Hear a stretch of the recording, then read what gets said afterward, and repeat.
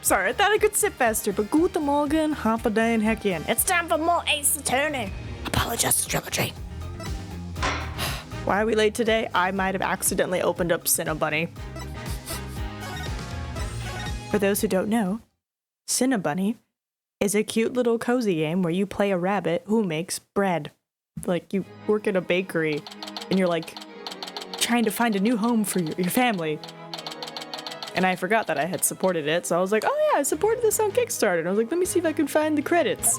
But they're not easily accessible yet, so that's for another time. But last time, when we left off, Apollo was like, blah, blah, blah, blah, blah. And like, Athena is free, and Simon's free. Oh, but now we're back to Athena's being guilty about murdering her mom. Oh, now, okay, so he's talking about this case. So you think Athena killed your friend? Yeah.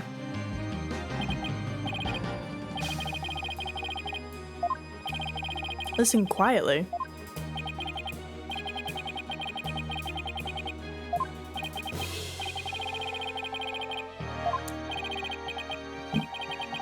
I'd like to ask a favor of you. Just as you lost someone close to you, I lost someone close to me too. I'm sure you want to know the real truth of what happened as much as I do. Fair? I'm telling you, I have a sneaking suspicion like his friend like accidentally stabbed himself. But then again, we all saw this mysterious third party. So I'm like, who is it? Unless it was Starbuck. No, it wasn't Starbuck. Let me just get my water out of here.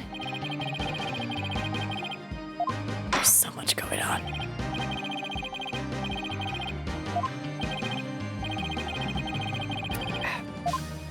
I have to be careful because my drink is in front of my little whatchamacallit, stream deck. The name is literally on it, Nina. I know, and I forgot. I have a tiny desk. All right. Happy Tuesday, here we go. The murderer then escaped into the Space Museum, right? Next, Director Yuri Cosmos switched the launch pads. After that, the culprit exits the Space Museum and escaped via the boarding lounge too. Right. Therefore, this trial must make clear Mr. was, in other words. We must discover who it was that escaped through the Space Museum that day. Do we really not have any other footage from that day? You know? Alright.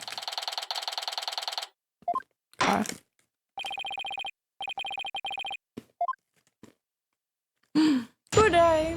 Heckian. You'll be happy to know.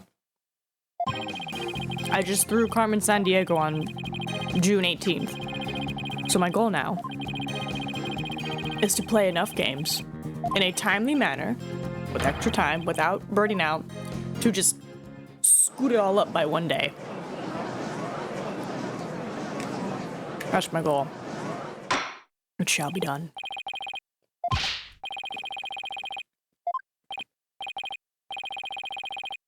I had to bring a snack. I was like, this is getting intense.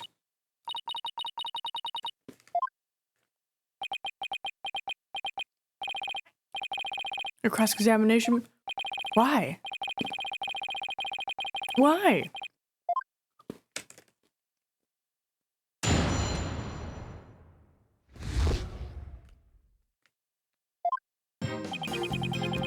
I suspect Ms. Sykes for the murder of Clay Taryn. Hold it! Immediately. What first made you suspicious of Ms. Sykes? It all started when Ms. Sykes and I were investigating the crime scene. When she saw the weapon that killed Mr. Taryn, my bracelet reacted. She said she'd never seen the knife before, but my bracelet told me otherwise. The knife that she stabbed somebody with in the case from 7 years ago. When she talked about the case, he must have been beside himself during the investigation. I didn't know what to do or think. I couldn't even sleep. In that condition, I knew I wouldn't be any good in court, so I decided to wear an eye patch, so I wouldn't be able to perceive any of her tells. What?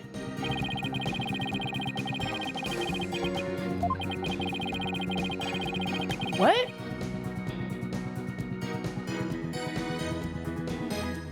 Hold on. Okay, so when they first started the space case, that's when he put the eye patch on. Or afterwards. And then the explosion happened, which is why we thought he got injured from that, but he didn't. Okay. Objection! Okay. The knife was also the murder weapon that was used to kill Clay Taryn. My bracelet could have also reacted to her because she knew she was his killer, too. I don't think I can use a magic bracelet in a court of law.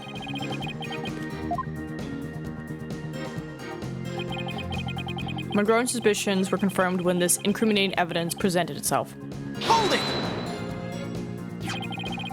That's the letter that was found in the Space Museum with her fingerprints on it, right? But even if it seems decisive, there must be other facts we don't know about it yet.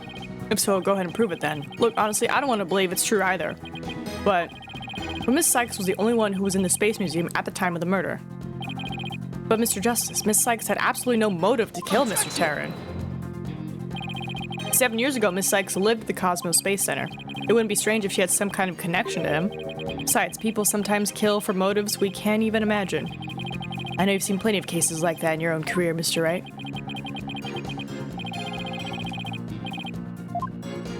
Right. But her therapy machine is at least somewhat backed by science. Hold it! But you know, sure. It's a tool. We'll allow it. But I don't think I'll allow it to be like, my evidence is my bracelet. I'll be like, I need more than just that. Because, you know, the therapy at least got us confessions. Oh, thank God there's another camera. Like, there has to be.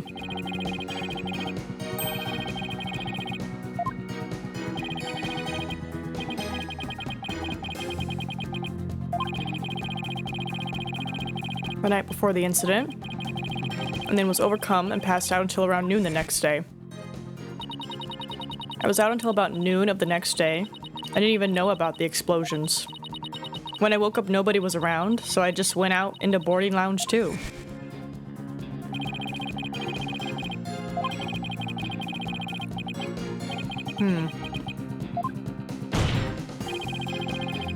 Objection! Uh-oh.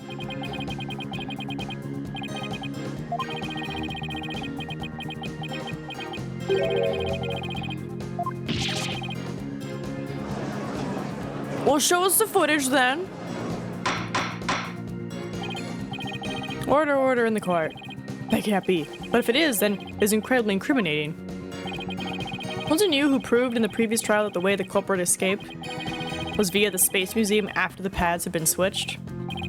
A fact you previously proved turned on its ear, leaving your client high and dry. I must say, as vintage Phoenix Wright, you're not helping, Miles. That is why I wish to indict Miss Sykes on the charge of murder. Hold it! Believing in your client to the end is a basic principle of good defense. Shouldn't you extend that same principle to your own coworker? You're probably right. Maybe I'm not even fit to be a lawyer. However, I don't care. This case is special to me. I don't blame you. Clay was my friend. And that's why I just have to know the truth.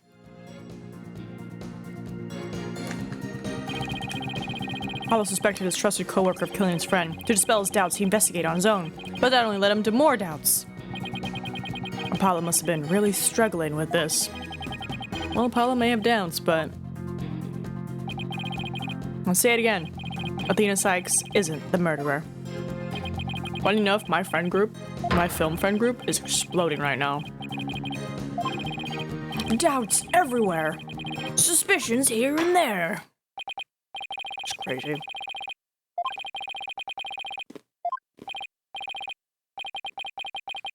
What do you think of my theory? It's malarkey. Looks like not even you can deny it. Miss Sykes was the only one who used the only possible escape route. Why is no one thinking of the trash chute? Until you show me it's a tiny hole, I'm gonna assume somebody jumped down there. I swear to God. Is that what you think? Is that what you think, Mr. Wright? Yes. Is that what you think, Phoenix? Was there an alternate escape route? I swear. Yes, of course, there must have been. Just don't ask me what. You're just bluffing again, aren't you? No? You better say trash shoot. Me? Bluff? No way. He knows me too well. It's fine, Mr. Wright. Even a bluff would suit me just fine. As long as you can. Clear up this doubt inside me. Wait, so is that what this is all about? I want to believe in Athena. I really do, but what is faith without doubt? That's why I need to question her guilt, so that once the truth finally comes out, I can really fully trust her. So that you can really trust me? Seems your junior partner has just showed us what trials are truly all about. I don't think trials are about dispelling doubts, but okay. I mean, there was that whole thing like without a, it's like, if you have any doubts, not guilty. If you have doubts, then mistrial or guilty.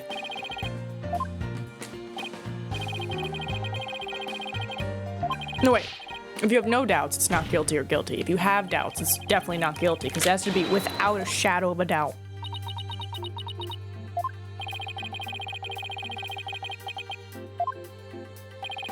Mr. Justice, I vow to dispel every last bit of doubt in your heart. Good, because I want to believe in Miss Sykes again. You're really hoping there was an alternative route, aren't you, Apollo? But if I use the process of elimination, there really aren't that many possibilities. Director Cosmos at the southern exit, leaving only the control room and the corridor to the Space Museum. Which door could the culprit have escaped through? Space Museum? Come on, Mr. Wright. Where do you think the culprit escaped to? The trash chute. Take that! That's what I'm thinking.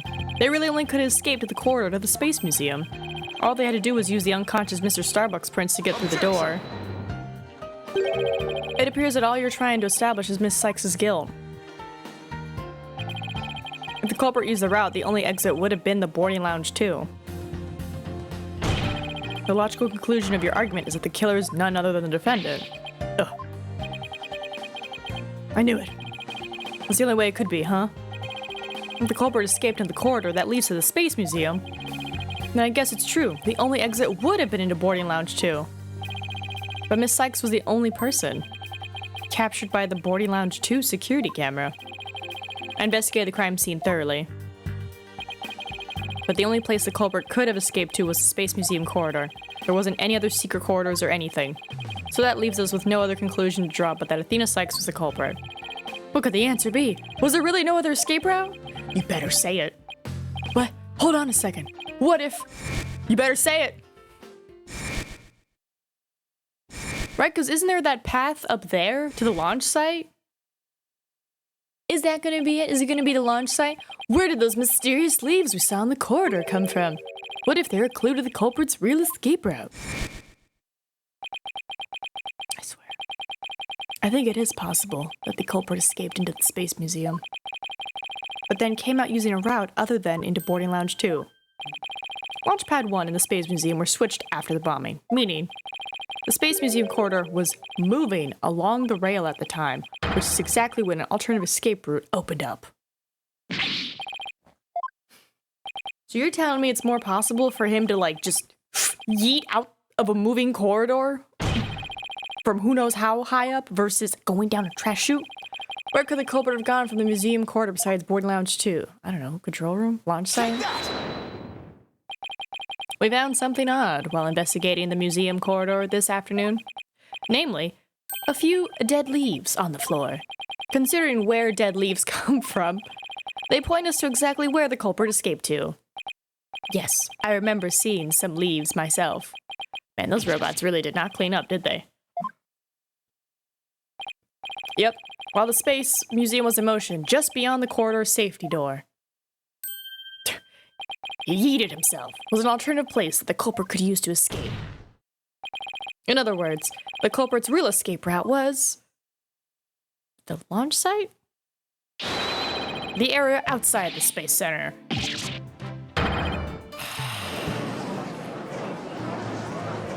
Objection! I just wanted someone to go down a trash chute. Is that so wrong?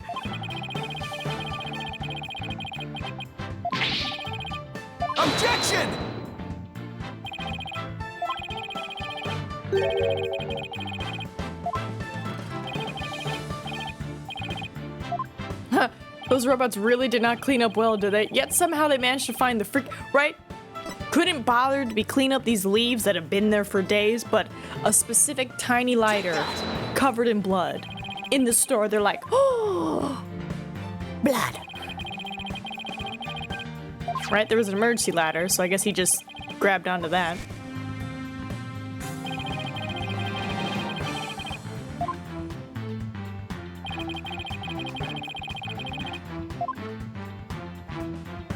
And yeet! The corridor would have passed by the ladder while the pads were being switched. And that's when the culprit literally sprang into action.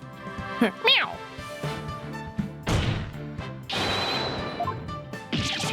And leapt onto the ladder. Who would have imagined? Okay, But who's the killer? Alright, an alternative route seems possible, which means someone other than Miss Sykes could have been the culprit. Objection! Miles? Making things up on the fly in an attempt to sway the court again, are we, Mr. Right? Your theory has so many holes it puts Swiss cheese to shame. Good thing I don't like cheese. Alright, then name one. I have here detailed information about the Space Center. According to this, the distance between the museum corridor and the main building during movement is a full 20 feet. Easy. You run and jump. Hi, Russell. 20 feet, you're pulling my leg. In addition, the corridor is 3 floors from the ground, or roughly 50 feet. What's more, the culprit would be leaping to a precarious place. An unstable ladder. Yeah, Russell? Yeah? You want to find out who's the murderer with me? Come here. Come here. Come here. Objection! Say hi to chat. Objection! Sent to silent suits, you've cracked the case.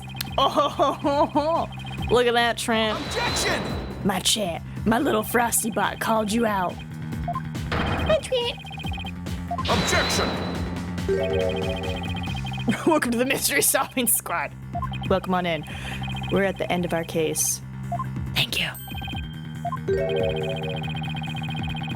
Which, interesting. Why is it I get a sub, but there's no alert? So, is my stuff broken again? Yeah. My stuff might be broken again. Stop bringing up good points, Edgeworth. This true culprit of yours is nothing but a figment of your imagination. Why do you always have to point out every flaw? Russell Bud. Russell Bud.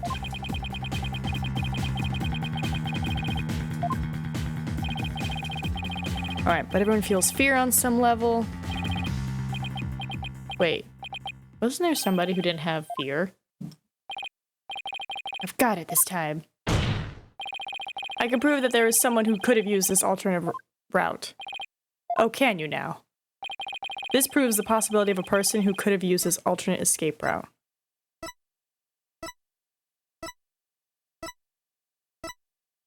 Take that! Yeah.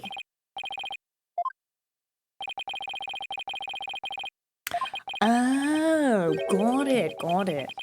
That would make sense. In other words, this person doesn't feel happiness, sadness, or fear. Doesn't feel fear? Right. You can't be serious. Without the constraint of fear, he could easily do what an ordinary person could not.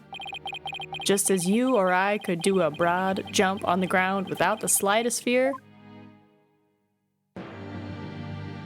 I mean, if you know you're doing this to get away from murder, I feel like that's a fairly good, motivator.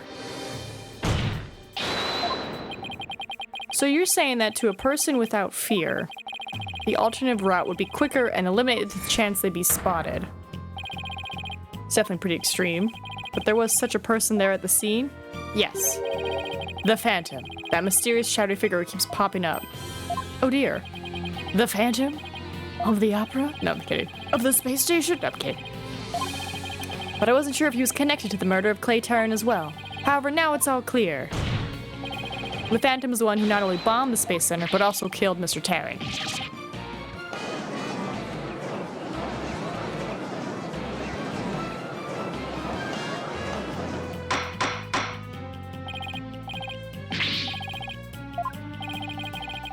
There are just too many similarities between this case and the one from 7 years ago. But why, you may ask? It can only be because both incidents were worked to the same Phantom.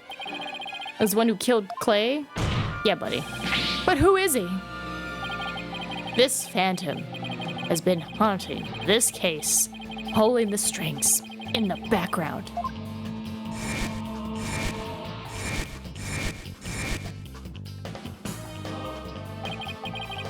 Who could this unidentified international spy be?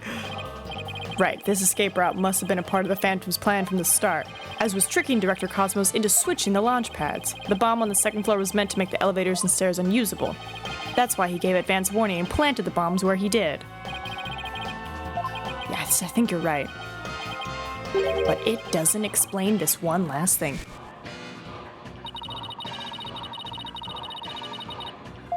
Sorry, I'm listening to the music. I'm hearing the ha ha ha.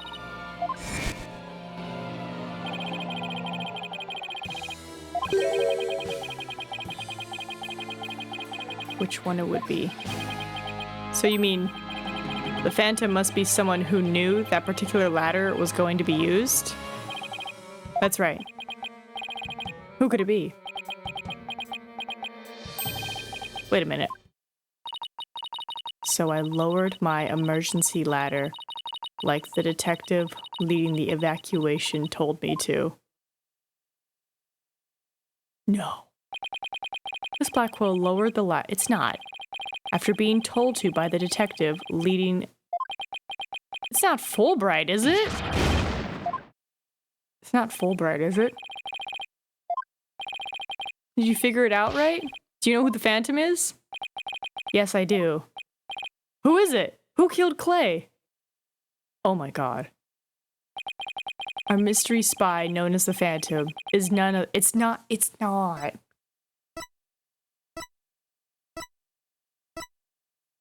Don't let it be.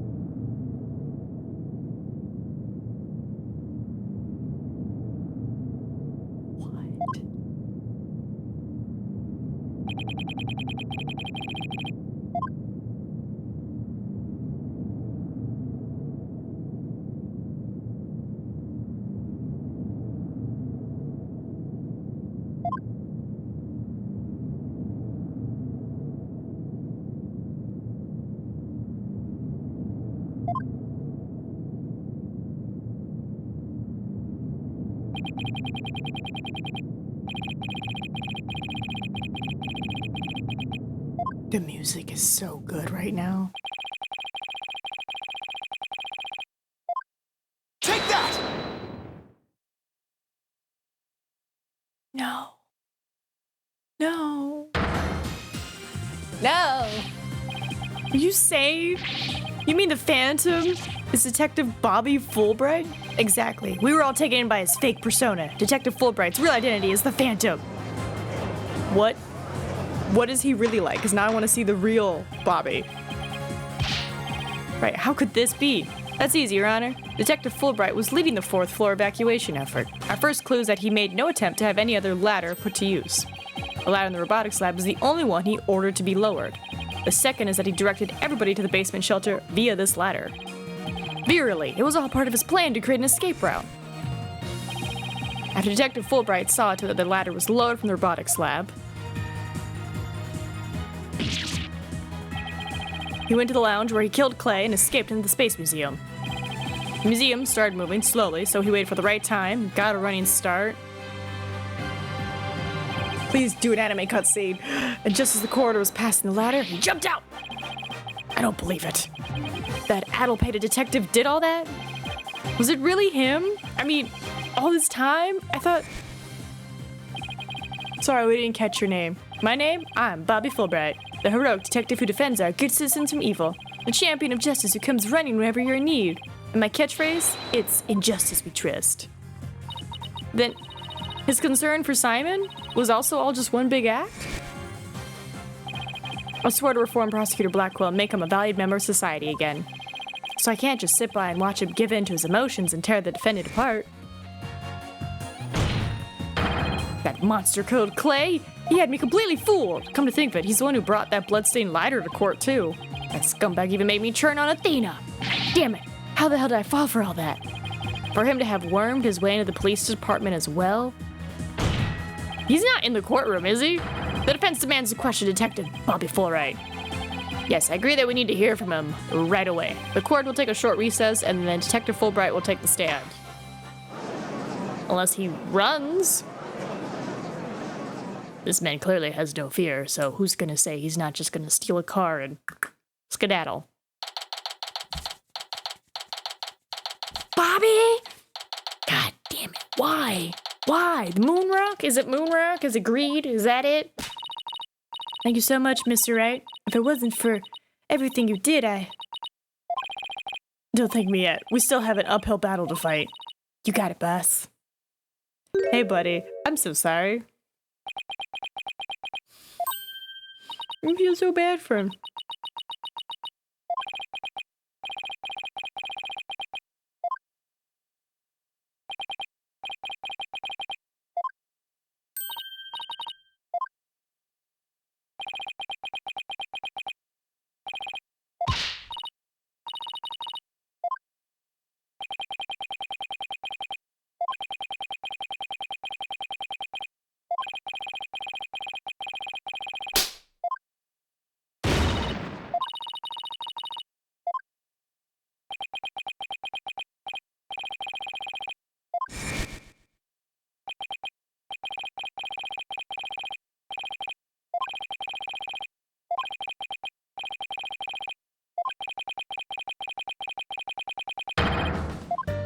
Hold on.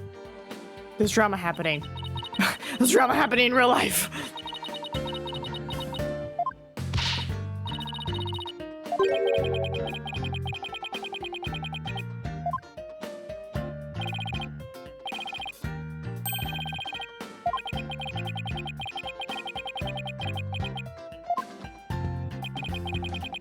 Drama. Thanks, Miles.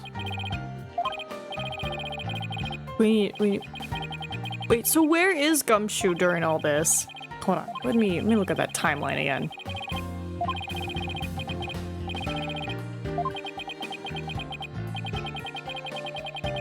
Alright, because we're on Apollo's thing right now. Here, let's do this real quick. Hold on.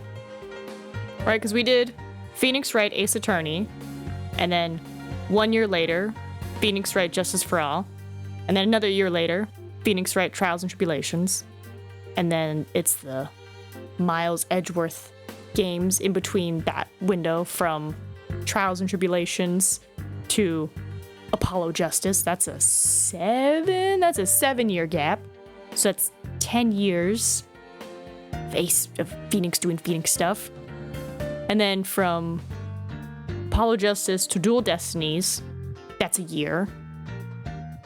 And then Dual Destinies to Spirit of Justice is another year. Okay, but where's my boy? Where's my boy Gumshoe? Oh, and then the Great Ace Attorneys in the past. Like 100 years in the past. Nice.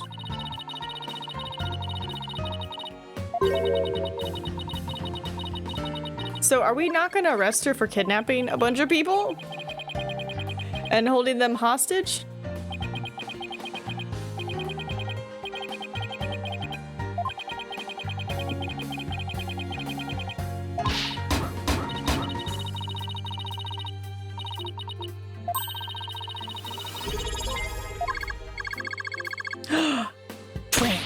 Maker0229 just resubscribed for 9 months.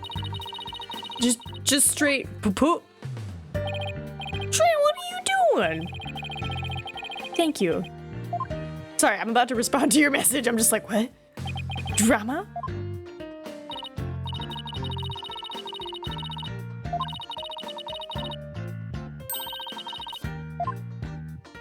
Don't worry, I haven't revealed too much. Just said that our friend group is, or our film friend group is slightly exploding.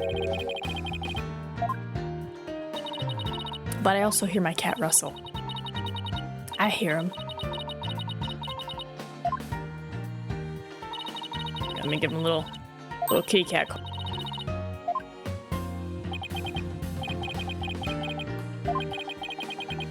He's a silly cat, man. Alright. I truly was about to be executed tomorrow. Though, because of you, it looks like I won't be crossing the Styx just yet. Styx? Stinks? Stykes. You have my heartfelt thanks, Aura. I'm sorry I caused you so much anguish. He's back. What's up? Yeah, I heard you. So I thought I'd tell you to come here, silly, so you can get your pets. Yeah? What's up? My handsome man. Oh, she's crying. Bailiff, take me to the detention center. Okay, good. So she is going to jail. What Miss Blackwell did was inexcusable. But it's clear she did it out of love for her brother. Still can't wrap my mind around Detective Fulbright being the Phantom. I can't believe he killed Clay. I can't believe I have a wrestle in my hands. Right, and murdered my mentor, which brought great distress upon poor little Athena, Chief Prosecutor. Yes? I would ask a favor. Would you allow me to stand at the prosecution's bench for this trial? I wish to claim the Phantom's head by my own hand. Russell? Can I help you? Okay.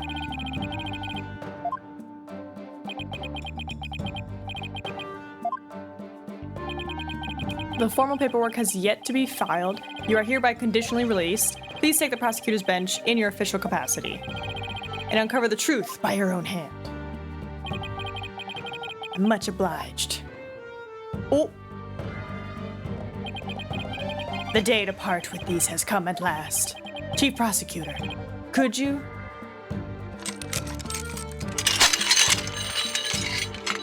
We'll go over here, Russell. You'll be crying for attention, and then I give you attention, and you're like, don't at me. He's free! How long I have waited. Maybe it's the sense of freedom, but even the air seems fresher, the light brighter. And I will relish slashing that blackguard Fulbright to shreds without mercy. I'm gonna pause real quick so I can read. We have no idea. Gumshoe just is never mentioned again after the Edgeworth games, excluding that one flashback case where Phoenix loses his badge. He could have moved to a higher position, or he could have been fired, most likely the latter. My headcanon is him and Maggie just moved to another place. Right? Because they were all cutesy-wootsy. Oh my god, yeah, he's probably just living his best life. What am I even talking about? He's fine. I'm so glad. What is this game? Oh, it's Call of Duty Warzone. I was very interested. Then I was like, oh, it's Warzone. It's not going to have my favorite operators. What are you talking about, Apollo? You're coming to the defense bench with me. Well, I can't expect Athena to assist me now, can I? She's the defendant. That leaves you, Apollo. But are you sure you want me? I took a leave of absence and everything. Well, our office is pretty short-handed, and you're all I've got. I lied, never mind. My favorite operator is in the Warzone trailer. But where's the other one? Where's the other one?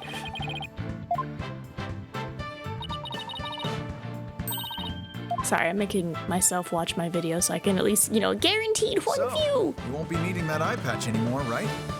Right, because I'm fine now. Oh. Taking off the coat too? Is that all in your eye? Oh, no, it was your arms. Okay, well, hold on. That's a biohazard. You better throw that away. Excuse me. The ones that were from your arms? Those are from your injuries. There's blood. Who knows what else? Oh my god. I'm so sorry, court people that have to clean this room. Please excuse my coworker. It's just littering. First people on the scene 7 years ago. The facial data registered by the robot. And Detective Fulbright's background. Sounds great, Edgeworth. Thanks. Expect to be repaid with a victory, right? Now, if you excuse me.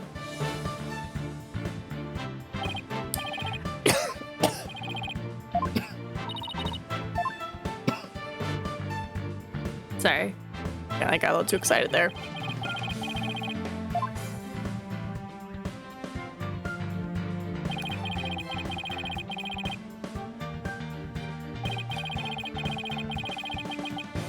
Wait, so that means while Ted Tenate was murdering Detective Arm, Fulbright came into that room to steal the explosive trigger?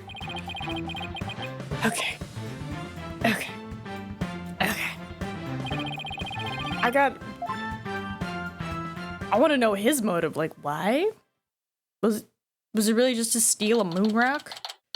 Because that's all I can think of. You stole a moon rock.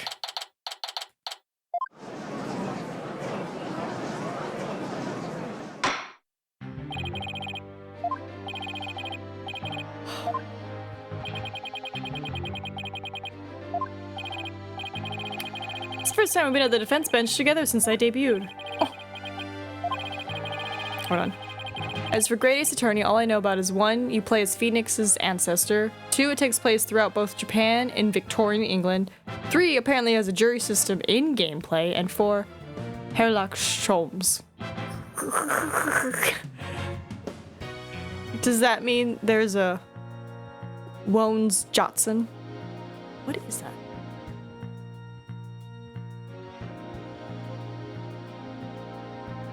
Guess it was just a weird bird.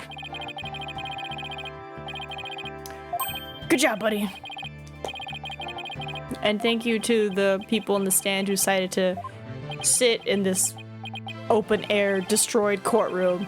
I wonder if anybody's like picking up a piece of rock and being like, hee hee, souvenir, but like, this is from a courtroom that exploded. And then I got to see a not real trial in it. Prosecutor Blackwell seems to be pretty much the same.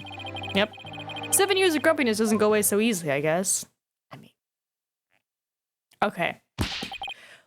Like, is his hair gonna, like, get spiky and evil? Is he gonna, like, get long and luscious? Like, what's his transformation gonna be? Or does he just stay the same? Because I'm like, I'm looking for another Matt and Guard.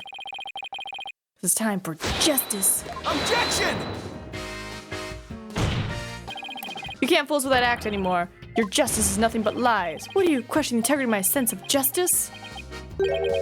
I mean, sure, sometimes I make mistakes, but hey. He's acting exactly the same as always. Tell me about it. He must be feeling awfully confident. Fulbright, if you wish to dispel our suspicions, then let's get to your testimony. You might want me to prove my righteousness? I can help you there. Okay. Prove the righteousness. The embodiment of justice. I am the very embodiment of justice. I won't have you make me into a villain with your far-fetched arguments. And this bit about the escape route is only a theory. You don't have any proof. What we do have is proof that Athena Sykes is a culprit. This lighter with her prints on it. You also love the little white glints in his eye. Ooh.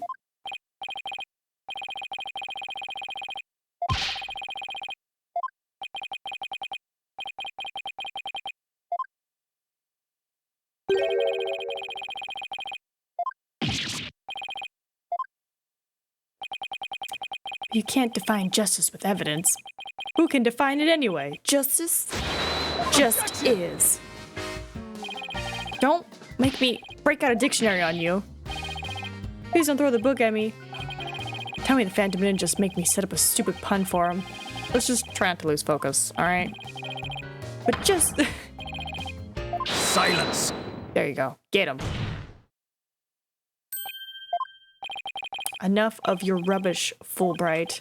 If you have even an ounce of justice, then you will answer the court's questions. Prosecutor Blackwell. Prosecutor Blackwell looks torn. Well, Fulbright was his partner after all.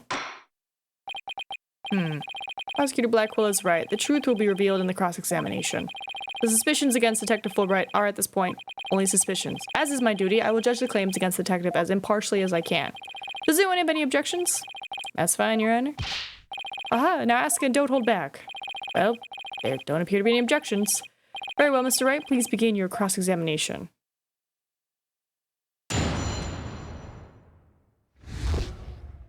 The embodiment of justice.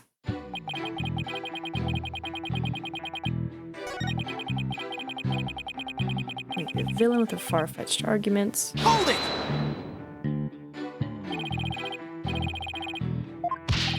Yes, well, apparently there's reasoning behind tofu burger. It's called a lighter with Miss Sykes' fingerprints on it is the victim's blood. Yes, that's true. But wait, Detective Fulbright was the one who brought that evidence to the trial. If you harbor any suspicions, I suggest you ask Fulbright, right, Dono, especially about the lighter.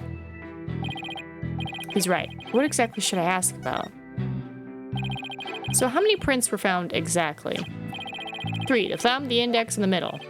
Your Honor, that is an important statement. Could we please have it added to my testimony? You got it.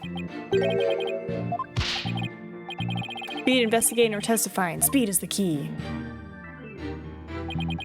3 prints were on the lighter. The thumb, the index, the middle of a right hand. Objection! You say the prints were from a right hand? Is that correct? That's right. Very clear prints. But that just doesn't add up. Huh? What doesn't add up? According to Miss Blackwell, who saw the culprit herself, it was in their left hand. This person held the lighter in their left hand. Oh. So here's the dilemma before us. Why are the prints on the lighter from a right hand instead of a left? You're right. It doesn't make sense, does it?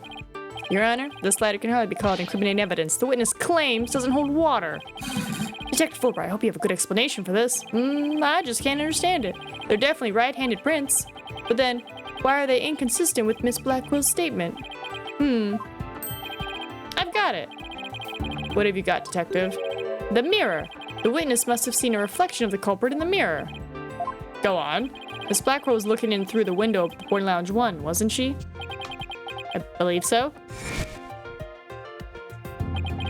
If you mean the little window in the back to the right of the room, that's right. And across the room on the opposite wall is a large mirror. I do remember seeing it. So you're saying, yes, the culprit and Miss Blackwell saw must have been a reflection of that person in the mirror. A mirror, same argument is used in the French chef case. Please, can we just have Armstrong just pop up from the stand like, oh, magnifique Phoenix, get him, don't let him use the mirror. just like, remember your training. That's right. Besides, the lighter couldn't have been in the left hand. And why not? Miss Blackwell said she saw an Earth emblem on the lighter, didn't she? The emblem is only on one side of the lighter. You're right. There's no emblem on the other side. Exactly. As blank and smooth as the judge's fine scalp. If the culprit had held the lighter in their left hand, they would have covered the emblem. What's more, this is the kind of lighter you flick open with your thumb before lighting. So if the culprit had held in their left hand with the emblem out and visible, they wouldn't have been able to open it, let alone light it. But if they had held it in their right hand, they could easily open it and light it. Do I have a flick lighter anywhere near me? Hold on.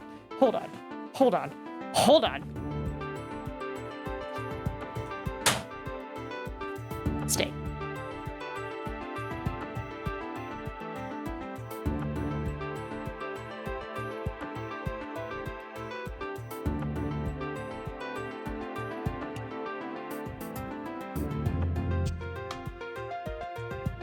Imagine the beauty of a 3D Armstrong. Oh, that'd be Fantastic. Okay.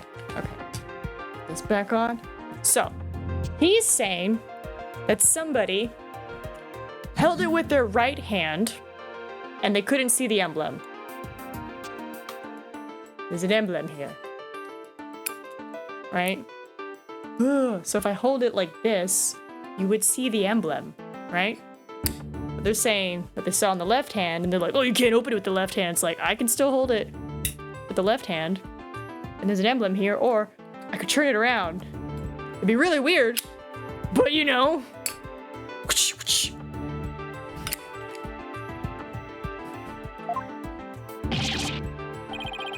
Mm-hmm. Science. Right? Because right hand, left hand. But if I'm facing this way, it's in my left hand and you would see the emblem. But they said it's only on one side. I don't know. You can't tell me it's not possible to open it. You can. Just be a little funky. But they're just a figment of your imagination. Oh, it's so sad. But I'm afraid Miss Sykes is the culprit. You don't look that sad. Hold it! Right? Science made it go from impossible to rather unlikely. I believe you said that the emblem is only on one side of the lighter. Are you sure about that? Of course I'm sure. Why don't you take a look for yourself and see? Do you see an Earth emblem on both sides of the lighter? Oh! I knew it.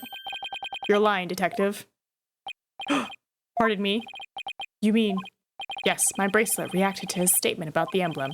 He's definitely hiding something big. And I think if we use my talent, we might be able to figure it out. Justice Donut, are you to use that cheat of yours again? It's not cheating, Prosecutor Blackwell. Very well. Whether I like it or not, I suppose we should use whatever works right now. Go on, then. We have Prosecutor Blackwell's reluctant blessing, apparently. Okay, Apollo, you're up, right? Because the bird was like... Alright, say that last statement one more time. What in the world are you up to? Alright, fine. I'll say as many times as you like. Listen carefully. The Earth emblem is only on the side that you can see when held in the right hand. So he's saying, like this. Gotcha! You move your thumb, apparently, when you lie. Detective Fulbright, you might not be aware of it yourself, but whenever you say the phrase, the Earth emblem, your left thumb moves.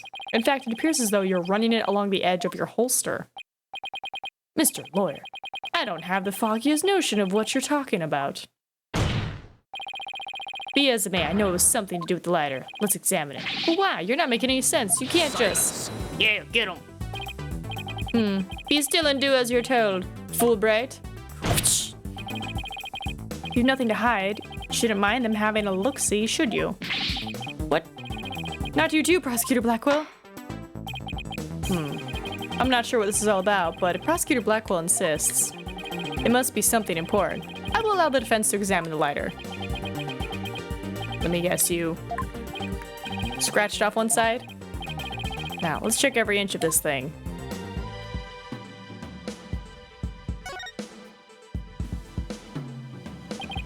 So this is the Earth emblem Detective Fulbright was talking about. See anything noteworthy? Huh? Hey, look at this. The emblem's actually some kind of button. Ha! Huh! It's a gun?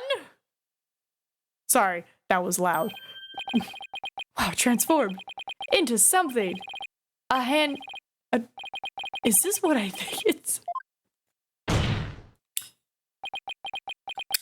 My striker lighter over here. What you have there is a gun. What?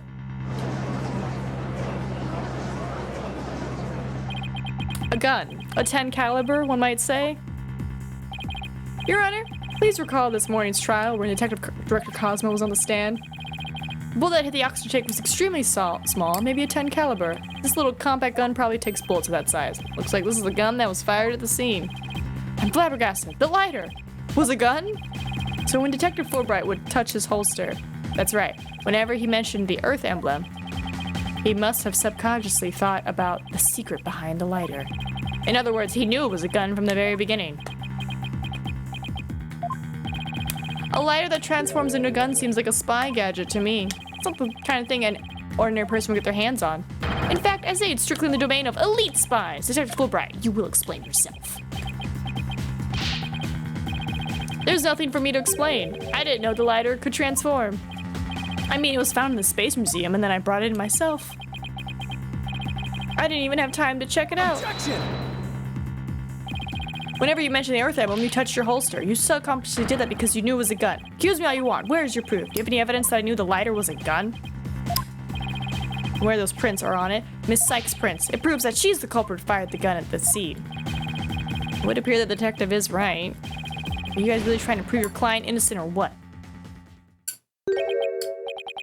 Although it pains me to do this, now that we are where we are, I have to make the following assertions coming from the prosecution side. The person who fired the gun at Director Cosmos in the lounge after the incident, and the person Miss Blackwell saw holding the lighter, and the person who murdered Mr. Taryn, and the person who bombed the Space Center, are all the defendant, Athena Sykes. Prints on the lighter prove it. Now do you see, a man on the other side of justice couldn't possibly be the culprit, and I think this about sums up Miss Sykes' part in the whole affair. The evidence certainly does seem to point to the defendant's guilt. Do you have anything to say, Prosecutor Blackwell? Evidence is everything in court. Therefore, Fulbright's claims stand firm. Calm down, Apollo. He's just saying that because he has to as a prosecutor. Mr. Lawyer, our job is to pursue criminals in the name of justice. You shouldn't cast suspicion on people based on something as dubious as a habit. In fact, you have a bad habit of showing up in court with an awful case of bedhead. Says the man who wears sunglasses at night. If it's proof you want, it's proof you'll get. I'll prove that this lighter is not Miss Sykes, but yours. Sounds like you hit on something, Apollo. Just if the prints on the lighter are basically accusing, I think we should reconsider the credibility of the evidence itself. You mean you think this lighter might be forged evidence? That's right. It could all be part of Fulbright's bigger plot. Oh, he's off on his own?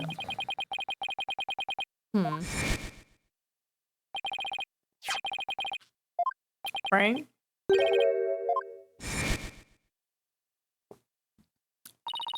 Detective, we'd like to run a comparison on some prints we found in the boarding lounge.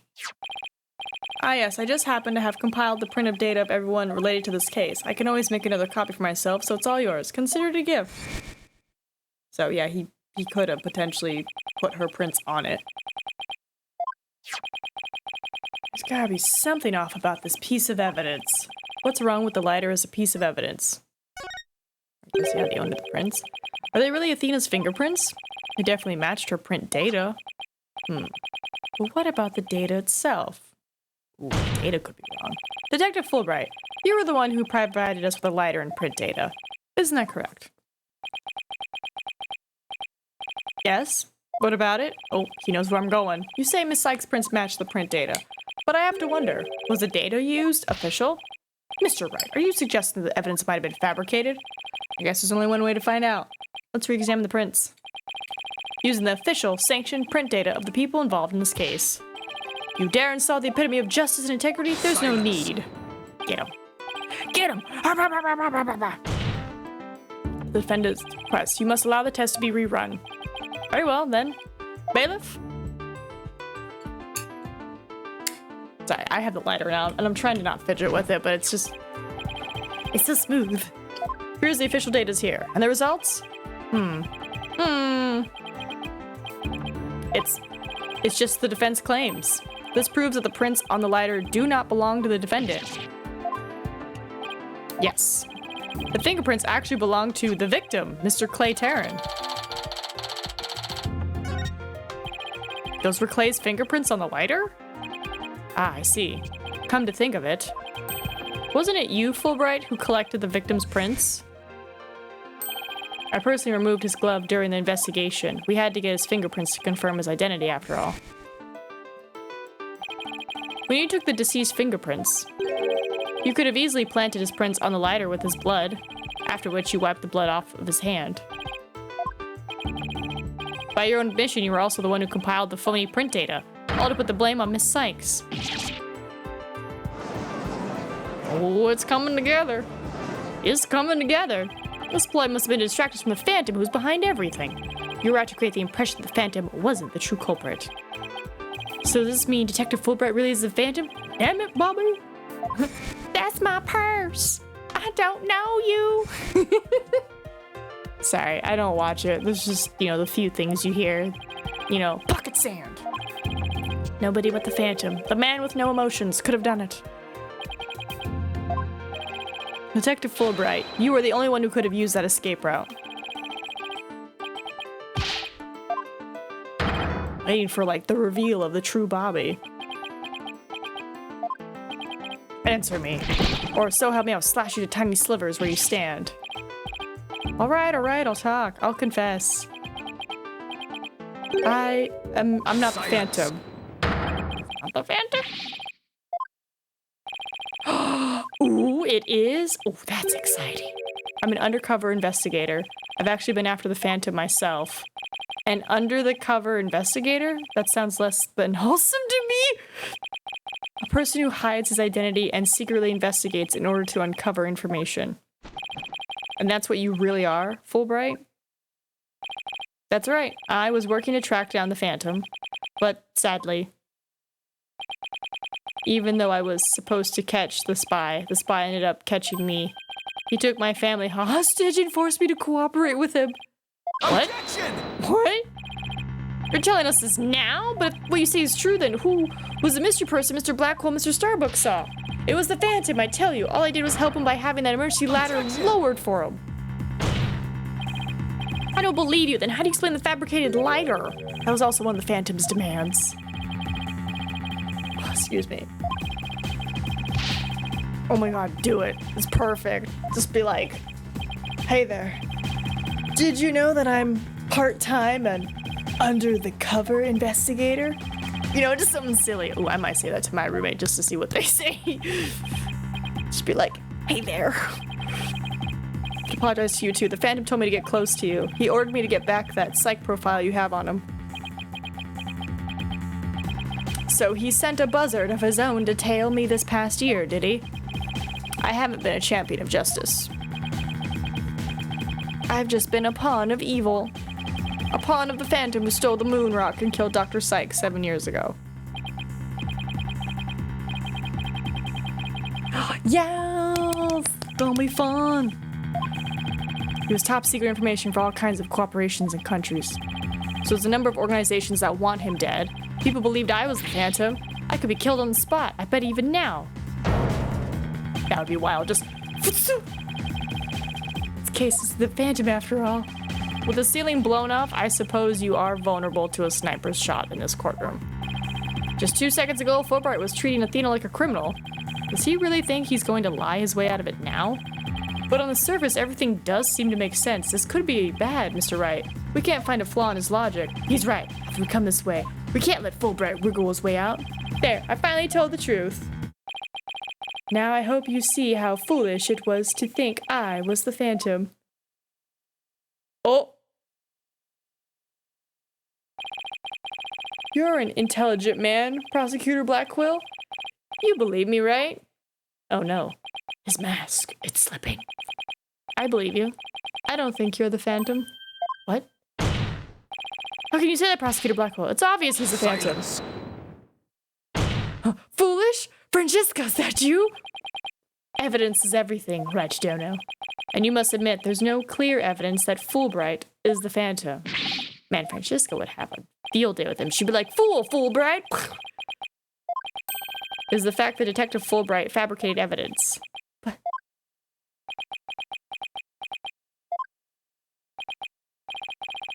I've known Fulbright here for a year now. And all this time, he's been quite intent on rehabilitating me.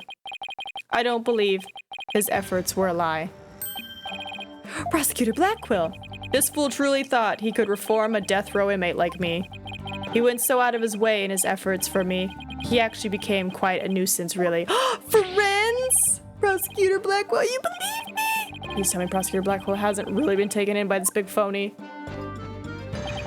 However, Even if it was against your will, you still acted as the Phantom's accomplice.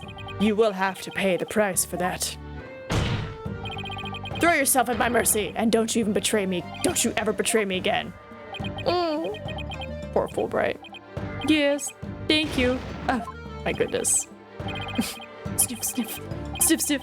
Such a bond of trust is a rare and beautiful thing. In any case, it looks like everything has been resolved. I can now hand down a not guilty verdict with confidence. Very good. I'm very glad to hear it. It's all over. Everything's been cleared up, and Miss Sykes will go free as well. Mr. Wright, we can't let the trial end here. If we do, the Phantom, the man who killed Clay, will get away. I know, but... Ugh, what do I do? I don't have any proof that Detective Fulbright is the Phantom. Is this it? Is he gonna get away just like that? Now, if you excuse me, my next investigation awaits. And with that,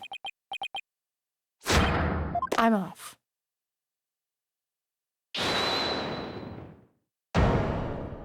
Come on, anime cutscene. Oh my god, Francesca and Athena would be the perfect rivals. Get him, Athena! The defense? No, wait. Not the defense. The defendant feels it's not time for a verdict yet and would like to see this trial continue.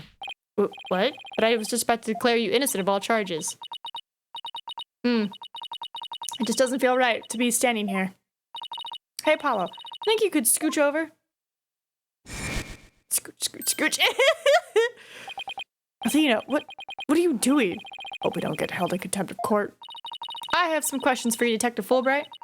Are you relieved that you are no longer under suspicion of being the Phantom? Are you grateful to Prosecutor Blackwell for what he's done for you? Of course I am, and I'm truly grateful from the bottom of my heart. Athena, where are you going with these questions?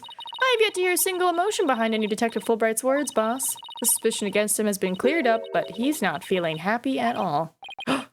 Does that mean we may not have any evidence? But the heart doesn't lie.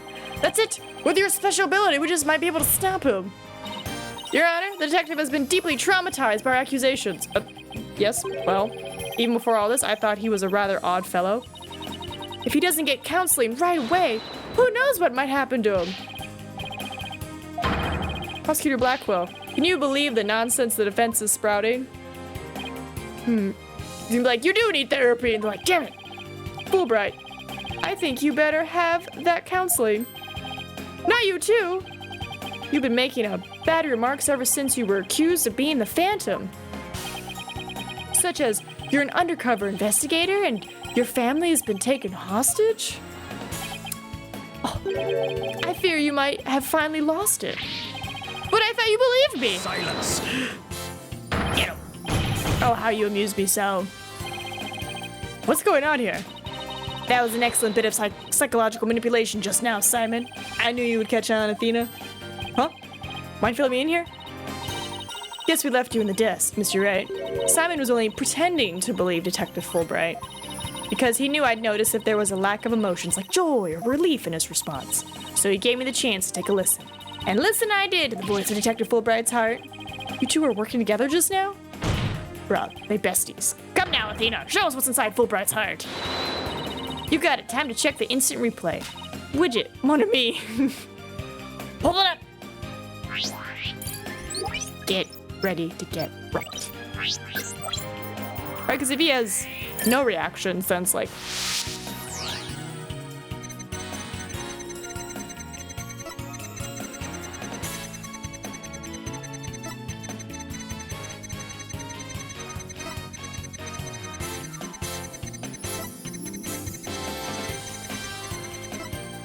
Wow, no emotions.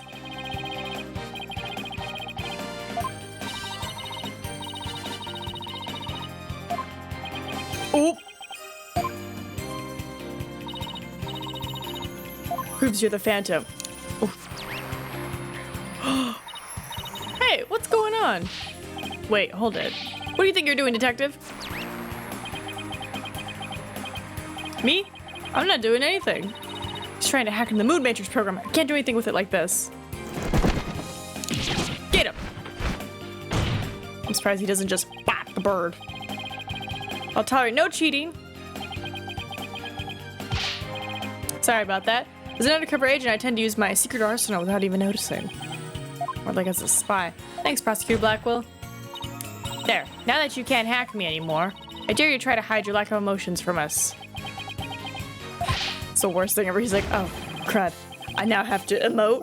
For real? Darn it. What's going on? All of a sudden, I'm getting an overwhelming happy reading. Huh? But he's literally crying us a river over there. Oops.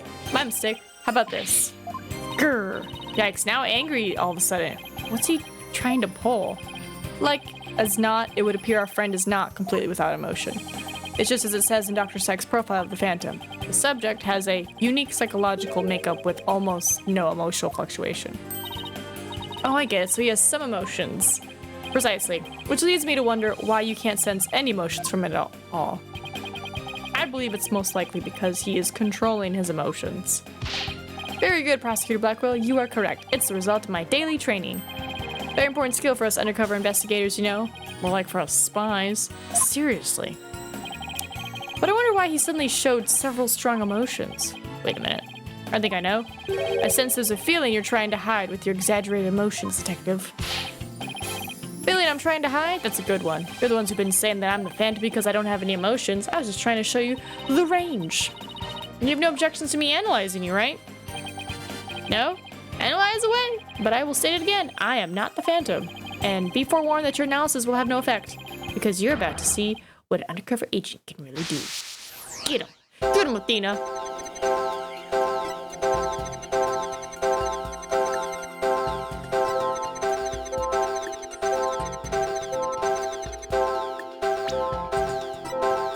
Got it! It's all weird emotions. You're truly feeling. What? Hidden in the middle of that chaotic storm, I saw one emotion that never disappeared. When you talked about the moon rock, you felt a fear that wouldn't fade. Fear? A fear that a man with hardly any emotion feels? And it was a response to that moon rock. Detective Fulbright, I presume you feel fear concerning the moon rock because... Oh my god. Almost burped, sorry. Just tell us the Phantom's true identity. I don't know. He was very careful to hide it. It's top secret information for all kinds of corporations and countries. So there's a number of organizations that want him dead. Which, if it is him, it's like, oh boy, buddy. Give me this blanket. There are assassins lurking nearby. So you're thinking assassins like, oh, they're gonna try to find the Phantom. We'll see who they bring up. You're afraid that the moon rock will somehow reveal your identity. If his identity were revealed, he would be killed immediately. That's certainly enough to make even the Phantom feel afraid. Me? Afraid? I don't know what you're talking about. So there really is something about the moon rock that would reveal his identity. Apparently so. Wait a minute. Maybe the Phantom didn't so much steal the moon rock, but more like he had to take it with him. Because there was something on it that would reveal his true identity. Blood? Hold it! The white glistening circles have disappeared. Oh my god. That is true, they are gone. Me, I'm not going anywhere. Hold on, let's see something real quick. Ow.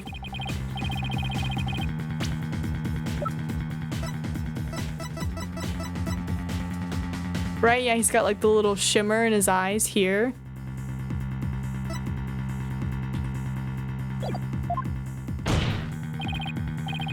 You answer honestly to this core right now. Why do you feel fear in connection with the moon rock? Yeah, see, even when he's doing his normal stuff, he doesn't have the... We're on to him. Evidence is everything. I'm the Phantom because I'm afraid? Don't make me laugh. What was that just now? But all human beings have hearts and experience emotions. Sometimes analyzing a case from a psychological perspective is the best way to find the truth.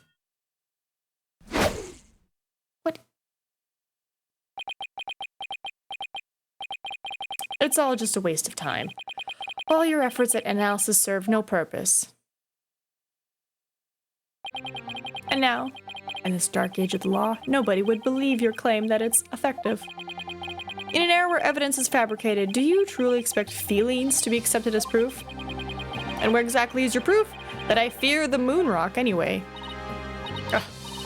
Well, I admit I don't have any conventional proof, but I still have the examining person's heart as its merits. Oh, really? Then why don't you listen carefully with those special ears of yours? Listen to the voices of the hearts of the people in the gallery. Anime cutscene?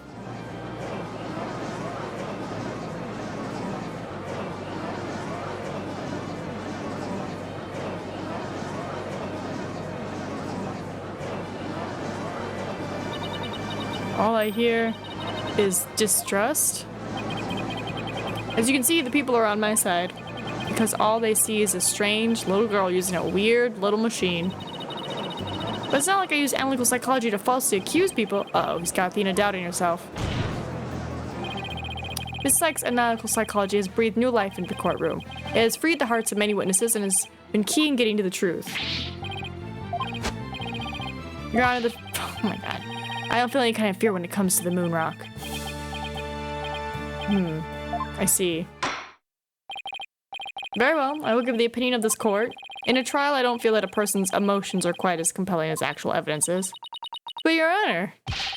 Hee hee ho ho ho ha ha ha. There, you see? Nobody believes you and your trumped up charges. He's like, hold on, I didn't say that. However, I do believe Miss Sykes' analysis can contribute to making the truth clear. I have seen her do this firsthand several times already. There you go, get him. Get him. So, does this mean you accept my findings in this trial, Your Honor? Yes, I believe your claim, Miss Sykes. I think there is merit in examining why the witness feels fear in regard to the moon rock. That's the court's opinion on this matter. Then, that's a win for me, no. A win for analytical psychology. Now, Mr. Phantom, you'll tell this court the reason for your fear. Analytical psychology. My fears? Fine. I'll show you precisely why those abstract things can't be trusted.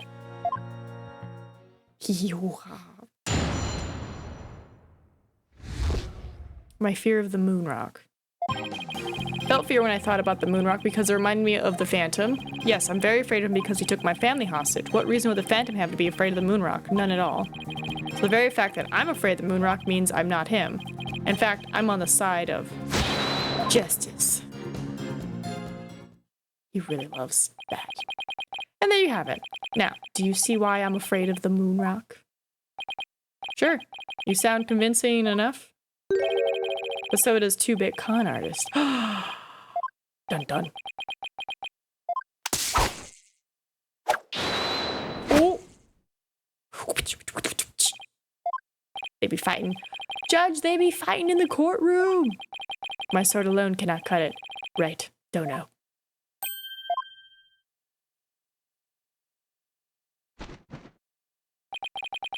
With your deductive reasoning and the body of evidence before us, let us send this miserable phantom fellow to the other world together. Well, hold on. I'm not murdering anybody, right? You and I, Prosecutor Blackwell. We have a duty to bring the phantom down and restore the people's faith in the courts.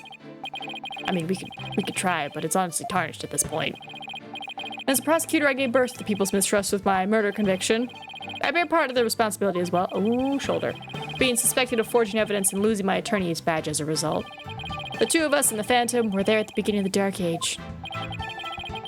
It's also our burden to cut away the foul specter we created, is it not? Until all that remains is the righteousness of the court and the faith of the people. Hee hoo hoo hoo ha ha. Trust, understanding? Ah. Fragile ideas of the masses who are controlled by emotion. Humans can't truly trust each other, which is exactly why the illusion of trust is so enticing. Once two people overcome their misgivings, that's where real trust is to be found. You're free to believe what you want, but trust like that is stronger than you and your lies. Cross-examination. My fear of the moon rock.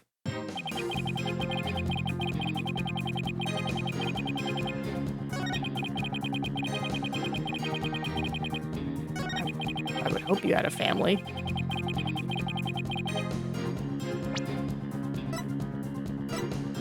Objection! I assume you know what this is?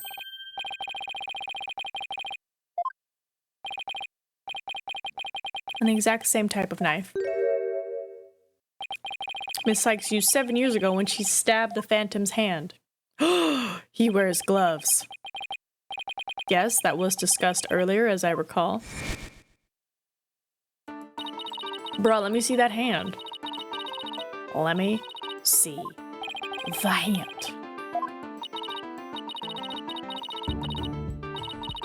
She got it good.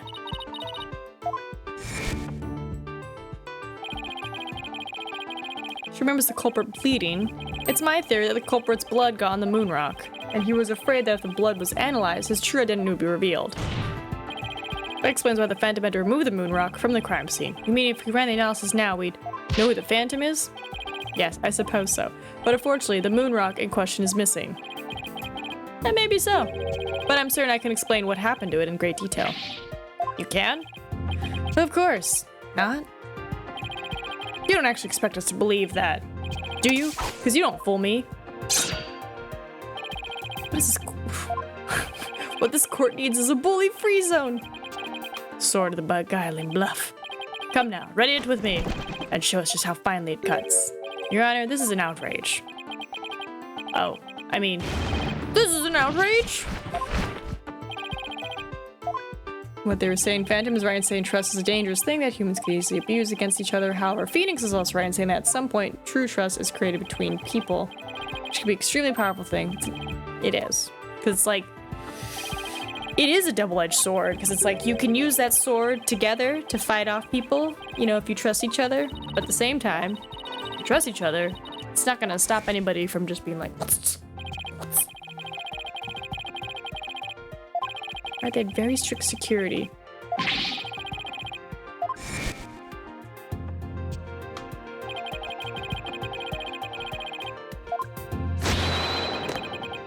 Name of justice I proclaim, that's impossible. And why is that? The Space Center was searched from top to bottom, and especially the lab. But the moon rock was never found. How could I forget about that? The Phantom made the moon rock vanish into the ether. Did it? Phantom didn't have the moon rock on him when he left the lab. Did he put it in the probe? Right, can we have more Yuri Cosmos, please? And his amazing segue? Without physically removing it himself. But how? Yeah, didn't he just put it in the probe? Because they were working on it at the time. How did the moon rock vanish from the robotics lab? So, can you not show what happened to the moon rock, Mr. Wright? Yes, I can. I'm betting. Oops, sorry. I mean... What?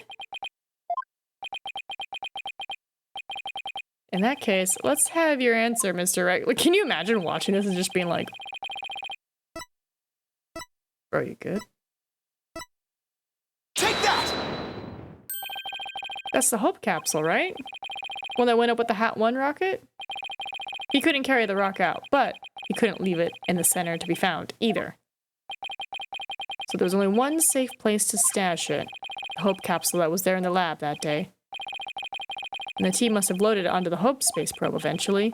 But if that's what happened, then the moon rock would have been launched into space along with the rocket. But as we know, it was Saboteur.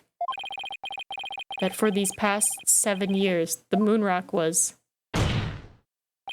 Exactly. The Phantom got rid of the moon rock in the most cosmic way he knew how. We're blasting off again. It was out there in the depths of space, aboard the Hope space probe.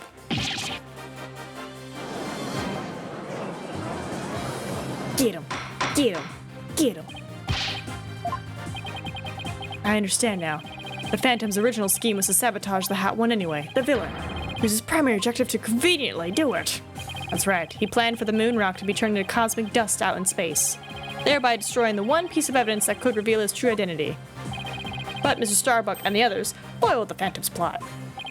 The Hope space probe sailed off safely on its mission and returned 7 years later. With the capsule in tow, If we analyze the blood on the moon rock, it should make one thing crystal clear, that you were the Phantom all along. So we killed Clay just so he could get the moon rock back? His original assignment may have been just to sabotage the hat too, but at the same time, he also had to retrieve the evidence of his crimes 7 years ago. So I went to the boarding lounge and attacked Clay as he made his escape out of the rocket with the capsule. But in the end, it was all he could do just to escape himself, so he didn't get the capsule. Probably hung in that capsule for all it was worth until his last breath. This is so funny, you make me laugh, you really do. Boy, he's totally out of whack now. It's a game over for you, Detective Fulbright. Why don't you just admit it all? There's nothing to admit. I'm Bobby Fulbright, undercover investigator. I tell you, I'm not the Phantom. The blood on the rock is just another one of his schemes, a trap. Now, I'm not sure what to think. I suppose if the Phantom is a spy worth his salt, the trap is not out of the question.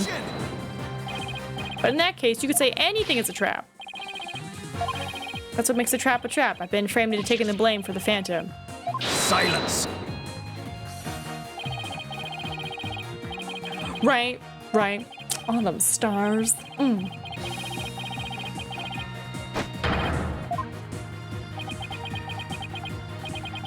I guess it's time to show you just what I'm really capable of. Die, Simon Blackwell. What? You better be an anime cutscene if you're fighting. Oh, thank God. What up, Miles? It looks like I made it just in time. Edgeworth. Good news for you, Mr. Wright. I've uncovered some very crucial facts. Do you find something out about the Phantom's true identity? You might say that. I started by looking into the first people on the scene 7 years ago. And all three, an employee and 2 officers, were registered, but none of them looked the least bit like Detective Fulbright. That's not good. But there's more. I've yet to share my most important finding. Mr. Wright, Prosecutor Blackwell, you best brace yourselves. Oh, okay. The man you see there before you, Bobby Fulbright, is already long dead. He took his identity. An identified body that was found a year ago has now been proven to possess Bobby Fulbright's fingerprints. Then does this mean... Yes, that man there is an imposter pretending to be Bobby Fulbright. Oh, I feel bad for the real Bobby now.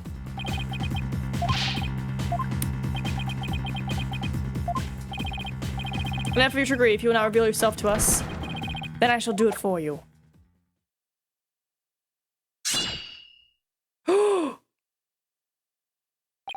What the?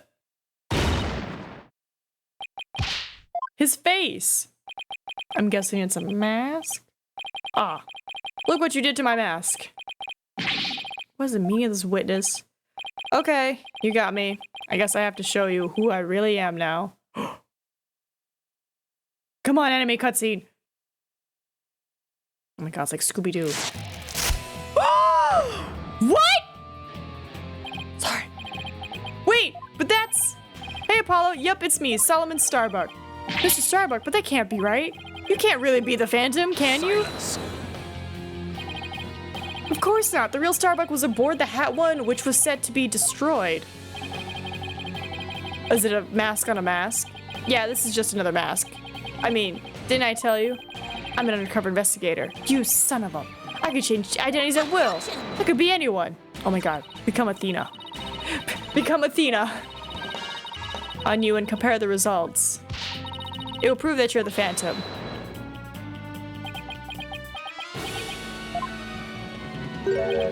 It's time for me to show the real meaning of the phrase, the end justifies the means. That voice! Those words! Is it means? No. He's just... Stop! I cannot accept such evidence here, Miss Sykes. Professor Meads? He's in jail, though. His mask? I'll take what I want by any means necessary. Now give me that evidence. Oh! Athena. Athena. Time to take out the trash. Permanently. How could you? Now you see how powerful the end justifies the means can be? How pathetic. You can't even speak without wearing another man's face. Ah, but that's the life of an undercover agent for you. My real face has no meaning or value to me at all. This is wild. Or perhaps it really is the case that you don't even know who you are anymore. What must you see when you look in a mirror, Mr. Phantom? Not an awful lot, I'd wager. Well, aren't you just the master of psychology, Blackwell? That's right. I don't know who I am. I'm always living as someone else for my assignments. I don't remember what my face looks like. Or even what my personality was like. My face. Memories. Personality, beliefs, emotions, and soul. I left them all behind. I have no self. I am no one. I am nothing but an endless abyss. What's with this guy? Is he even still human? That's a lot of masks. And we resume with your lesson, Professor, right? Oh, huh? I believe you made this argument earlier.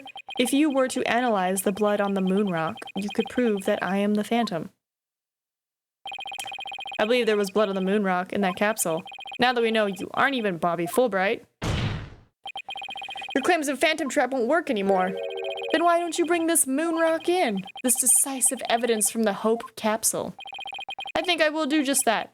Get ready, because the Hope capsule is about to seal your... And he's gonna remember it exploded. But then also remember that there's a tiny piece of it, and I bet you, it's on there. That teeny tiny piece. Phantom is such an interesting character. His entire point is, what is a self? Is such a good topic to talk about with people, right? 'Cause it's like, if you pretend to be this person, right, for years, you know, eventually you kind of become that person. 'Cause, you know, fake it till you make it. So if you fake being nice, eventually people just perceive you as nice, even though you've been faking the whole time. Has the only evidence we have on this guy really been destroyed? How dare you continue to call me the Phantom? As I've said all along, I'm just a nameless undercover agent. And the defense will continue to assert that you are the Phantom. You literally took evidence and destroyed it. Like, seriously. I'm afraid that won't do, Mr. Wright. He literally destroyed evidence. That's... What is it called? Interfering with a crime? I don't remember. But it's a thing. When you destroy evidence, that's a crime. The moon rock. But what? That was blown to bits in the courtroom bombing. And yet, is it really gone without a trace? What if some tiny part, some little fragment still exists? It does. The photo. Yes, and you can see the stolen moon rock there too. The strange black and yellow thing on the left side of the picture. Very well, Mr. Wright, let's see your proof. What evidence will finally prove the Phantom's identity?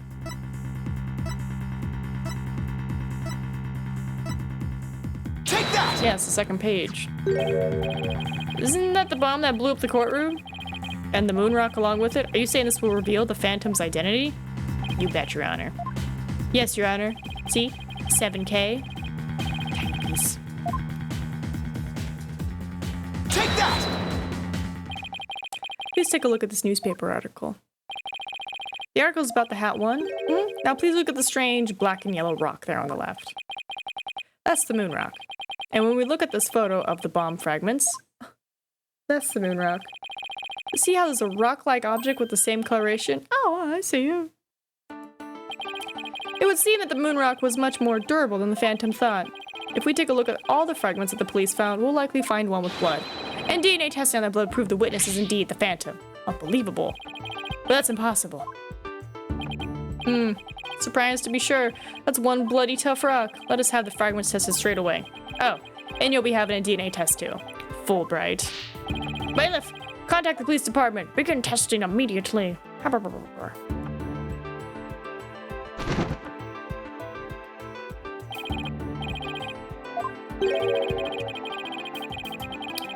rock fragment that had blood fragments. Hold on. Somebody just messaged me about something work related. 1 second. Because I'm about to fight my team.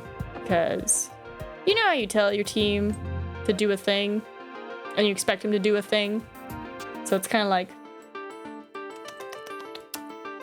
Let's see. Who done? Diggity da did. Oh, son of a nugget. Just do this real quick. I'm gonna send a reply real quick. I will get the agent and remind everyone again.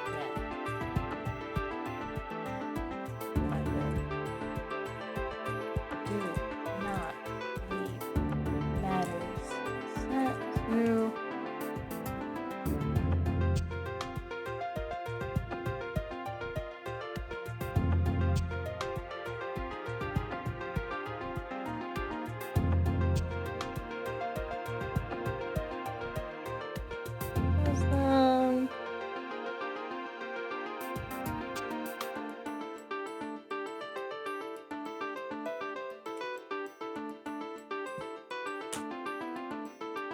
Oops, sorry.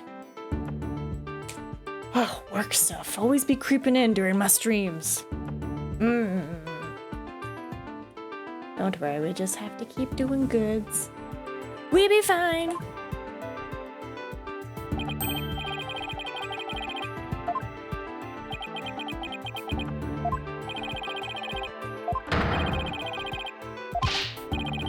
Objection!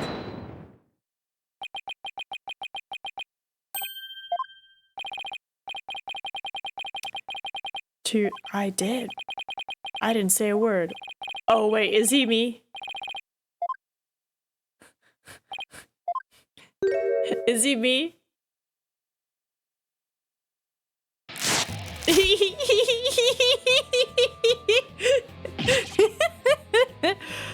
That's awesome. It was a pretty good objection, too. Don't you think? Phoenix question mark? That's so funny. That's good. I like that. That's really good.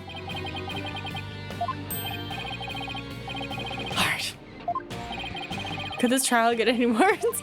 Wait, so he had Fulbright, Starbuck, Means, Phoenix. How many masks do you have on there? Are you okay?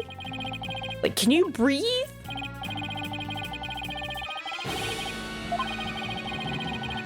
They're not just rocks. You can't prove they're the moon rock.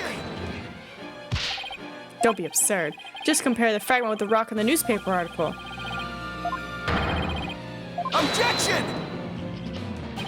But maybe some other rock with the same coloration happened to be in the courtroom. You know, we can use science to figure out if this is a space rock or not, right?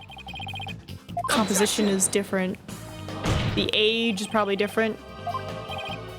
Apollo, there's nothing suspicious about my blood being on a piece of a rock. Being on a piece of a rock. I know it sounds like an excuse, but several years ago I tripped and fell in this very courtroom and was hurt pretty badly. Maybe that's how my blood found its way onto a piece of rubble. Even he must realize how ridiculous that sounds. And yet I suppose it's not completely out of the question. So you're starting to sweat, Mr. Wright. God, the music.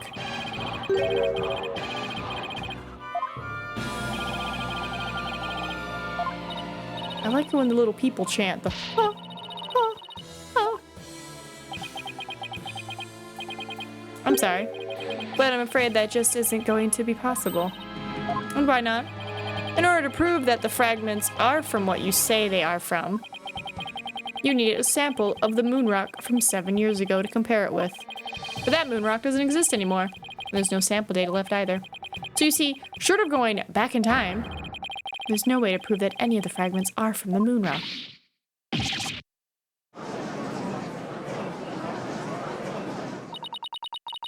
Got it there. There's really no way to prove it? Nah. Are you finally ready to throw in the towel? Objection! Get him.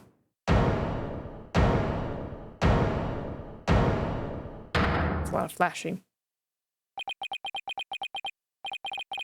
So the moon rock doesn't exist anymore, huh? That's right. It was such a valuable rock, too. A shame, really. But it's lost to us forever. He's wrong. It's not completely lost. There's another piece of it, right here by our side. A shining fragment of hope that can turn everything around. The final piece of evidence to put this phantom away for good. The defense has a piece of evidence that completely contradicts your claim. You have what now? A final fragment of hope that was passed down with great love and care. We do. Even if the person holding it hasn't realized it yet. What, Athena? Is this true, Mr. Wright? Pay no attention to him, Your Honor. He's just bluffing as usual. I wonder if you'll be able to force your biggest smile when you see what I've got. Try me. The piece of evidence that shows the original moon rock isn't completely lost is this. Is it the earring? It's the earring. But just about the only things my mother left me with are widget and this earring. Maybe she did love me in her own way, which is made from supposedly a real moon rock. Athena, you may not know it, but your mother left you with a very important piece of evidence. She did? You're bluffing. You don't have anything of the kind. Oh, but we do. Evidence that will finally corner you. Because we have a moon rock of our own. Yeah! What? You mean... Exactly. A gift Dr. Sykes left her daughter. An item Athena has cherished and worn all these years. As distant as Dr. Sykes may have seemed to her daughter, that fragment of her love...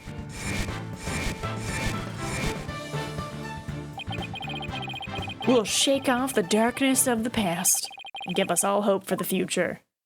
Bust out that earring, Athena! This is the defense sample of the moon rock. That's your sample? This earring that Miss Sykes always wears was made from the original moon rock. What? All this time. It was right here all along?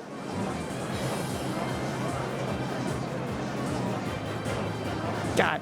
I wonder what the people in these court, proceedings feel like, or just they're like, oh, Phoenix is doing this? They're like, oh, I'm coming to his case. He always has the craziest objections and, twists and turns. They're like, guys, Phoenix is in court today. We gotta go. And they're like, we gotta get the seats before they get full. Can you imagine? They're like, I know the courtroom is blown up right now, but Phoenix is doing a trial in there, and I'm gonna watch it. Can you imagine some dude being like, I don't want to watch the trial, and then his friend comes back, he's like, bro, the detective, the really happy-go-lucky one, he kept tearing his face off, bro, and changing it into people. You missed it. No love, no trust. And I suppose you do? I didn't have anybody to support me at first, either. I couldn't face the fear inside me, couldn't get over the trauma of my past. Like I said, I don't feel fear. Objection! Then you're just a coward for running away from yourself. When I had my doubts about Miss Sykes, I felt like I'd collapse under the weight. But I wanted to trust her. Are we giving him a counseling pep talk in the middle of telling him he's guilty? And so I was able to face my suspicions without hesitation. Running away from myself? How can I run from myself out when there's nothing inside? Nothing at all. Objection! I know it's hard for someone as unwilling to trust others as you to understand, but people have emotions. It's just a fact of life. And so people can be weak at times. But that's exactly why people need to trust one another. So they can gain the strength to face themselves when things are at their bleakest. Without trust in others, how can you ever hope to face your fears? Okay, that makes sense. Oh. The fear inside of me? Is this... No. Oh, was he feeling fear? Oh my god. I'm afraid, I'm scared. I feel fear. You can't outrun yourself. Remove that mask and unleash your emotions. Confront your guilt head on. With your own true face. Oh, look at him doing the pose. Bro, his eyes are spooky. My own true face? No, please don't. I know you're here. Where are you? See? I haven't revealed anything yet. Honest. Was there an assassin? Oh, he's about to die. Oh, never mind.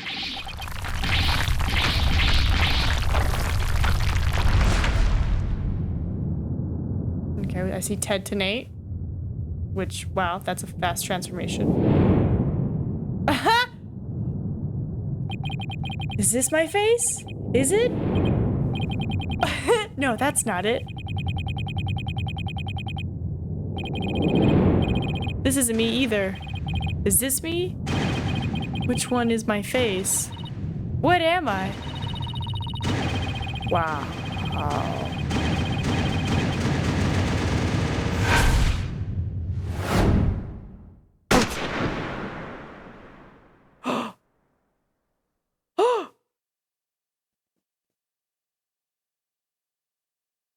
Also, it's nighttime.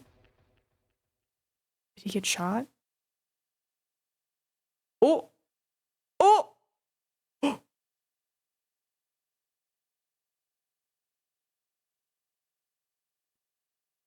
Well, it's daytime now. Hello? What? A sniper attack in this very courtroom. It chills me to my bones. But the police are doing everything they can to track down the sniper as we speak. Prosecutor Blackwell, how is Detective Fulbright, his imposter doing? He's a lucky fellow. The bullet didn't hit any vital organs. He appears to be in no danger of dying. Well, that was fortunate for all of us. The analysis of that final piece of evidence Wright Dono submitted is in. The composition Miss Sykes' ear and the fragment with the blood on it match. We can now be certain that this is a fragment of the moon rock in question. The murders and bombings at the Space Center, both past and present. The bombings of the courtroom number 4, and all his other crimes, as numerous as the stars. Under suspicion of all of these things, the spy known as the Phantom has been incarcerated. The prosecutor's office is now responsible for his well-being. There are still a myriad of things we wish him to tell us about, after all. Yeah, like why? Thank you, Prosecutor Blackwell. Well, it's time to finally bring this trial to an end. But, before I do, will the defendant please return to her proper place? Yes, Your Honor. She's like, oops. Not guilty. Man, he got sniped. That's crazy. Just... honestly, not a bad shot. Where's the confetti coming from? There's no roof!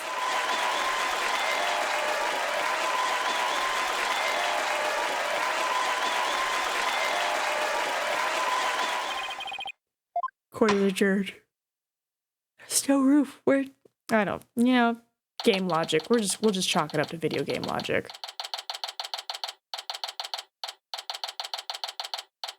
All right. So that is case number 5. That was wild. Oh, let me see what the third bad ending was. Hold on.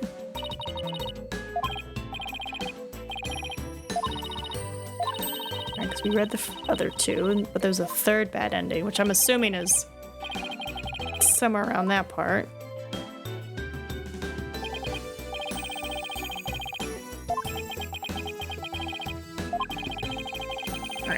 We'll pause so you guys can read. The Phantom's Heart bad ending. If you deplete your confidence gauge at any point during Fulbright's testimony, you'll get the third and the last of 3 bad endings. So this is during his My Fear of the Moon Rock. Athena is acquitted, but the Phantom vanishes shortly thereafter, leaving no resolution to the case and allowing the dark age of the law to continue. Okay. Okay.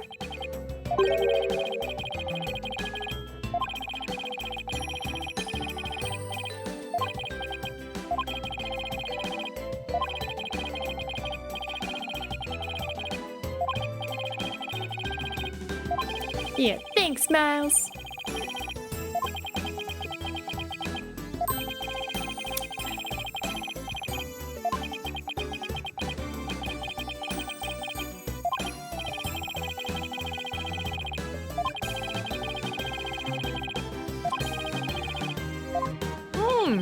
Can you help me get my attorney badge?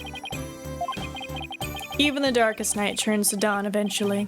Our sun will rise again. Besides, now that Prosecutor Blackwell has been cleared of all charges, a great deal of mistrust towards the court system should have been swept away. You could have said that with a bigger smile, Edgeworth. It won't kill you. Indeed, the furrows in that brow of yours just keep getting deeper and deeper. So I should smile more? I'll think about it. The complicated love-hate relationship between lifelong rivals.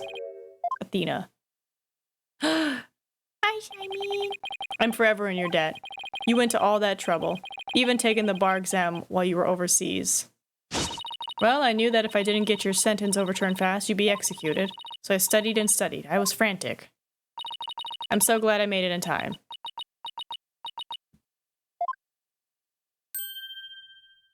Aww. Just barely, but I still made it. That a girl, Athena. It's good to see you finally let your tears out. Yes, I survived by the skin of my teeth thanks to you. Shame on you, Simon, for trying to throw your life away like that. Oh my god, is he gonna cry? It was never my intention to just throw my life away. But some things in this world are more important than your own life. Like what? My honor-bound duty to protect with my life. My mentor's most beloved treasure. Huh? That's some loyalty. This guy really is a samurai, through and through. Well, looks like we can breathe easy now. Apollo, Athena, thank you both. Took all of us together to pull it off. You bet, boss. What a team we are. It was definitely the most amazing turnabout I've ever seen. I'm a lucky guy. My office has the best, most capable lawyers any round. Blah, blah, blah, blah, blah, blah. All justice is fine and ready to go. Let's head for the Right Anything Agency. Well, nobody's gonna try harder than me, so you better watch out, Apollo. Simon is free thanks to Mr. Right. There's so many more people out there who need our help. You're right, and I'll be needing you both to help them. We still have a long way to go. DLC. So that took almost 2 hours. Wow, that was not a short case at all. Under false charges to needs offending. We've got a lot of work ahead of us. If we ever hope to fully bring the dark age of the law to a close. Hey, I know one thing we have to do. We have to celebrate with a bowl of piping hot noodles. Yes. Oh my god, ramen sounds so good. Eldon's noodles after a trial, all on Mr. Wright's tab. That's how it works at the Right Anything Agency, right, Mr. Wright? Huh? As a boss, it's your duty to express gratitude to your people for their great work. In that case, allow me to join in the festivities. I would greatly welcome a bowl of noodles. Huh?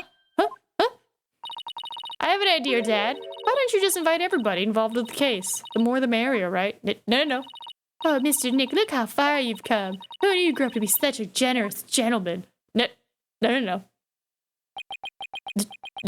My wallet. Guys, under these circumstances, there's only one thing I can say. Only if I get to join in. Hey, no fair. I want to say it too. Objection. Okay. Here we go. Objection! No. This was a wild case, because I was like, no, not Fulbright. And then they're like, he's dead. And I'm just like, huh? I asked I could do for Polly now that he's back, so I decided to go around and get a bunch of jobs for him to do. Found a lost cat, install an air conditioning, give a computer lesson, find a lost item. You think I should have found him a few legal cases? Nah, that's okay. This is the Right Anything Agency after all. Oh man, I want a cup of noodles. I think I'm gonna have ramen tonight, probably. Thea and Apollo were so wonderful in court. I better study as much as I can if I want to be a judge someday. My grandma says, eat lots of peppers and they'll ignite your passion. Oh, but I should figure out which to grow. Green peppers or yellow peppers. Maybe I should go with hot as the sun red peppers instead. She's adorable.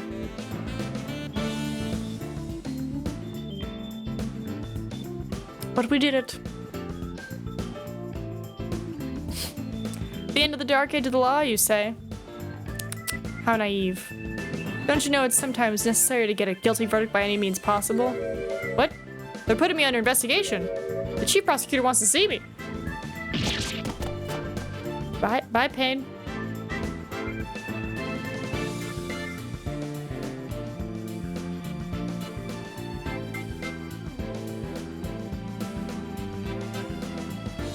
Oh.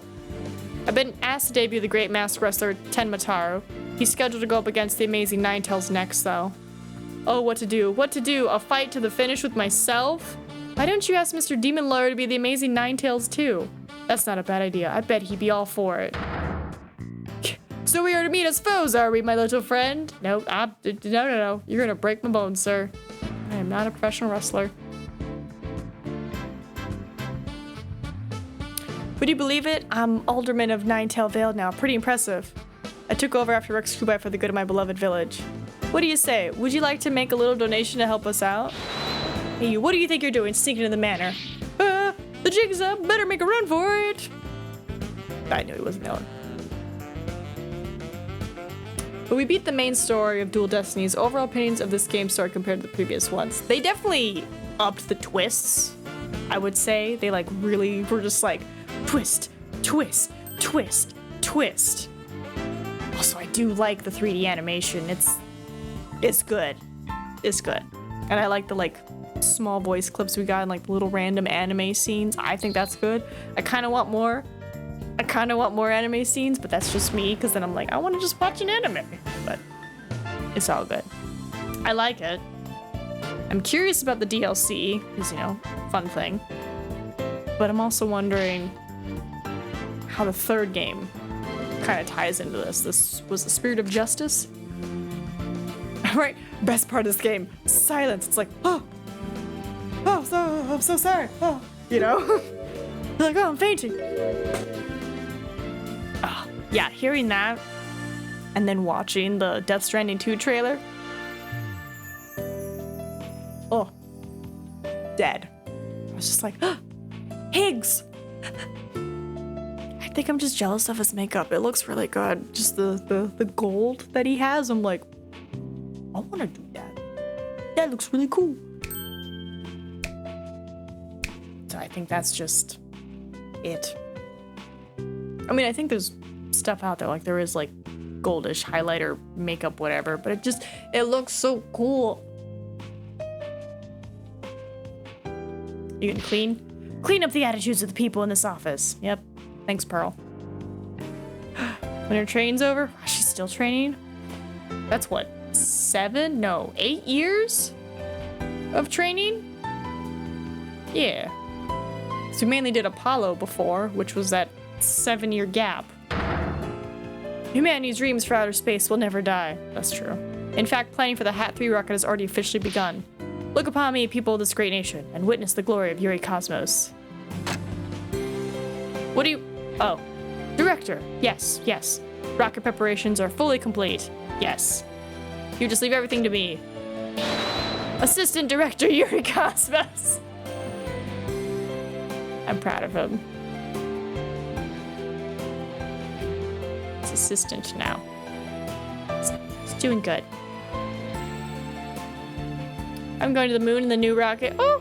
If Athena or Mommy Midas came to the moon, I would love to show them around. But which is more interesting? Mods, Pirians, or the Mare Tranquillitates? You think they would like either one? I think they would love both because they're on the moon. I wonder how Miss Aura is doing. I'd rather be Miss More than on the moon. Oh, Miss Aura, I just want you to use me again like you used to. Oh? Looks like somebody's into it. Ready for launch? 5, 4, 3, 2, 1. Going to the moon for real this time, for me and for Clay. Thanks for my lures. I should never give up. You can't breathe in space, and in fact, it's cold as heck. Oh man, I'm getting really nervous. You trained. That's what the suit's for. The company started to implement a no-spoiler rule, meaning that new games are not allowed to reveal major plot points of previous games. Hence why Kristoff never gets mentioned in this game, so Spirit of Justice is kind of tied, but its own thing because of this rule. Well, that is nice, where they're like, let's just keep it separate. So it's like, if you do play, you're like, oh, it's so-and-so. But if you haven't played, you're like, oh, this is a cool guy. Versus like, blah, blah, blah, blah. That's kind of nice. I mean, they talked a little bit about what happened in the previous game. They're like, oh yeah, we were a band, you know? And you're just like, oh, they were a band. But if you played the game, you're like, oh yeah, you were a band. Please forgive me.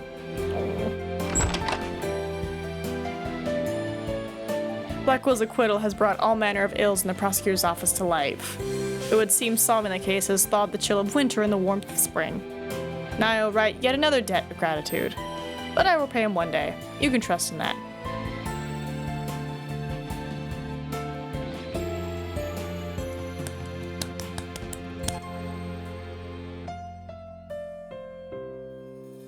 was like, come on, give me a little anime scene. Give me a little anime scene. Wild times. I'm gonna go check something real quick.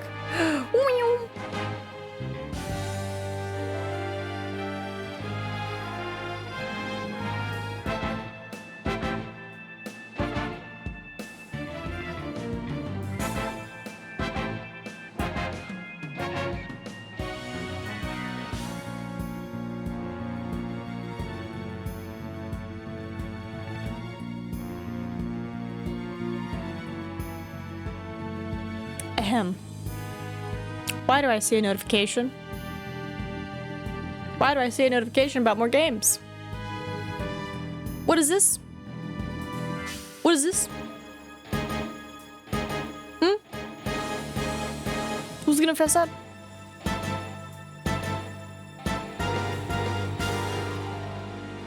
I guess I gotta take a look at these now.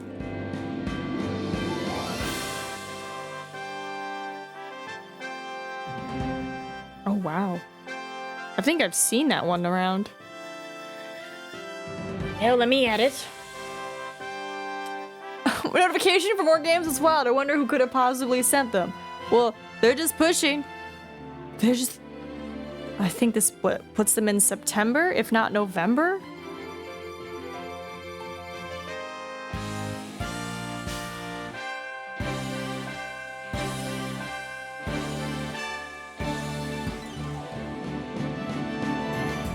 Well, I guess I'll be doing this real quick.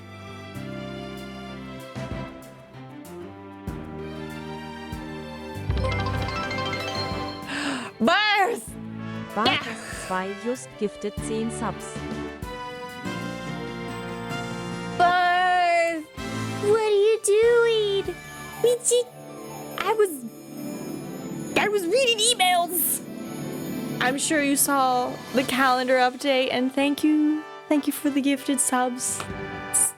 It's much appreciated. It's really nice, thank you. Especially after the day we had at work today. Ugh. Emails, shmeemails. I know. We're just trying to read emails because somebody in chat decided to gift 2 more games. So I'm just writing down the names so I don't forget, so I can make sure to add them to the back of the calendar. Just, you know, agents complaining about a new workflow and just... You know, it's weird to have your entire team of like 5 years suddenly mad at you. We're just like, I thought we've been friends for 5 years. What happened? And then they're just like, we don't like this. And it's like, you've been told for months this was coming. Why are you mad? So, there's just a lot of people mad at me today. And I'm just doing the whole like, you know, bureaucracy, office politics. I'll be fine. I'll be fine. I'll be fine. I'll be fine. 15 seconds. Exactly. You can blame Lewis. 9, 8, 7, But 6, 5, your games are coming up 3, in this month, so 1. Lift don't worry. But he gets to go to space now. I'm proud of him. Oh, he looks better. Maybe he got some good sleep after getting out of prison. Was that spreadsheet back there? Oh my god, it's my work. She let her hair down.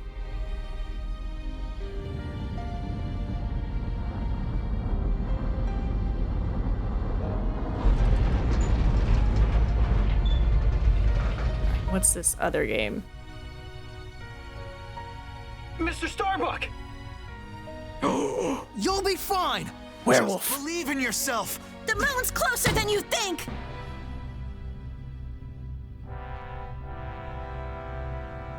It's a good game. I like that they gave him a pep talk because the last time he was in a rocket, it kind of almost exploded. And he, like, almost died.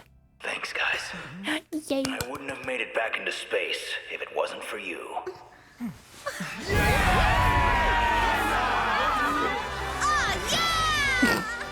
All right. Friendship.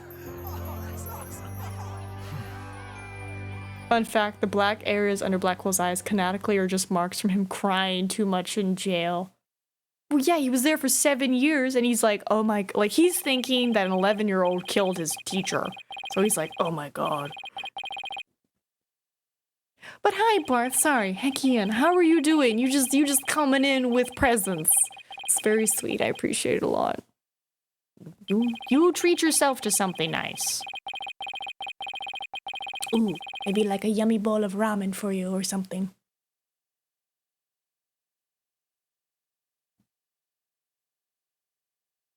Must have been the unnamed maniac. Here, let me pull up my calendar. Let me just take a gander here again. So we're in March.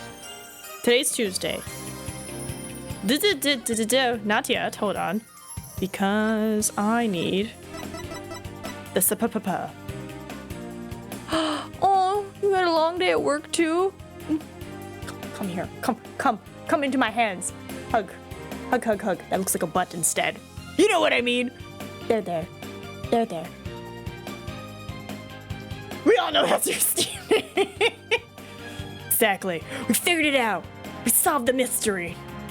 Well, thank you for coming in. I hope you have good sleeps. We just have one more episode for this. And if I math right, we possibly will be wrapping this up early Friday. And then we could maybe start a dev game. And then dev. And then Returnal, your game, should be next Friday on the 21st. So, fingers crossed. So let's go. Oh my god. Holy crap. Oh my god. That's long.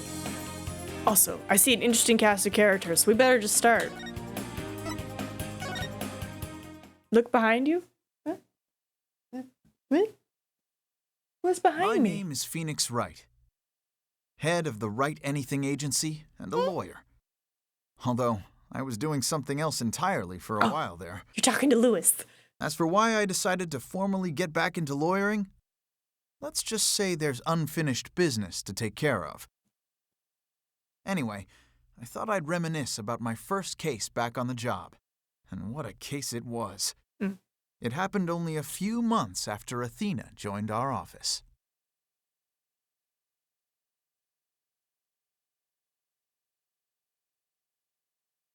Wait, why is it difficult? It just looks like a fun space game. Ruby. Oh, booty short pirate? Hello? With mustache?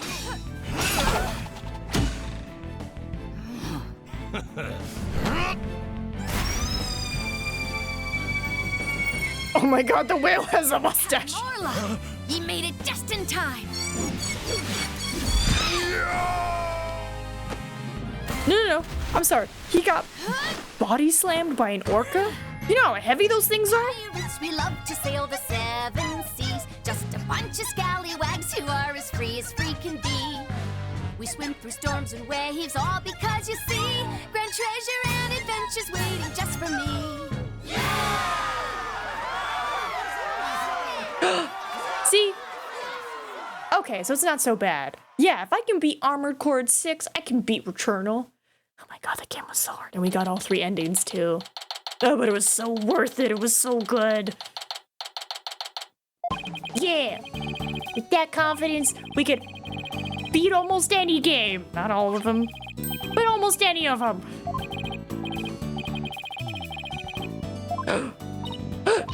Lewis, you need to play it. You get to make your own mech. And then guns. Or sword. Or shield. Or flamethrower. But destruction, it has a very good story plot. And depending on what you choose determines the ending. Returnal's a bit different, but I'll let you discover that. What do you know of it thus far? That it's a space game and there's a lady on the cover. And I maybe saw some screenshots on the Steam store. But I didn't read anything because I like to go in blind. So I just know it's a space game with a lady. I'll say this, I haven't heard anything bad about it. So that's something. Right? Going blind as a potato. Always. Because that's how you get like the most genuine things. Because you don't want to like accidentally get a biased opinion where you're like, oh, I can see why everyone really hated the space game. They're totally right. This third option is total trash. No. What if I never discovered the trash option? Then it's a great game, right? We're going blind. We enjoy it. It's not about the mechs. Lewis, it's not about the mechs. It's about the story. It's about discovering who you are and whose identity you stole and why they might want to kill you. Almost any game. Time to save up to give you Dark Souls 2.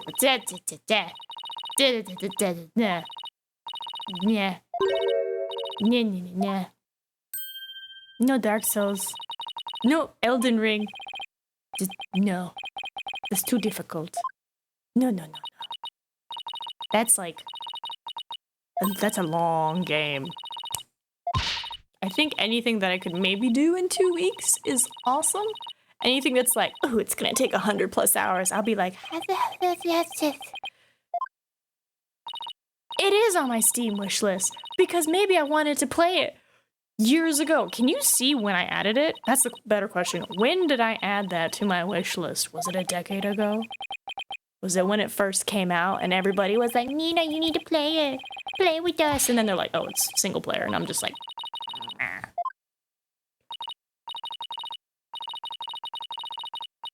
Shh, gotta gradually get her to Sekiro. What? No.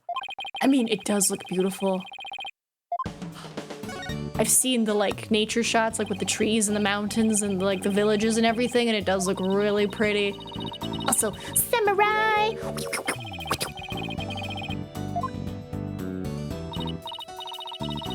Oh wow.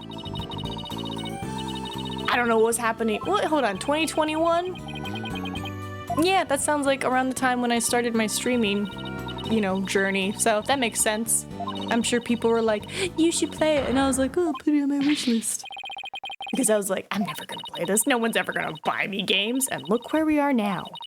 Look where we are now. It's fine. How long does it take to beat? How long to beat Dark Souls 2? Okay. So if you like hardcore focus on Dark Souls 2. Well, no, that's Scholar of the First Sin. Wait, what? Oh, there it is. Dark Souls 2 takes about 45 hours to beat. So if we do the math, 4 hours a stream, that's about 40+ days, which means it's over a month streaming Dark Souls. And that's people who are adequate at that game. Start with Dark Souls 1 or 3. If I was gonna do a Dark Souls thing, I would want to start at the very beginning. I would do 1. I'd play through 2 just to see the difference, and then 3. I don't think there's a 4. I think that's when Elden Ring came out. No. I think Bloodborne then was like a thing. I just remember there was like a train of Souls-like games. Ah, and then Demon Souls. That's right. That's right. That was the one. Right, like if I was gonna dip my toes in Souls-like, I would want to start from the beginning. And I'd have to do them all. I couldn't just leave one of them out there in the cold, like, what about me? I'd be like, sorry. Like, no, you would want to do it all. Likely the easiest of them all? Yeah. You have so much belief in my ability of playing hacky slashies. Oh my god, I feel like I'm back home. Granted, our underwater aquarium didn't have pirate ships in it, but it had, big fishies. Aqua Tunnel, our pride and joy. Eel. Also, something earlier I wanted to look up, the whole orca body slamming the dude. How heavy is a killer whale? Well, a killer whale is about 6,600 to 8,800 pounds. So imagine that flipping into you. He's a tiny penguin. What is? Does he have a little backpack on? Is that a knife? Wait, what is he? Does he have a knife? It's just a different system, but you already beat a From Software game that was Armored Core 6, which is the same studio that made the Soulsborne game. Okay. So it is doable. I like how people say start with DS3, even though it's not the hardest game of the trilogy, and it's not even close, but it's the most accessible to get into due to literally and most modern. Still skinnier then. True. True. Oh, interesting octopus guy. How? Oh, wait, hold on. From Software. How many games have they made? I'm just curious.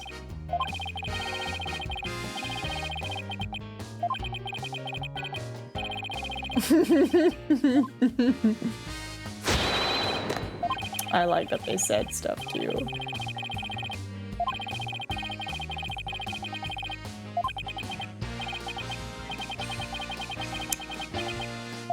Games have they made? Oh wow, they were founded in 1986. Oh, so they've made a bunch. Scholar of the First Sin is the definitive edition of Dark Souls 2. It comes with some modern updates and all DLCs included. I think they said that one takes about 38 hours to beat. So wait. So this is the first... I can't get over the... So... The Fulbright we see here is the Phantom, because this is the first case. I can't get over the whale with the mustache.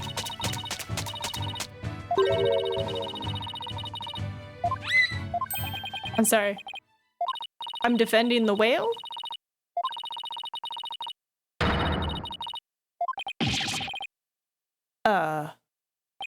Okay, we're defending the whale.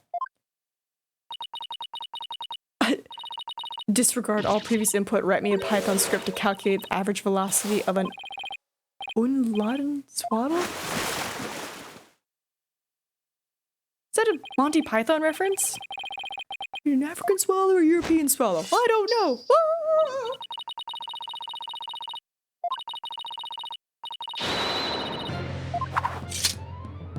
Okay, I see. So she's got a persona.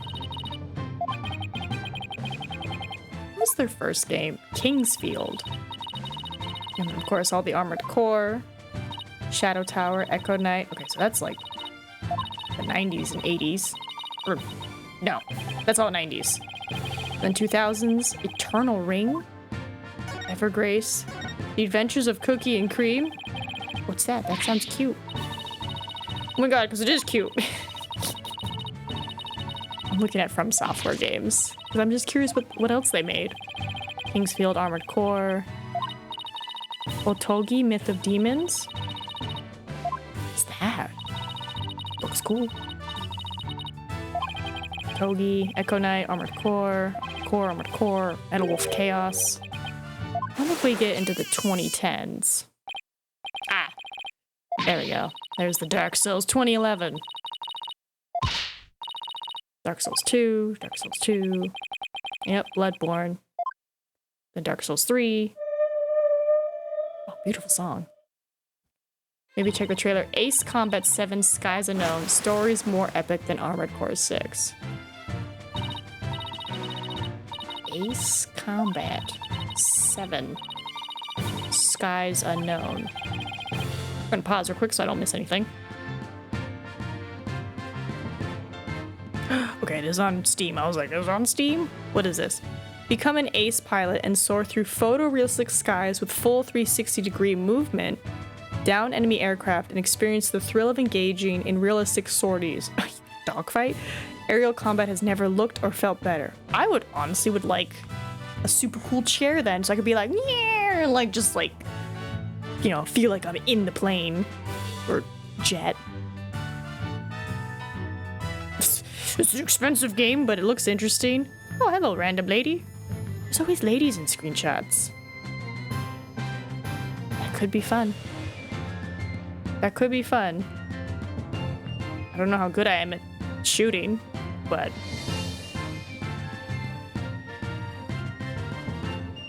Well, let me see here. Hold on, let me actually save real quick, just in case.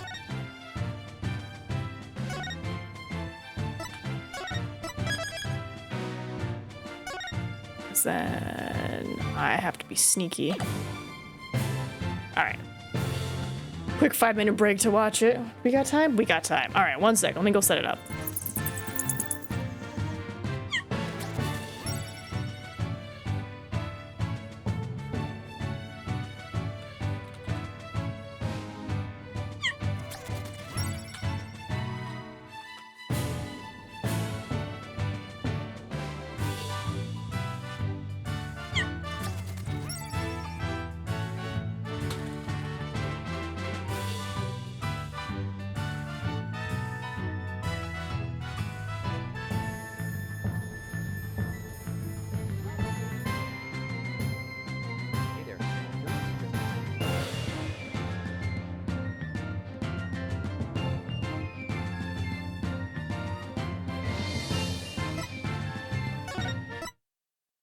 Alright, let me just do this, do that, do this, do this. I swear if I get copyrighted, I know who I'm coming after.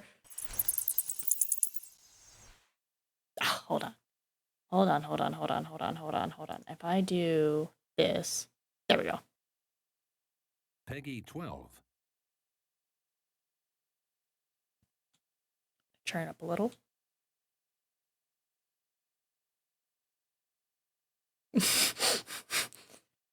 Like, we know. Does the color of the sky mean anything special to you? It does to me. So quiet. A hell of a lot.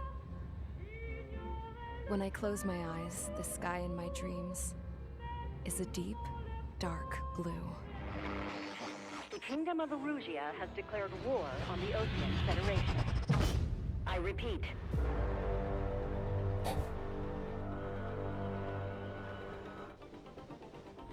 I've been on one of those.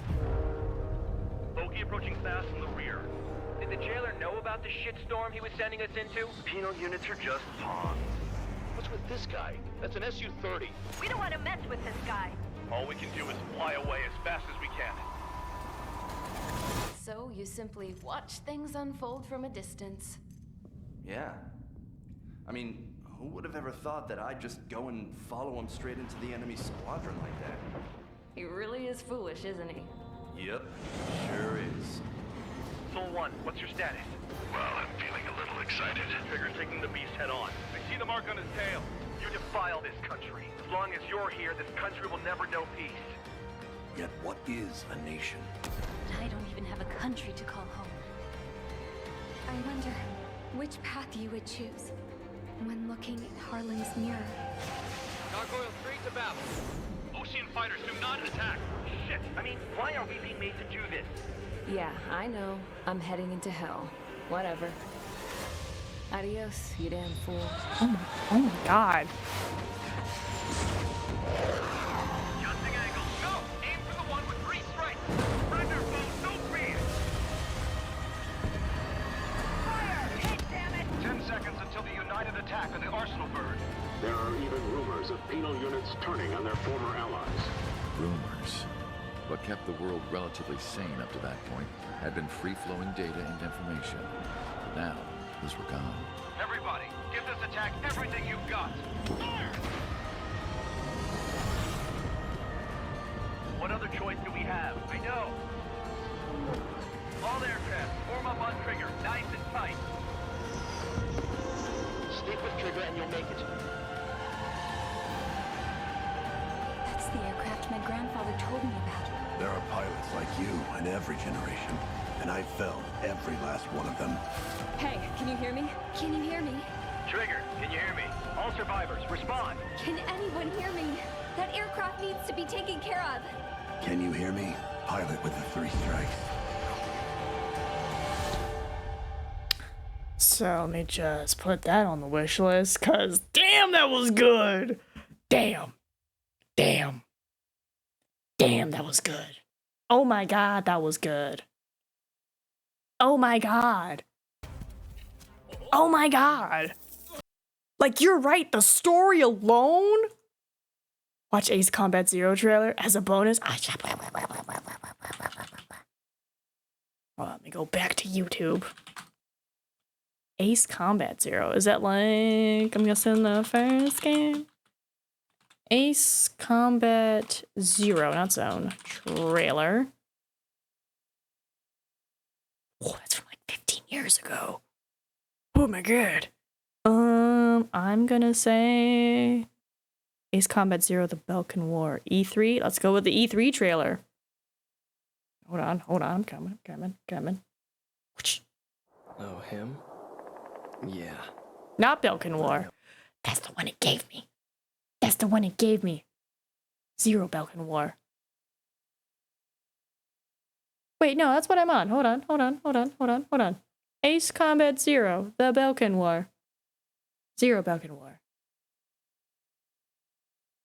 Know him. It's going to take a while. It happened years ago. Did you know there are 3 kinds of aces? Those who seek strength, those who live for pride, and those who can read the tide of battle. Those are the 3. And him? He was a fighter pilot they called Solo Wing Pixie. This man was his buddy. Solo Wing Pixie? That's a great name.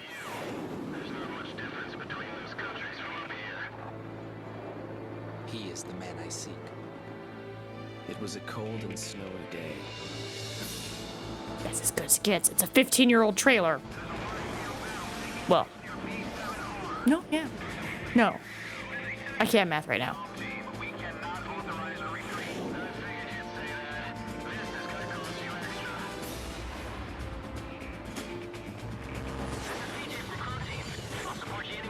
How far we've come from 06 trailers. The Balkan War is shrouded in mystery. Everyone is a hero and a villain, and no one knows who is the victim and who is the aggressor. And what is peace?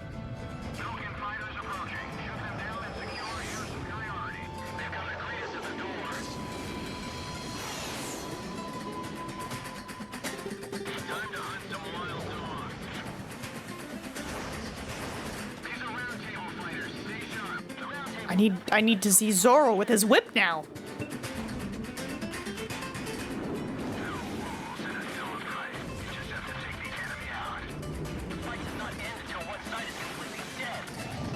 Oh, you're right. The music is good.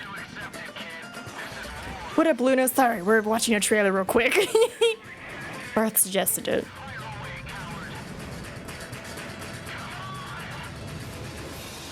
I'll say this. The music, fantastic. But the, like, storytelling, obviously in the newer trailer, mwah.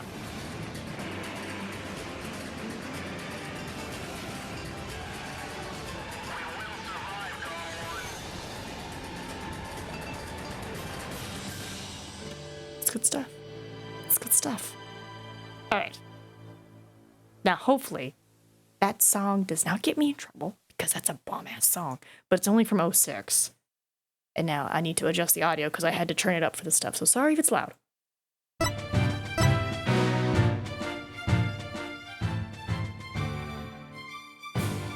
It's all official soundtrack. Okay. Alright, back to our pirate and her whale. But hi, Luna. I was able to put your car in San Diego in June 18th. So my goal is to try to, play games a little bit longer than my 4 hours. So I could potentially just scoot a day over so I can make room for it. But yes, it was Ace Combat 7. And look, dude, that story alone, I was like, oh. So I was like, put that on the wish list because that looks pretty cool. I'm gonna laugh if any person comes in to be like, I'm here to watch Ace Attorney DLC, and they're like, why are we watching planes? And it's like, there's a reason. We were talking about Dark Souls games and everything else, because that's what I was looking at. I was looking at From Software games, because I was curious.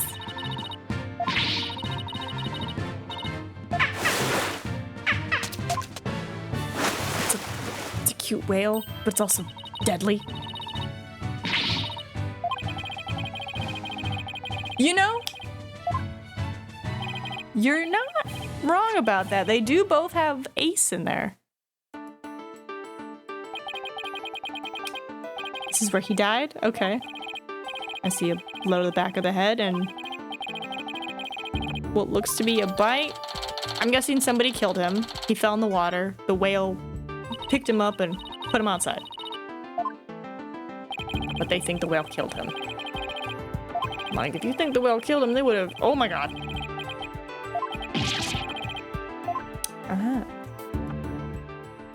Also, that looks like a really small tank.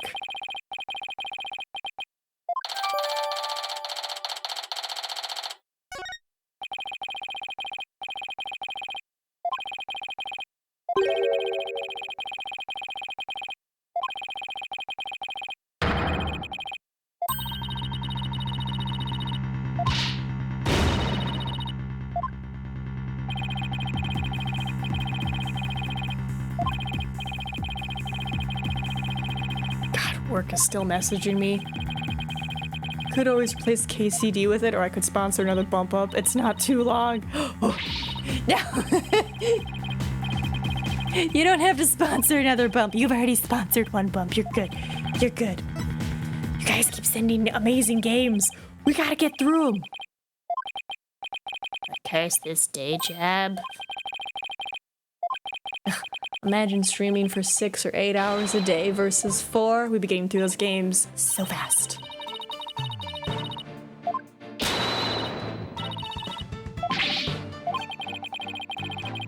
Yeah, I was like, don't worry, Kingdom Come Deliverance is coming. Work, why are you messaging me? I'm off the clock. Why would it be slow for me? I know it's gonna take a while. Is it just a lot of dialogue? There's a lot of quest stuff. Why would we say it's slow? I want to be a cool... I think it's a king? A knight? I don't even know what it's about. I just want to be in the medieval times with everyone else. Nah. I don't think it'd be too slow. Unless it's like a 50-hour visual novel.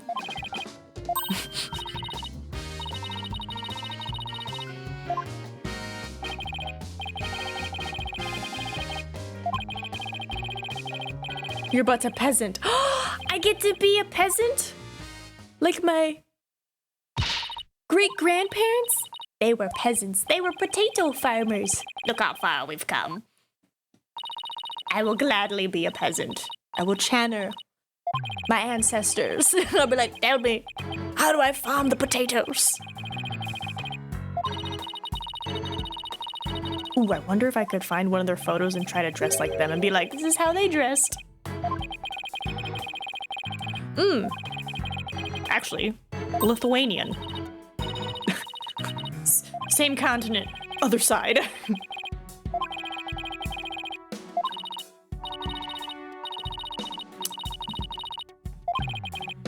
I'm Czech. It's close enough. It's close enough to my roots. So I'm a Czech peasant. Okay. And I'm guessing I like work my way up to maybe knighthood? Or am I just a little rapscallion? This is gonna be exciting, I can't wait! Okay, so after this, it's all the dev games. Then it's Barth's Returnal. Then Barth Kingdom Come Deliverance, and then back to the scheduled gifted games. Who knows? Who knows, he says. It's gonna be a fun mystery. Ooh.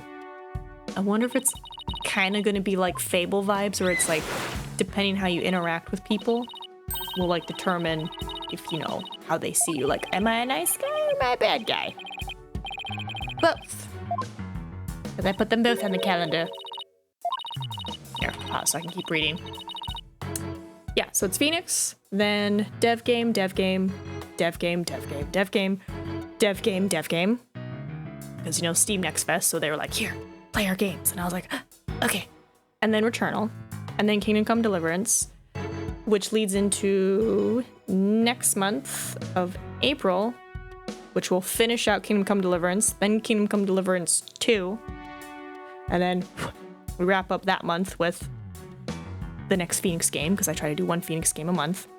And then May brings us to what we were originally going to do this month, which was Tactical Wizards and Metaphor Rafanzia. And then we wrap up that month with God of War, and then start God of War Ragnarok. And then I can keep going, and I can keep going. Because the month is, well, not the month, the year. It's pretty good. What is slapping your belly for? Refantasio, yes. Refantasio, that is in May. It was gonna be at the end of this month, but somebody was like, not to bribe, Your Honor, and I was like, oh. Let's see, June, finish God of War Ragnarok. Then it's Lewis's games with Perception, Absurdity, Bound by Blades, Scarlet Nexus, then Carmen Sandiego, then Bravely Default 2. Then July is the rest of Bravely Default, and then Phoenix game. And then Pathless, Kena Bridge, Androgyne 2, Arise, Tormented Souls, Decay, The Mare, Imp of the Sun, Blue Fire. And then August is another Ace Attorney game. Before Your Eyes, Atone, Styx, Master of Shadows. And it turns out that I have access to the second one, so I was like, we might have to play the second one. Because I think the third one just came out. And then Daymare, Skamba, and then that's August. And then September is another Ace Attorney game, and then has my games that I picked that I was gonna play this year in September. It's so far. And then October, spooky month, so like that's locked. I'm not changing that. And then November has another Ace game, and then more of the games I picked, and then December is also full. Ooh, another option. Replace Refantasio with Persona 5 Royal. Do I have that? Do I have Persona 5? I've heard tale of it. Haha, I don't own it. Haha. Let me read this real quick. Music and style is... Hold on, you guys keep typing. I gotta scroll to read. Music and style is superior in my opinion. You've already used to visual novels. That is true. I do like the visual novels. Utterly stacked schedule. I wonder who we can blame for that. Blame the 4-hour streams. Imagine 10-hour streams. Imagine. But unfortunately, I have a day job, which requires me to sleep and to move to an office for 8 hours.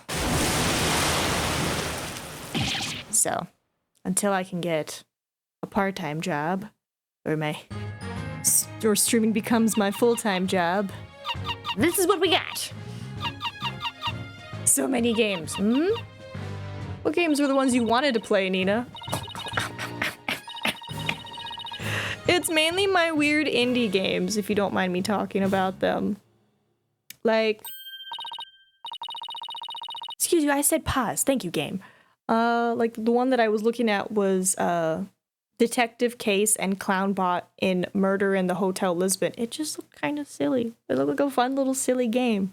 Or, you know, like Dead Island, Retro Revenge, How Fish is Made, which is by the same people who made Mouthwashing. I was more interested in the Fish game. I was gonna play that. And then Mouthwashing came out, and then Gifts came, and then everybody's like, oh, Mouthwashing, Mouthwashing, Mouthwashing. And I was like, oh, I just wanted to play the Fish game because it's free. So, you know, there's that. And then, of course, Indigo Park, Bury Me, My Love, The Gunk, Little Orpheus, Unpacking. Looked really cute. So I was like, I want to play a little cute unpacking game. And then, of course, spooky season is just a bunch of spooky games like Cursed Digicam, Binding of Isaac Rebirth, Zombie Night Terror, Dead Rising 4, Dredge, Genesis Noir. And let's see, what do I got in November? Oh yeah, the Master Chief Collection. I had that originally planned for like June. I was just gonna play the entire Master Chief game and just like reminisce about my childhood and be like, oh my god, Master Chief, Cortana. Just gonna do that. And then December, we just had a bunch of indie games like Creepy Tales, Crypto FM, Hollow Body, Hi-Fi Rush, Monster Hunter Rise Sunbreak, because now that Wilds is out, I was like, all right, Sunbreak should be good. So I can get back into that and do that part, do that DLC, and a bunch of other games. So, just a lot. Watch the trailer. And before Dev drops all the games onto you. Yeah, pretty much. Won't give anything away. It's like 5 games in one. Oh, that sounds fascinating. Let's see. Ref is like 60 hours where Persona 5 is 100. Would require a massive schedule switch because of the extra 40 hours. That's true. JRPG visual novel, dating sim, Pokemon like mechanics, story heavy. Oh, that sounds so good. It sounds really cool. Possibly hot take. How fish is made is better than mouthwashing. I don't know. That's why I wanted to play it, because I haven't played mouthwashing and I haven't played the fish one and I wanted to play it. You've never played Binding of Isaac?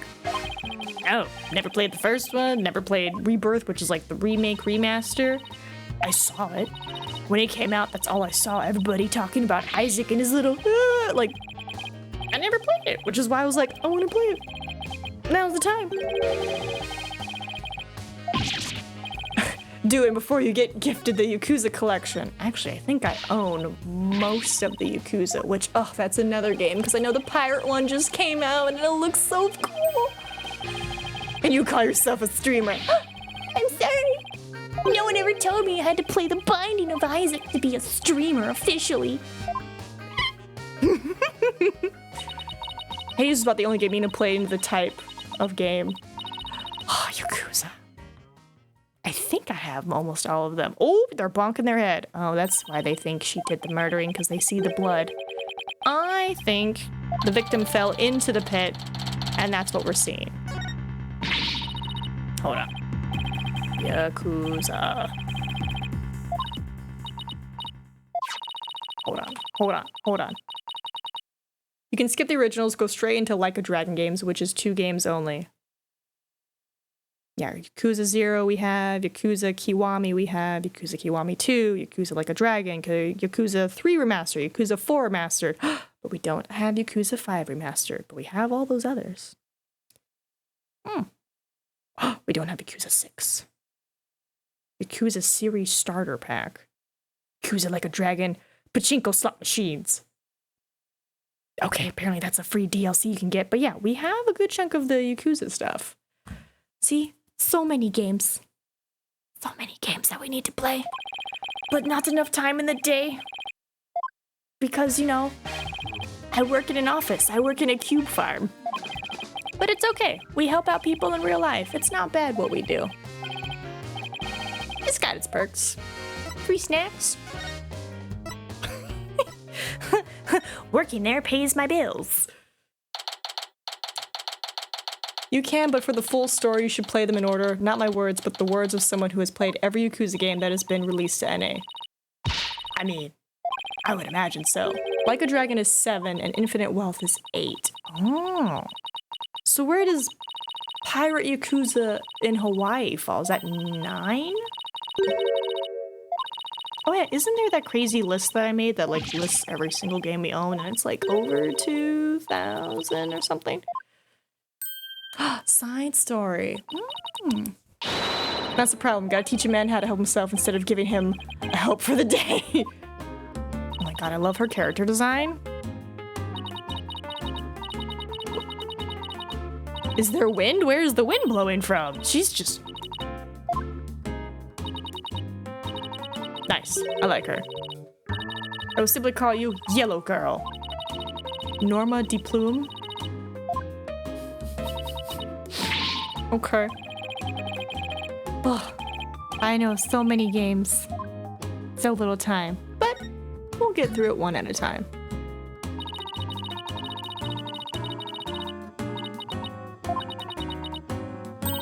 That's a year's worth of Yakuza. Actually, yeah, how long would it take to play all the Yakuza games? Beating every Yakuza game before Like a Dragon Infinite, they say it would take 240 hours. Knowing me though, I get sidetracked with side quests. Just for fun, how long would that take me? 240 divided by 4. That's 60 days? That's 2 months of Yakuza? We can do it. We can do that. It's year's worth of Yakuza, and she better play them with subs. Oh, like have them speak in their original language? Of course. A small part of me would maybe put it in German just to see the funnies. Maybe you'll have free time for your own games in 2027. Maybe. Maybe one day. It's okay. You guys are picking really good games. And if there ever is a lull, or it's like, oh, we only have an hour left. I have a lot of indie games that are like about an hour, so I can be like, ba-bam. Right? If they, could you imagine German, but with like a Yakuza attitude? Fascinating. I kind of want to see. They don't? Ugh. The possibilities. Just someone being like, Achtung! Was machst du? Komm schon her! I'd be like, oh. Also, that table is really cool. I like it.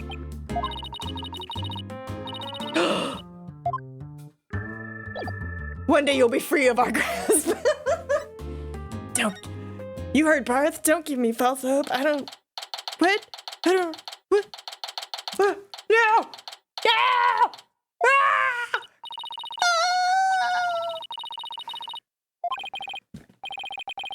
Big F for Phoenix Magatama. He tried. He tried. He did his best. I need to be free. Isn't there a thingy I have? Hold on. I thought I had something. 1 second. I think you mean this. Me? Be free?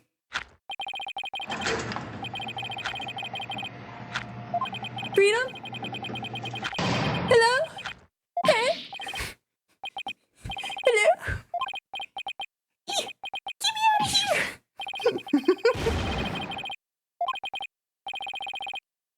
What's his name? Marlon Rhymes? That's a funny name. Wait, no. Oh, I see. It says the aquarium's name on it, too. Breaks the walls down over here.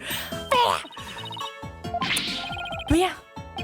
So those 2 games that were gifted today by the unnamed maniac will be added. They don't seem to be too long, but most likely everything in September will get pushed back, so I might have to make February 2026. That's just gonna be a placeholder at this point for the games that I was gonna play. It works. Another wall presents itself. Ask Blackwell, you make a great inmate. Yeah, I would. I'd make him snacks. We'd be buddies. Oh wait, he's out of prison now. He wouldn't be my friend. Wait, at this time frame, while we're at the aquarium, he is still in prison. Comes in like a wrecking ball. You guys are silly. Ooh. And just in case, I know there's a Discord where you guys can talk, but there's also the Rank 1 game suggestion box, I believe, right? You guys can access that? I know it's a new feature they mentioned. Oh no, configure the extension. I guess there was an update, so I gotta do that. All right, let me make a note. Configure Rank 1 extension.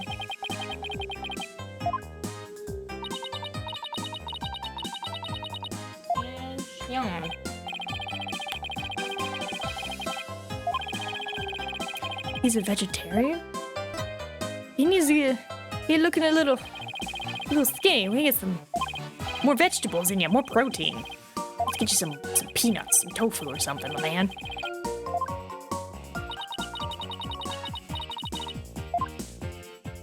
Was he a nice captive?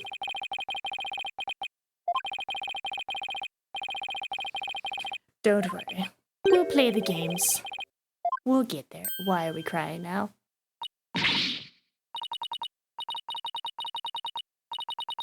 Oh, that's right. She's got her heart emotion things. Oh, Weird Al Yankovic stands in your way. Honestly, I think if I saw Weird Al, I would be like, you know what? I'm just gonna do what I was told to do. If he's saying, you gotta play this game, I'll be like, Weird Al says we gotta play it. I got nothing else on my plate. We gotta listen to him.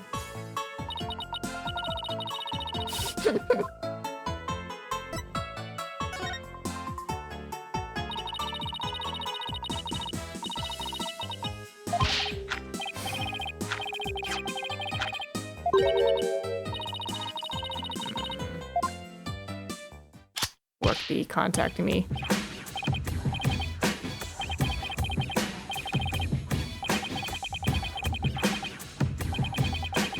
Okay.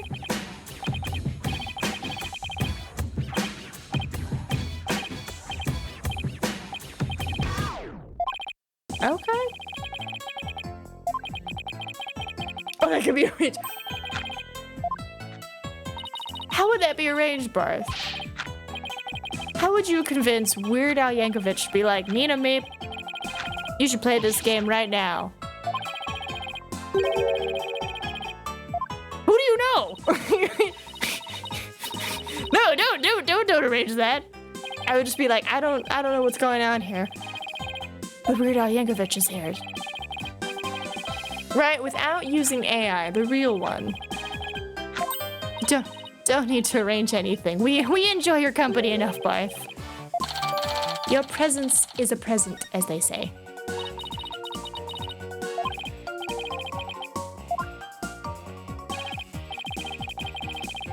That is true. Cameo does exist. Is he on Cameo? He probably is. There's so many people on Cameo.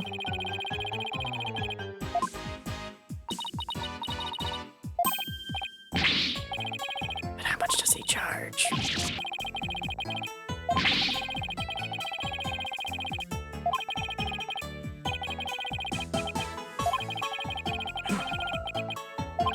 Oh. I don't think he's on Cameo.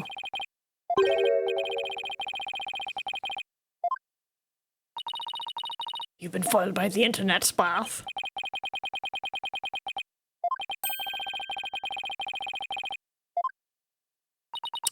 Kudos to the people on Cameo.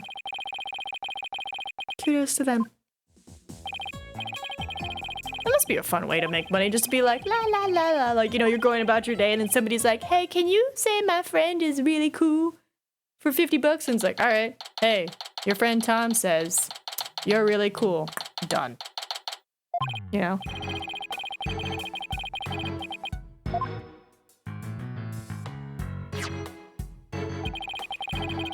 Message.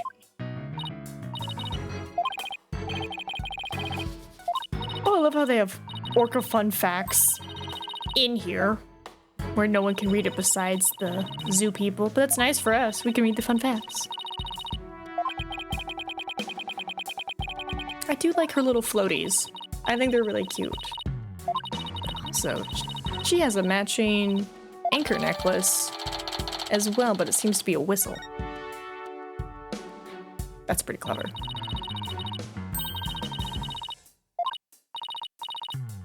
Rifle?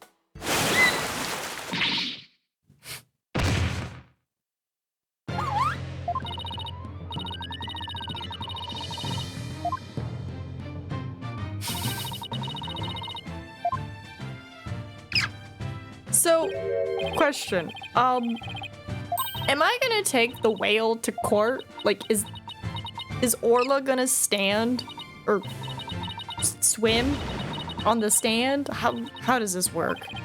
Do we bring the court here? Hey, get back here, you little pipsqueak! That's not how you catch a penguin. Oh, sorry, Rifle, but at least you seem all right. What's those pink toes? Oh, what up, Pearls? Oh. How do you know the penguin, Pearls?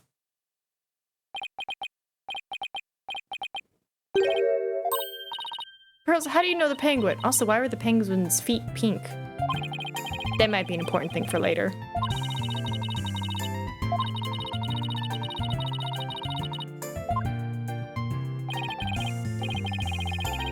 Right, and then exposition about who Pearls is, but we know who Pearls is. Free the waddler! What? You catch it by cute Barth. We don't kick cute penguins.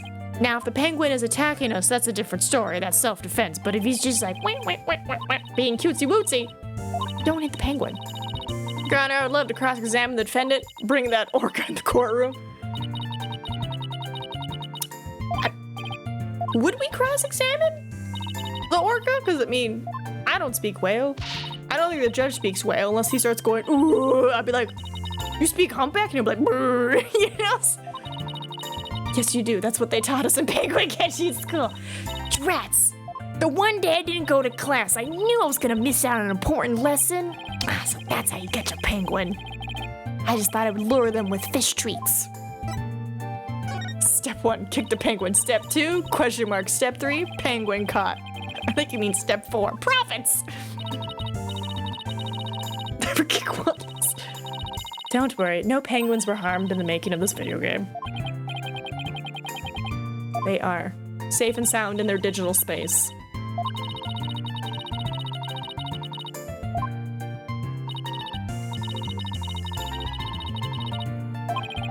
There are no profits when it comes to penguins. They're smelly as all hell. Well, they're cute, so could I not charge people to take photos of them in interesting, like, poses or outfits? Protects all the wildlings.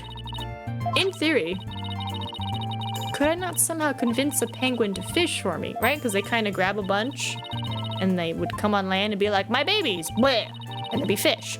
So in theory, could I not use them to catch fish? Partially digested, but fresh caught fish. There are such pictures on the internet, plus I don't have to deal with the diabolical smell. Fair. Fair. Well, that's a way to look at AI being helpful. No more crazy tourists messing with animals. It's like you want a specific photo with an animal, just make it up on the internet. Pay someone to make it, or just ask an AI and be like, look, it's a penguin on top of a cake, holding a sparkler.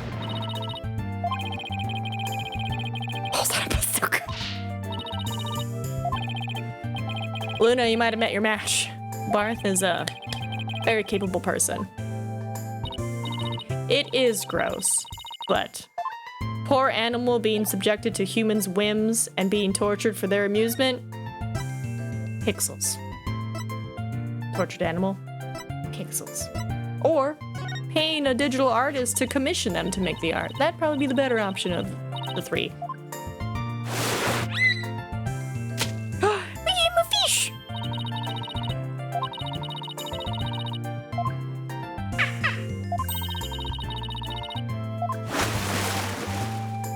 Waiting for that volleyball to just dunk dunk. Why are you blushing?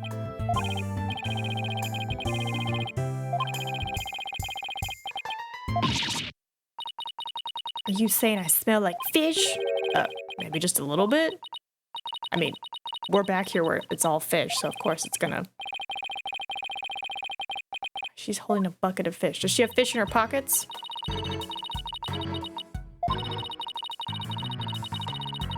More food? Oh, she's pregnant. I don't know how. But if she's eating more, maybe she pregante. Oh, well, who knows? We might all explode in a nuclear boom before we even get to that point. The future is uncertain.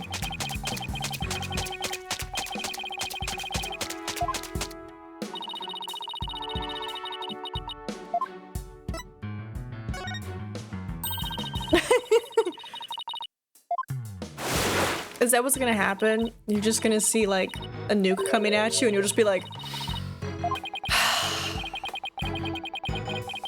at least the penguins are gone. Is that what you're gonna be thinking? Or are they sacrificed? sacrifice. Just, going out in style with the penguins. Maybe they'd be fine.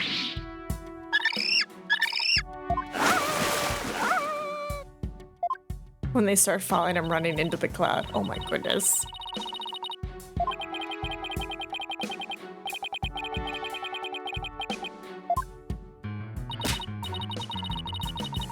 So how are we gonna... I can't get the whale's statement like, hey, what were you doing at 3 o'clock? Right? I guess I would have to rely on cameras and whatever people tell me about this whale. My Magatama. That's right, it went poof. It's been 7 years. You think you can recharge it? Perfect. Thank you, Pearl. Wait a minute. Barth, aren't you supposed to be going to bed? You had a really hard day at work. You deserve some good sleep. And hopefully you had some delicious food. It's okay. It's a space. Like, one sec, guys. I just gotta plug this Magatama in. Boop. Okay, staff quarter, food prep room, nap room. Why do you have the food prep room next to the nap room? That means somebody could have accidentally taken a nap in the food prep room, smell like food, and yum yum yum yum yum.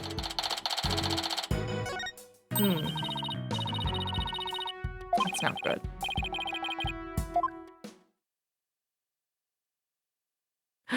It's so pretty. Oh, makes me want to go to an underwater aquarium again.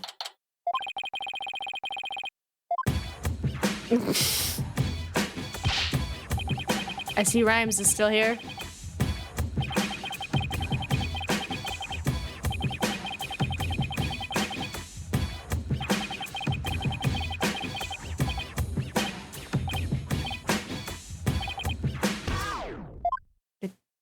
Good job, buddy. So what a cool name for a penguin. Rifle.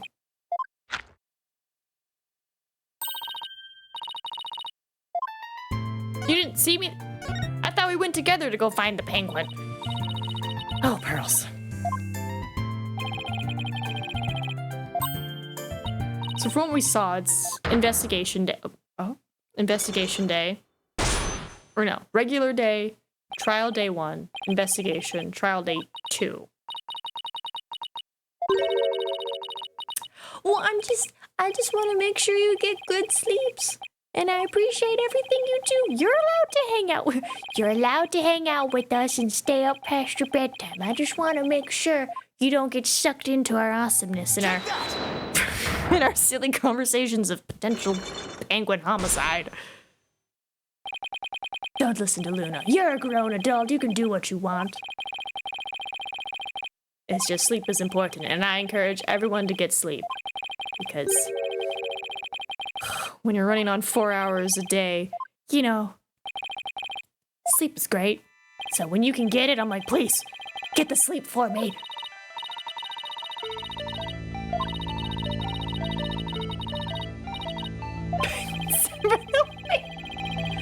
Oh no, Barth. I now just need like a little photo of just like all these penguins charging towards Barth and just Barth with like a spear just being like Rah! just an epic battle. You gotta do uppies. Here, I don't know, can I do uppies like this? Here, there, you're in my hands. No, it's startling. Oh no. That's why I said you have a sword. I didn't say the penguins had weapons. I just said, you know, they're like coming at you. It's okay. You'll be fine. You can have uppies, you can have a blanket, you can have a snack, a cup of water. You'd be set. You'd be good to go.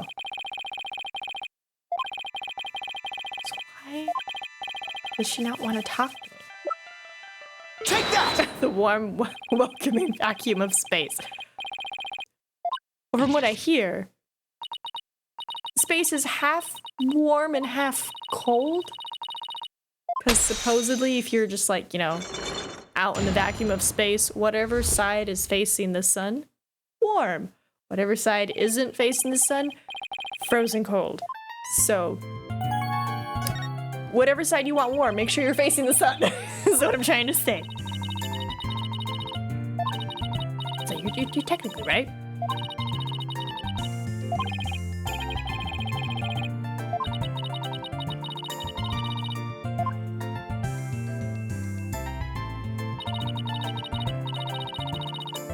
Warm and frozen cold are an understatement. Well, that's true. Like, you're... I think they say you boil, you know, like you're boiling alive. And then you're frozen. And that's why she smells like fish. She bumped... Oh my god, the fish was in her hair. But it's not technically cold. Vacuum is a damn good insulator. Till a certain distance and everything just freezes like Pluto. Baby planet Pluto. Didn't even do a full cycle around our sun before we're like, planet, not planet, planet, dwarf planet.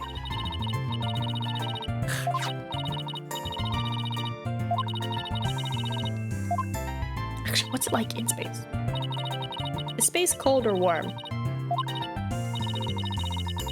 Oh. It's considered very cold. The average temperature of outer space is around 2.7 Kelvin, which is roughly minus 454.8 degrees Fahrenheit, meaning it's just above absolute zero. Okay. It is cold in some places some of the time. But here's the thing to remember, that number is an average across all of space and the unfathomable enormity of the universe, the vast majority of which is dark and empty. So it's kind of like the ocean. You know, like when you're swimming in the ocean, and you're like, oh, it's a nice temperature, and then you'll get like random patches of like ice cold water, and you're like, ooh, ice cold, that must be a current.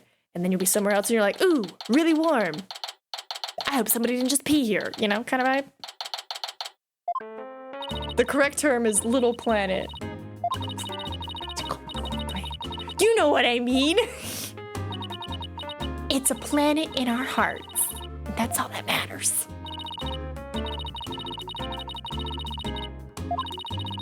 Baby planet. That's the penguin's fault. What if that's the conspiracy? The penguins got together and were like, what if we make Pluto not a planet, and then we take our spaceship and we go to Pluto? That way, we can always stay cold and get off this rock that is melting. It's genius. Take that! God, it's actually really smart. Penguins from Pluto. It's all coming together now. It's kind of the mind games they would pull. Exactly. They would just be like, honk. Get the rocket ready. Honk, honk. Submit the paper saying it's not a planet. Honk. Then they'll stop looking at it. It's all coming together. Them sneaky little flipper guys.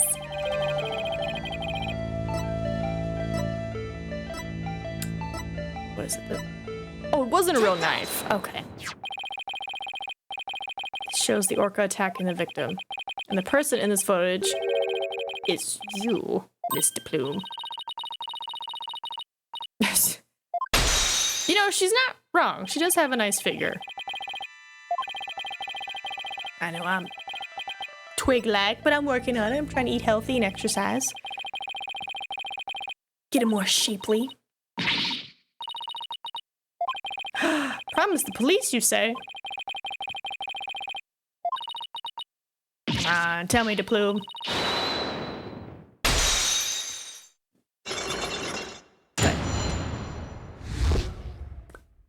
What's... Does she have a gun in her cleavage? What's happening?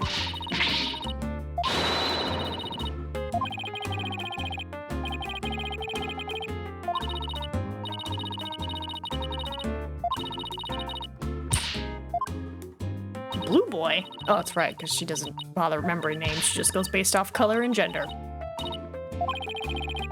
Also, are those fishes in the bottles back there alive? These ones? Because if not, that's unnerving. Also, these jellyfish might be alive. Ooh, but maybe they're those infinite jellyfish. You called infinite? No, immortal. I'm thinking of immortal jellyfish. Though I don't see a current machine in here, so they might be dying. Oh, piranhas. Nice. Sorry, I'm looking at the background.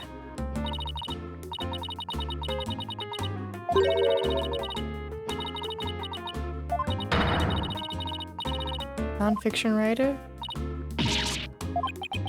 Oh, you a fan? Oh, I've never heard of her.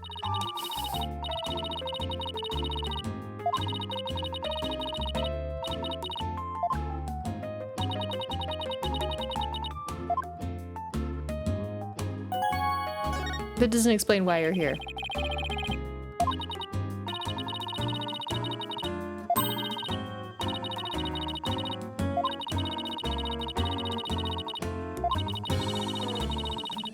Violent tendencies, and today my concern was proven to be well justified.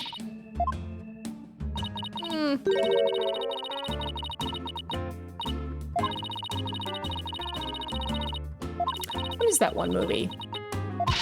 Blackwater? That was good.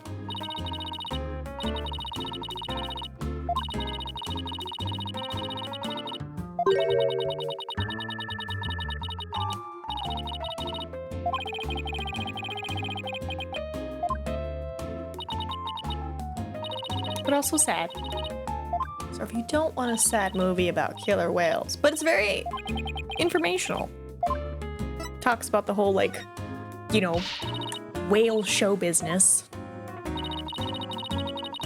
Like, you know, a little bit of the history of it and like what sparked this and how there's just this trend of orcas attacking and eating their trainers. And they're like, wow, it's really weird. It keeps happening.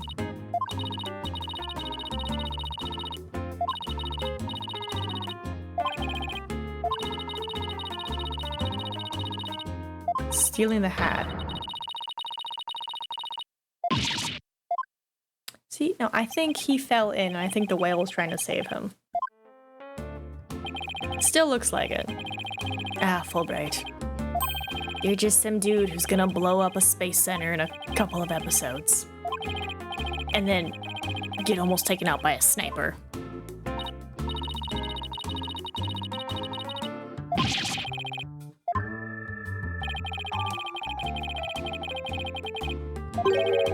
We're not going to trial. Wait, who's the prosecutor? Miles? Blackwell?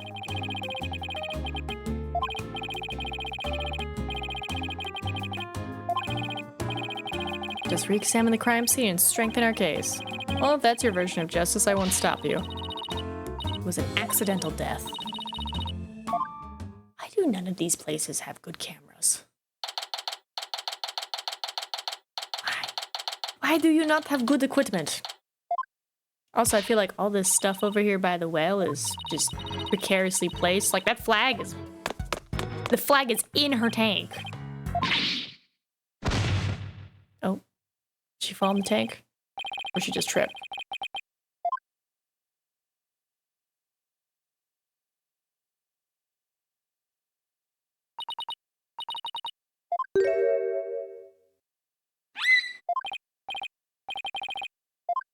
Hope you're in the specific spot.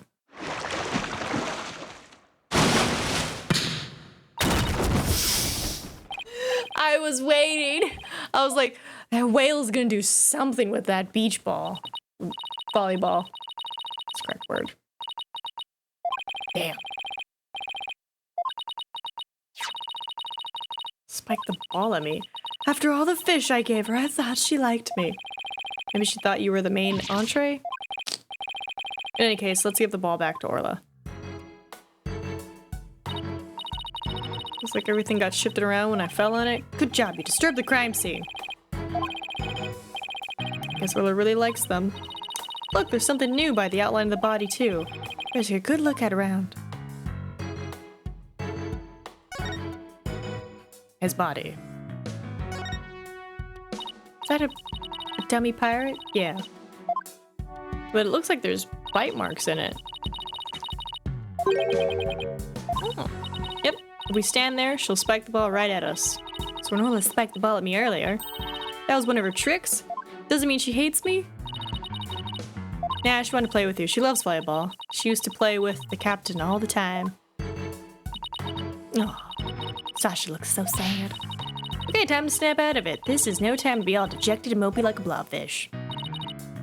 Well, they only look like that when you bring them up, because, you know, gravity and pressure. Isn't that funny? The blobfish meme, supposedly like what they don't look like. It's just, you know, we take them up and they're like, oh.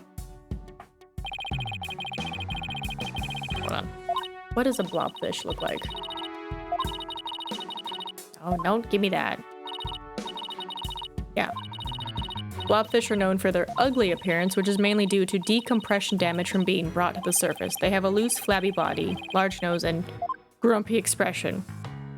However, in their natural deep-sea habitat, they look more like regular fish with streamlined bodies that can withstand extreme pressure. So it's like, yeah, they look like a normal fish.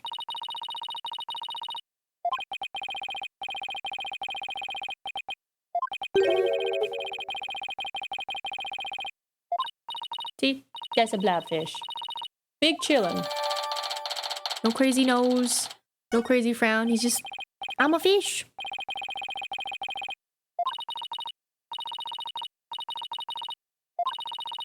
You know, 3,000 feet or below. The minute you bring them up, they're like, ah!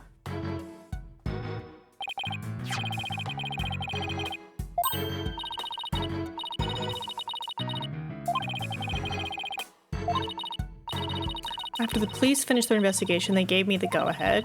I haven't found them all yet, though. I'm still missing a few. Well, if they aren't assigned the pool, maybe they're in the pool? Let's go to that ladder over there and take a peek at the bottom of the pool. I'm sorry, you wanna get in the pool with a killer whale? Guess he's something on the bottom of the pool. Yep. Want me to go down there and check? You can't just jump in dressed like that. You'll drown under the weight of your clothes. No, I won't. I'm a pretty good swimmer. You don't. No, you don't. Pool's really deep. I doubt you can hold your breath that long. But maybe Sasha can? We should not. No. Look at all these coins I found on the bottom. Thanks, Sasha. So there really were more down there, huh? Oh, safety. I mean, there are all together. Including the ones I put away, there are 300 of them. They're for the show. Oh, sound like they'd be heavy. About 7 pounds, I'd say. A little lighter than a stinkfish. I better go put these coins away where they belong.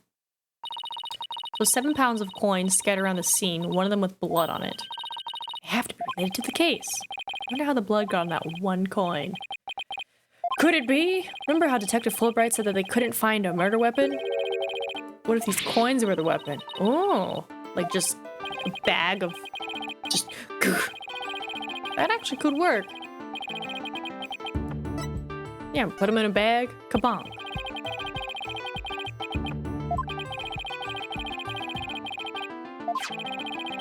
Explain how blood got on this coin, yeah. The bag of coins is the weapon, then we can just use it to prove Orla's innocence. Can we? Can we?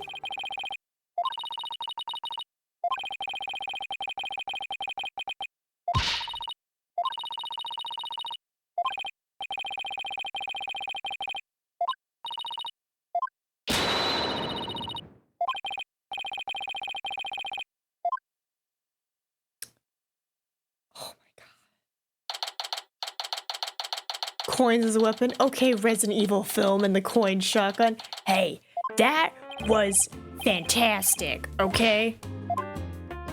You ever gently have coins thrown at you? So yeah, imagine putting freaking gunpowder behind that and just pow. You're gonna be like, ah! Gone. Dunzo.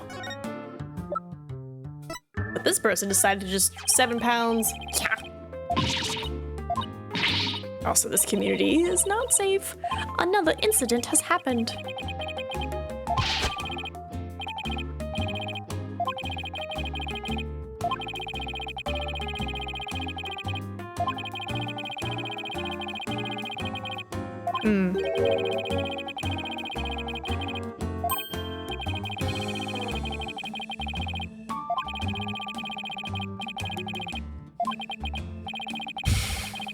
People be stealing stuff again. Except in that film, there wasn't a bullet behind the coins, just coins shoved into a gun and fired. Yeah, gunpowder. Because I'm like, don't you need something behind the coins to project them? Otherwise, wouldn't it just be click, click? Like, what's gonna launch it out? You know? Gotta have something to ignite it. Oh, is it like an old musket? Like, did they pour the gunpowder in, then shoved all the coins in, and then they're like, I'm ready! I might have to watch that again to be like, how did you guys actually fire the coins? So I can increase my knowledge.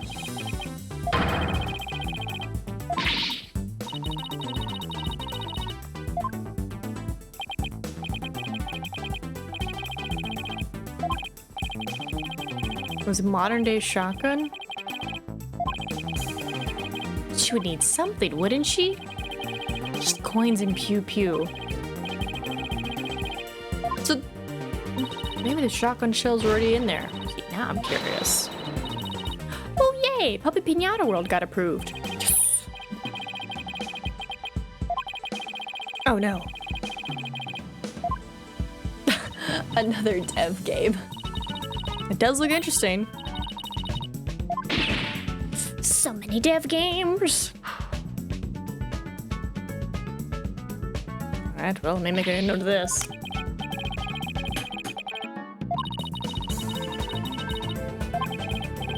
What is it?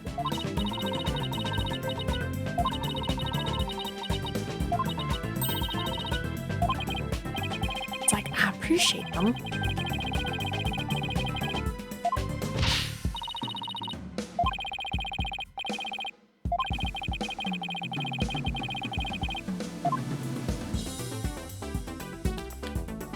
You said Resident Evil coin gun. That's what you said.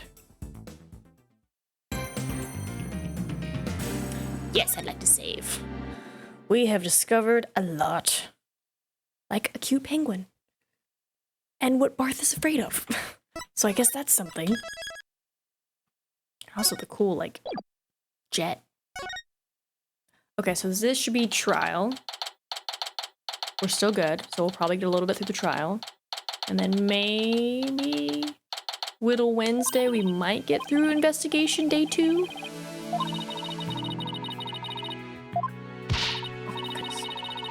I'm trying to look up the Resident Evil gun right now.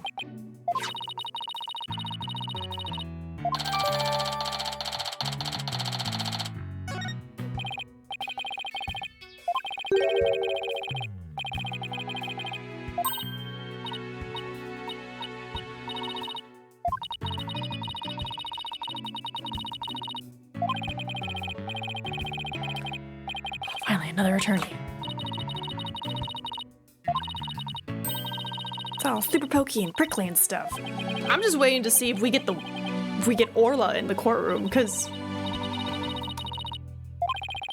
what if we get the what if we get the penguin instead? That would be pretty funny. Hey, Rhymes is here.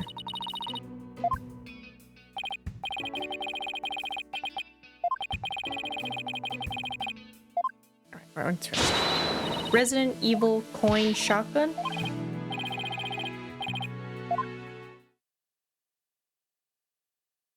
I suppose it's saw-off form. Okay. Let's see. This double-barrel shotgun was featured in Resident Evil Afterlife, and is supposed it's sawn-off form. Alice dual-wields them in certain moments, most notably on the prison rooftop when her revolvers run out of ammo and can't reload for whatever reason. She carried them in a dual holster rig on her back with her revolver set up in almost the same fashion.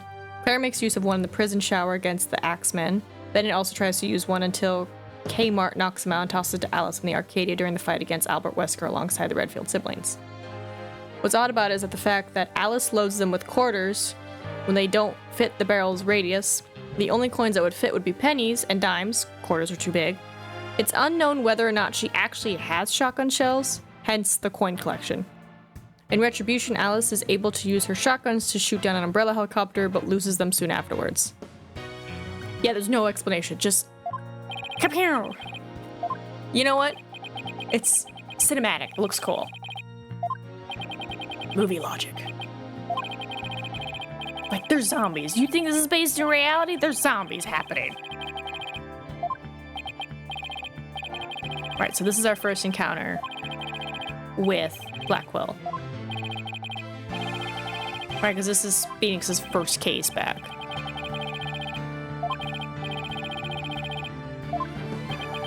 Surely you jest your baldness. Did you not receive the memo? The defendant, Aura Shipley, is an orca. An orca? Oh my god. So are we going to the aquarium? Arrangements for this trial were made only yesterday, so I didn't have time to review. But an orca as a defendant, it's absurd. Direct your comments to the defense. He's the absurd fellow who insisted on defending the orca in court in the first place. Absurd or not, I will carry out my duty to defend my client. Your duty to defend your crying ant? Don't you mean your crying orca, Mr. Wright?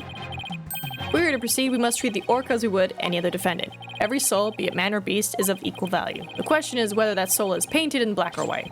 Take Taco, for example. He is as human in spirit as you or I. The real question is, am I in for more pain as always? Orca or not, I suppose the defendant is still a defendant, and I vow to render my verdict fairly and impartially. Now then, Prosecutor Blackwell, your opening statement, if you would.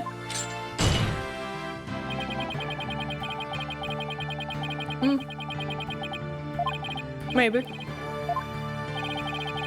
The orca murdered the owner of the ship-shaped aquarium. The orca apparently toyed with the victim mercilessly as he died.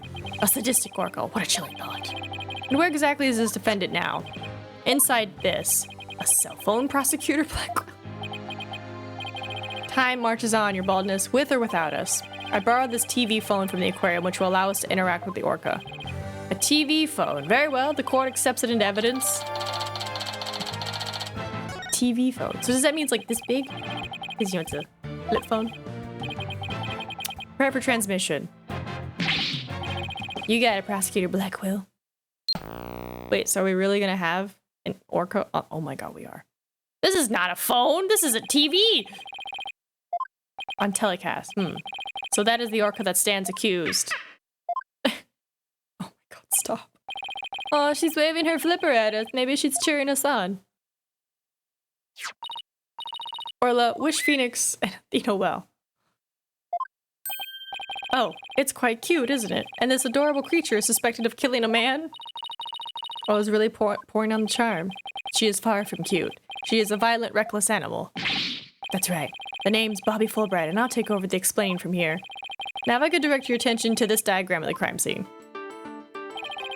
Following the report of an orca attack, we, the police, raced on over to Ship-Shape Aquarium. There we found a guest who says she saw the orca and the victim from the visitor's corridor. As the witness was watching, the orca suddenly went crazy and attacked the victim. The orca was the only one there, therefore no one else could have committed the crime. It's not quite finished, but I have a portion of the autopsy report here. Oof. Ooh. Can't imagine the terror being attacked underwater by such a large creature. But attack it did. Prepare yourself for the grisly details, your baldness. Prosecution moves to introduce our witness. Fulbright, you got it. Oh, this is the lady? Our brave lady whose fine sense of justice compelled her to speak. Come in right up. Even in court, it blows in the wind. I love her so much. She is fantastic.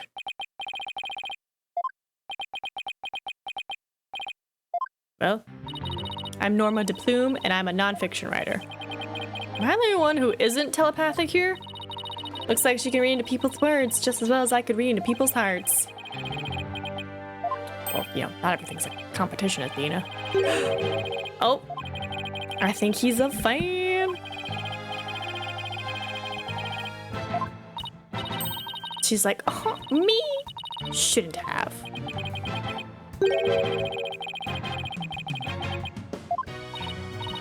And the glasses are back.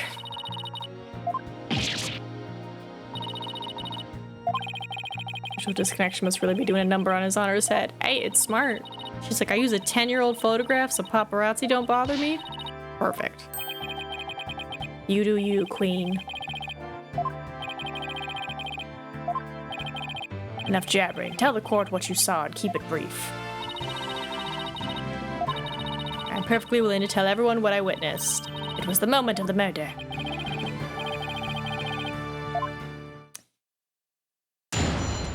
So I guess what we gotta figure out is who murdered the captain, right? Because I don't think it's our pirate lady. I don't see Rhymes doing it, and I don't see her doing it. So there must be, like, another person. But I'm like, what if it is Rhymes, right? They appear not to have a lot of upper body strength, but... Objection! I think they can lift 7 pounds. Well, why would they kill him? You know? Hold it! Get him, Athena. Fellow inmate told me just this morning. If you want something signed, all you need to do is a document and a witness. Let me guess, they were convicted for contract fraud? All we need in this case is the evidence and a witness to convict. It's as simple as that. Yep, that's it. Got him. So right? We're allowed to cross-examine. You proceed with your cross-examination, Mr. Wright. Oh, I might need to grab another snack.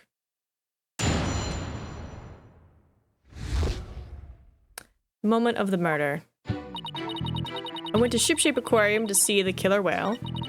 As I was watching the killer whale from the visitor's corridor, it suddenly went crazy. I saw the killer whale bite the victim to death with its huge mouth and deadly teeth. But the autopsy. It makes no mention of teeth. Objection! Mistaken, Mr. Plume. Beg your pardon? The autopsy report does indeed say death thought to be a result of orca attack. But the actual cause of death is contusion from head trauma, not being bitten. I'm sure the victim was bitten. I don't believe that can be true. The security footage doesn't show anything of the kind.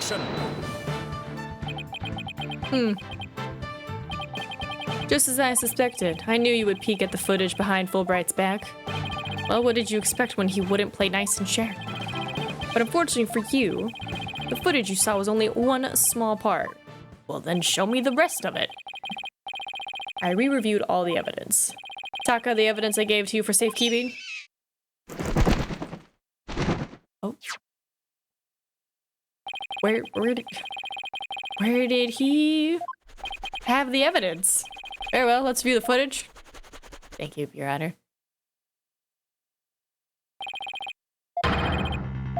He's carrying him. I'm already there. I'm locked in. I just don't know who attacked him. I know the orca's innocent. Just gotta figure out who. Look at this. Our body was being examined. But look, there's no...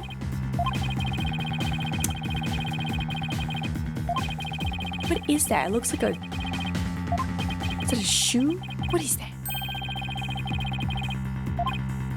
Yeah, there's teeth marks on the clothes, but there's no, like, bite holes. There's no teeth marks.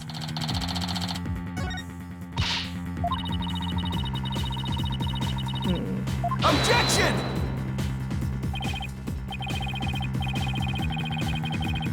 Objection!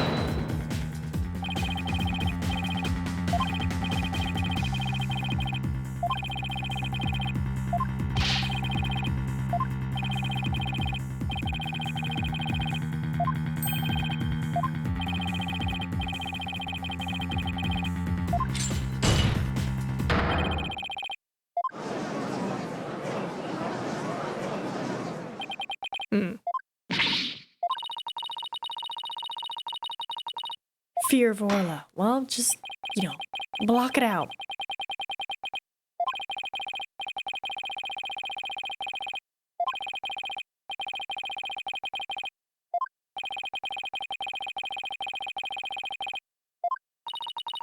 It's kind of funny. He's in black and white attire.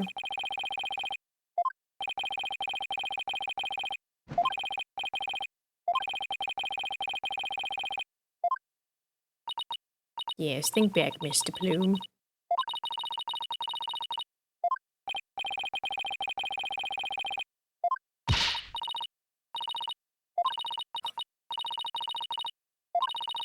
saw the killer whale before it toyed with the body as well. I saw at the moment it killed the victim by headbutting him.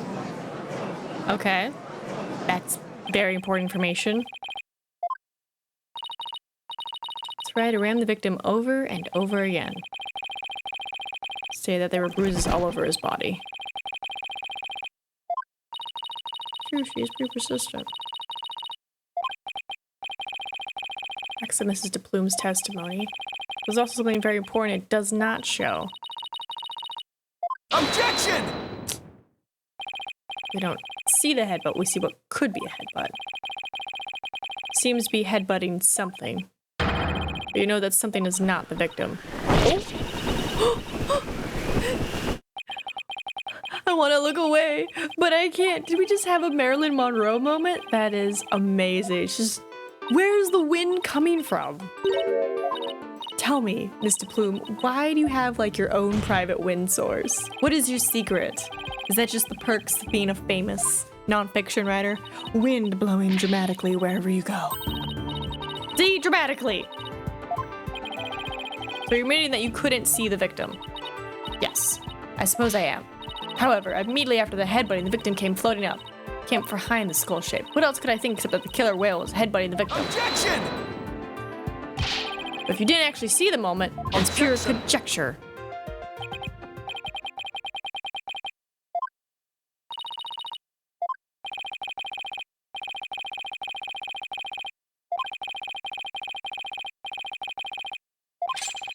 I knew she was behaving exactly as she would 1 year prior. Oh.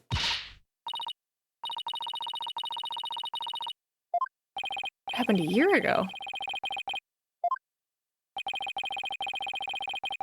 Occurred only last year, in which the defendant murdered her trainer. What? The orca murdered her trainer? What? Is this really true? This is not looking good for us. It's all in this book, The Killer Whale, Norma de Plume. Oh, and she's the one who wrote the book on it. That's not suspicious at all. Oh, wow. Orca kills its trainer. Oh, she also had the whistle, too.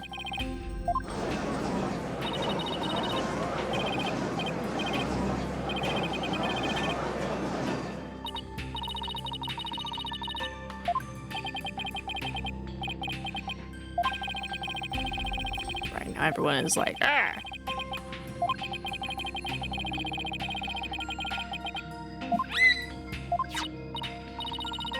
Gotta believe in Orla. There's no way she killed anybody. You gotta save her. Please, I'm begging you.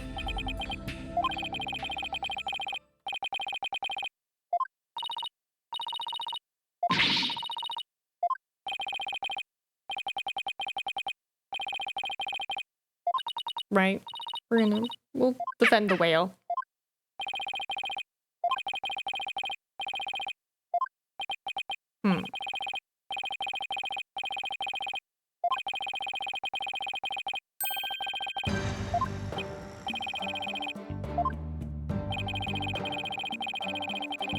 Some determination to defend the orca. It's true that Orla can't speak, and I don't know her thoughts. But there's a certain someone who believes in Orla with all her heart. I respect the trust she has in Orla, so I'm willing to believe in Orla too. What do you know about orcas? Nothing. That's what. I know you kind of look like one with your color scheme. What if somebody got him like a onesie orca suit? Kind of funny. So killer whales really are killers. What terrifying creatures indeed. So silly.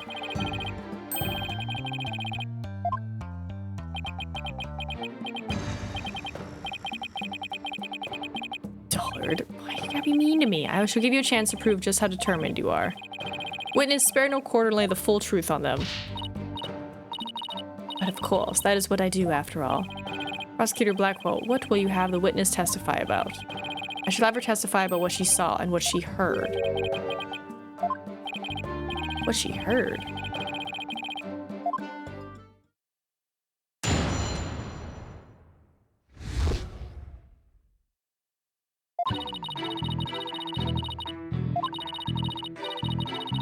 Killer whale suddenly started singing.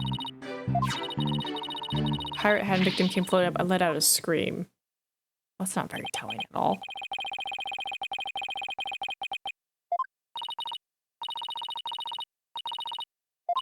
Scene. As I approached the pool, the killer whale suddenly started singing. It kept headbutting while it sang the swashbuckling, spectacular song. It was singing the same song it sang in the aquarium stage show back then. It was singing while it was headbutting. Well, that can be a little daunting.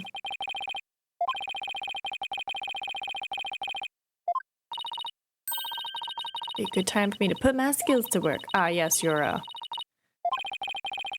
abilities.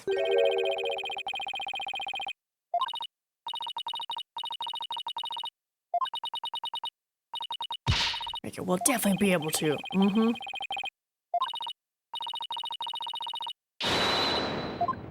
Alright, analyze Miss Bloom's heart. Because that would be pretty daunting just to see whoo, bonk, bonk, bonk, bonk, bonk. While, you know, they're singing. Alright. So, does the whale just wear the mustache the whole time?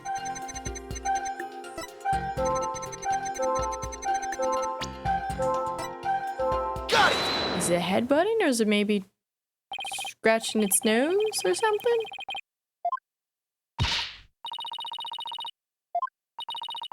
Must have been something else that scared her then.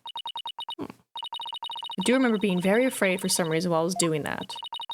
Sounds like maybe you saw something we haven't discussed yet. You try to remember what it was? It's particularly turned into a... Yes, it's turned into a counseling session. I saw something. Oh. I remember now. Oh? What'd you remember? Okay, good. Now, if you could please tell the court what you saw. I saw bright red blood. The killer whale's ramming caused the victim to bleed. There was a great cloud of blood. Well, this does not look good. That's why I was so sure. That's when I knew the killer whale had killed a person for a second time. Well, that was a very compelling statement. Looking at this again, there does appear to be something that could be a cloud of blood. It does look bad. Its reaction to blood. That would certainly explain what happened yesterday. Let's take a look at this blood-stained coin. Cease and desist at once. What kind of man shows a lady blood? I never got this whole women are afraid of blood thing. I'm like, you guys know what happens, right? Like, once a month? You know what happens, right? Why would I be afraid of blood? I see worse when I wake up in my bed sometimes. I would just awake and I'm like, ah! I must have done my body.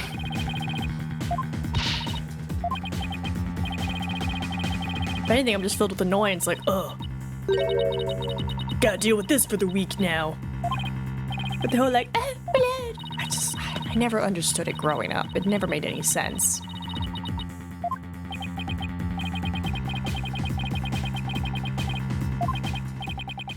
And what's funny is I remember talking to some of my uterus having friends about it.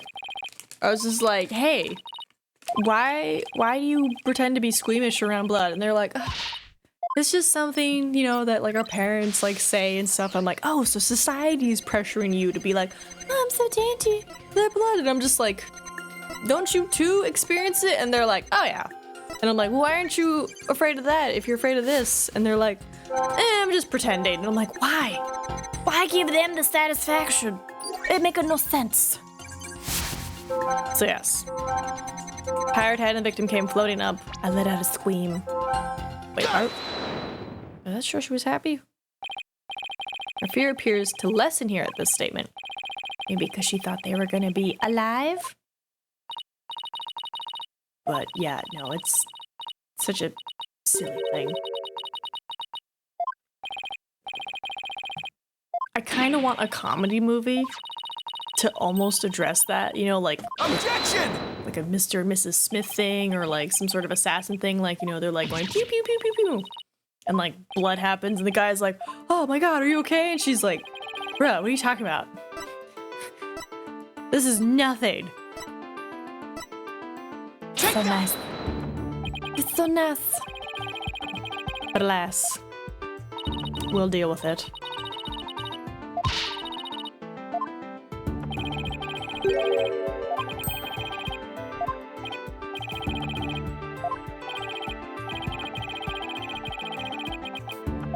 Right? And the blood must have been coming from somewhere on the orca's head. Oh! I'll say the animation for like her coat, fantastic.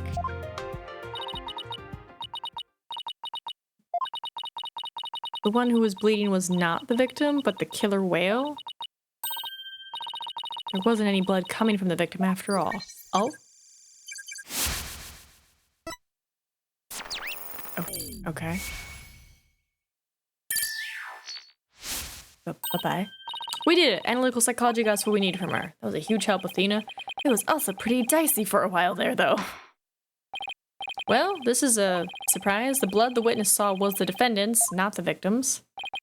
That is correct, and since there was no blood coming from the victim, there's only one thing we can conclude. That what the plume witness was not the moment of the murder, she claims. Objection! I thought you were unarmed, but it turns out you were concealing the sword all along. Nevertheless, it is far too dull to cut to the bone. Meaning, I grant that what the witness saw was not the victim's blood, but it proves nothing. After all, being rammed doesn't always result in a wound that bleeds, does it? Death from internal hemorrhaging is also a possibility. He's got a point. If you wish to challenge me to a duel, you'll need a sharper blade than that, right, Dono? I demand evidence that proves the witness did not see the moment of the murder. Did we not prove that with the rock? The victim's death occurred before she saw it. Started her headbutting, then that would mean he died sometime before Mr. Plume was watching her. Took place at 10:10. It must have something that can tell us about what happened before 10:10. Take that! We've only seen the footage from 10:09 to 10:10, which means there's still footage going further back that we need to check. Yeah. Your Honor, I request that all the security footage be played for the court. All of the footage? Mr. Plume witnessed the cloud of blood at around 10:10 a.m., but I believe the victim was already dead by that time. So your assertion is that the murder took place before Mr. Plume arrived. Exactly. Security camera footage starts at 10 when the aquarium opened, and I believe that is the vital evidence we need of 10 minutes before. So we're all just gonna sit here and watch 10 minutes of security tapes? That is a gamble, because I'm like, we did not review it before coming here? Normally you review the evidence so that way you're not like, I'm gonna use this evidence, and it's like, oh, no. This has proved their case, not mine. Humble pie. God, way to go, Athena. Well, the defense is that confident in its importance. Prosecutor Blackwell, the security footage. Fulbright. Roger, I have the rest of the security footage right here. Very well. Please play it for the court. Please. Please have something for me. See, that's a gamble. This is what it looked like at 10:10. The witness can be seen here. Alright, I'll just back the footage up to the beginning now. 10:09. 10:06. It appears Mr. Plume hasn't arrived yet at this point. Now see if I can find something from before this point in time. 10:03. 10 o'clock. I Resto. Let me make room for him. Let me make room for him. Oh, there we go. A pet the kitty. Pet the kitty cat, man. Oh yeah, I'm surprised you haven't woken up the roomie yet. So the 10 minutes you placed your bet on, did you see anything of significance? There's no body. There's no headbutting. That seems important. The footage we see, nothing, which is exactly what's important.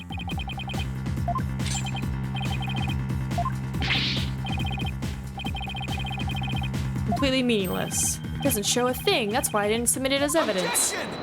You misheard me, Fulbright. No, it's just the opposite. Huh? What do you mean by that? In this 10 minutes of footage, something important that should be there isn't. Detective Fulbright, this footage should have been submitted as evidence. What? Are you questioning that I carry out my duty of justice? Explain yourself. What is this important thing that you say should be in the footage but isn't? The murder? Take that!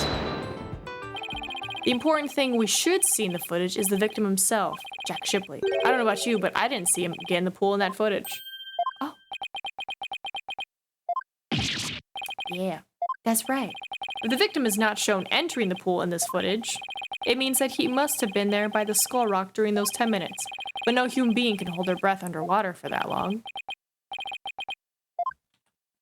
Hold on now. What's the longest a human being has held their breath?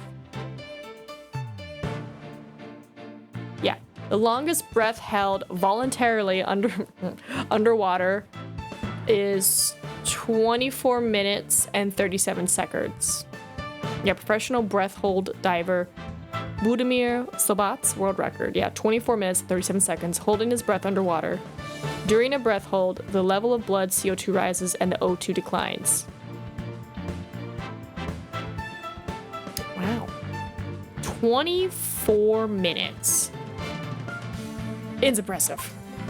So, it's not that it's impossible. It's just your regular average person can maybe do like a minute or 3. So yeah, 10 minutes, you're done. Unrealistic game, it's unplayable. Yeah. No. Don't worry, we had a whole thing with the lighters.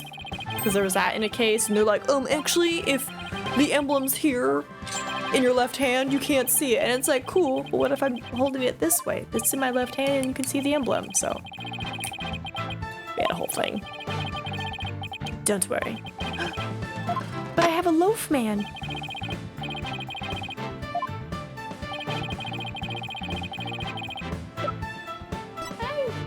Take that! He's so cute. I love him. I'm gonna give you some pets. We're talking about the murder weapon right now. This is another one of your bluffs. No, Your Honor, let me finish. It's 7 pounds of coins. And this isn't the only coin. There are 300 of these coins and all weighing a total of about 7 pounds. There you go. You gonna leave? Oh, you're good. You can walk on the puzzle, that's fine.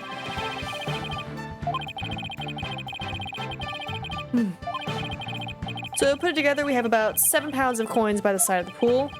One of them with a blood stain on it. I think the answer is pretty clear here, Your Honor. My heart monitor is falling off. But if the murder took place there, it would be difficult to say the orca did it. I realize you were trying to defend your client, but that theory is preposterous. How could 300 coins possibly be made to hit someone? You put it in a bag. You're a non-fiction writer. Put it in a bag. Kabonky. Put it in a bunch of socks. Or I guess 2 socks. Bonk, bonk. You know, if you want to get fancy with it. The true culprit used the coins as a blunt instrument to commit murder. Then they threw the body in the pool before the security cameras started up. Then they left, taking the bag of coins where we're in with them. That would be smart. I mean, you could also just put the coins in the water and then water washes the blood off.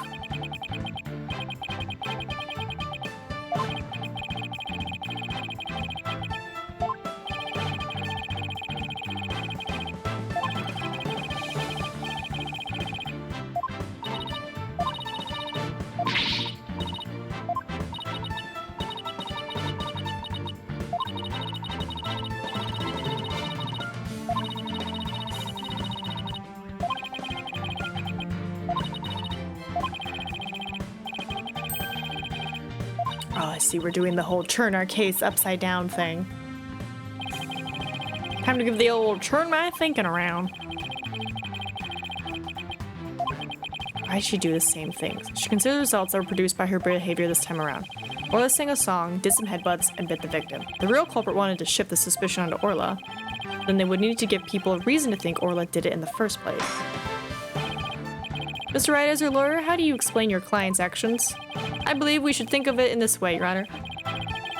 Oh, I thought it was Russell, just a cord. Startled me. How do the defendant actions affect the case? They created because she heard the song. The orca's act of singing a song is created by a witness. Fabricating a witness was the real culprit's true intention. After all, Mr. Plume witnessed two things. She saw Orla headbutt something over and over, and she saw the orca bite the victim. These two actions of Orla might have been the real culprit's plot to make the witness think the orca was attacking. Are you saying that the defendant was being manipulated by the true perpetrator? Exactly, and that would explain Orla's actions a year ago. The defendant is an orca. Is it possible to manipulate her? Yes. There is a way. With fish. And probably the whistle. Take that! It is a whistle, Your Honor. It's a whistle used to be sneaky. And or do tricks for their pirate shows. The true culprit hid the body in a spot that couldn't be seen from the visitor's corridor. Then when Mr. Plume appeared, they gave Orla the commands. In other words, Orla was manipulated by the culprit to perform a show. And, as for you know, Mr. Plume, you were manipulated by the true culprit to play the part of the witness. Norman de Plume was set up. De Plume, writer extraordinaire. Oh. Yes, I'm sorry to say, you were used. Oh. Oh! Your buttons, ma'am. I hope you have clothes on under there. Mr. Plume, please do something about your attire. That was a one wardrobe malfunction I did not want to see. And that's fine. She is a beautiful, curvy woman. I'm more just concerned about her flashiness. Prosecutor Blackwell, please have the bloodstained coin analyzed. You waste your breath. I guess even Prosecutor Blackwell can't refute the possibility of a human suspect. You did it. If the crime happened beside the pool, there's no way Orca could have done it. If only we could find the bag that the coins were in. In light of the new discovery, it would appear that the Orca couldn't have done it. Exactly, Your Honor. If the blood on the coin proves to be of the victim, we can unequivocally overturn Orla's accusation. Well, not really. Oh. Overturn the defendant's accusation? I think not. My hair. He cuts both me and Apollo's little, hair wig. He said, the moment you relax is when you're most vulnerable. And what did this man go in for? He's merely a sneaky thief who enjoys a spot of fishing now and again. But right, here would be easier to hook than any fish. Oh. The hawk sure does love the judge's head. Okay, we got the bag. What's this? That coin from before and some sort of bag? A bag? I don't think I'm gonna like this. This is the coin bag the 300 coins were in. I believe you were looking for this? How did you get that? I never said we didn't find it at the crime scene. The bag had blood on it, so naturally I had it sent to the crime lab. And does the blood belong to the victim? It does indeed, as does the blood on the coin. I knew it. So the blood on the coin did belong to the victim. The bag was open and the coins had all spilled out. The bag alone wasn't proof enough to say that it was used as a murder weapon. However, thanks to the defense and their coin, I am more than satisfied it was. Prosecutor Blackwell, are you conceding that the true culprit committed the murder with the bag of coins? I shall concede that the victim was put into the pool after his death. However, even with the bag, it doesn't change the fact that it was the orca that killed the victim. What? How can you still suspect Orla? You said that the true culprit manipulated Orla's behavior, but Orla isn't that kind of orca that would let someone control her. If anything, Orla used the victim's behavior against him to murder him. What? The orca manipulated a human being? To prove it, I have summoned another witness, Marlon Rhymes. Take the stand. Marlon Rhymes is a witness? Oh no. What is he gonna say? I would hope good things about Orla. Why don't you just stand there, state your name? I told you I didn't want to be a witness. I thought one witness would be quite enough to prove the defendant's guilt.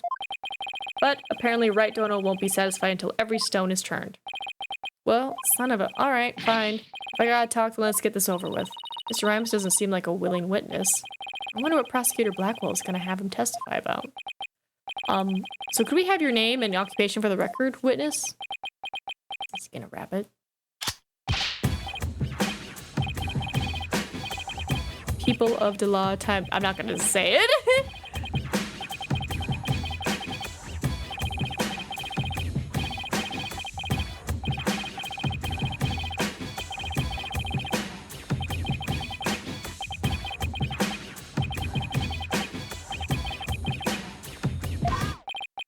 Oh my, I'm afraid I couldn't understand a word you said. Is that the flip-flop music young people nowadays like? So close, Your Honor. So close. Yet so far. Please proceed with your testimony, witness, without the flip-flop. Okay, fine. But I don't want to do this, I tell you. I feel like I'm selling Sasha out. Sasha? Dun dun. Why would you feel like you're selling Sasha out? About 10:10, I was in the staff room. I heard a loud noise from the pool room. When I went to look, I couldn't see the captain or the orca, but I saw a bunch of coins scattered around. The orca knows there's a certain spot people started to play volleyball with her. I think maybe she knocked down the stuff that was piled up there and hit the captain. Why would you assume that?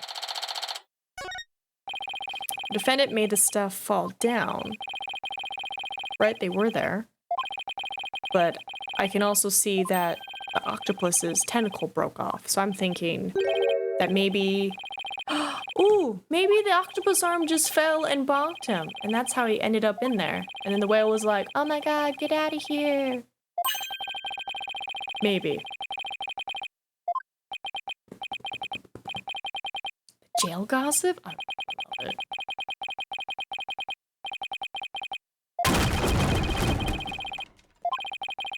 Oh, I see.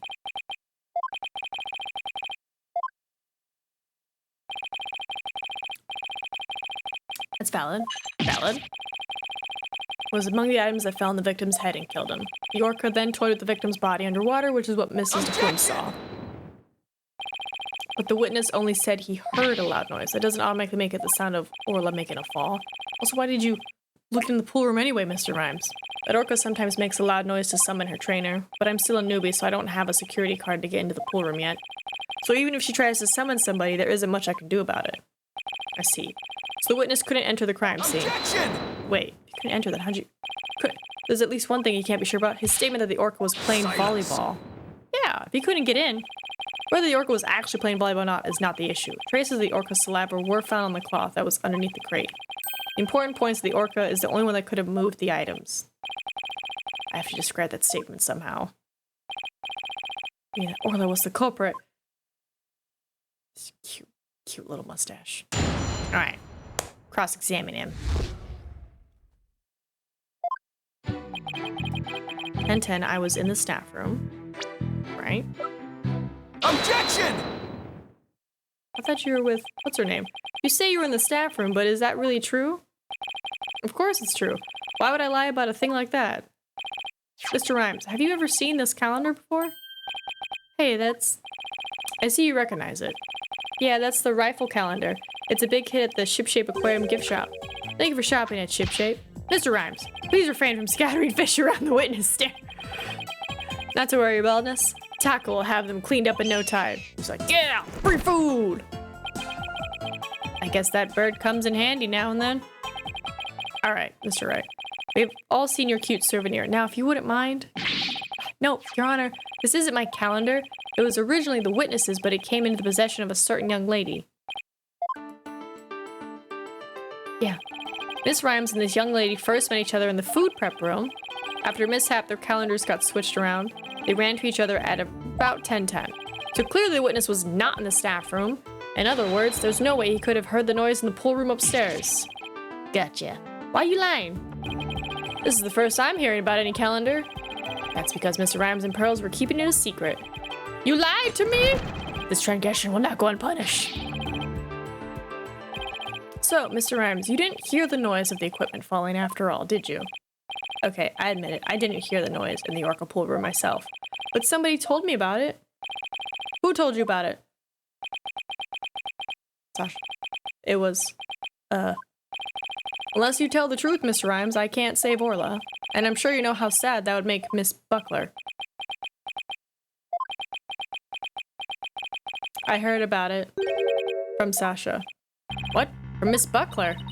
But that doesn't make sense. What is going on here? Now it's the trainer's own words that drive the orca into a corner. How do you like being bitten by your own client? Right, don't know? Ugh, I certainly didn't see this coming.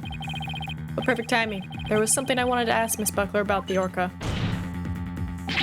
Prosecution calls the trainer, Miss Sasha Buckler, to the stand. It's supposed to be a good idea to hear what the orca's trainer has to say. I don't know what Sasha's gonna say. But I'll just have to meet it head on. Whatever it is. We will take a 20-minute recess while the witness is summoned. A recess?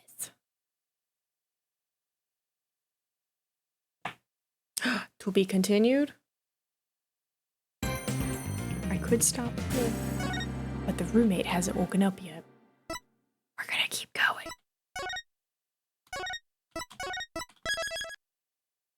We're gonna keep going.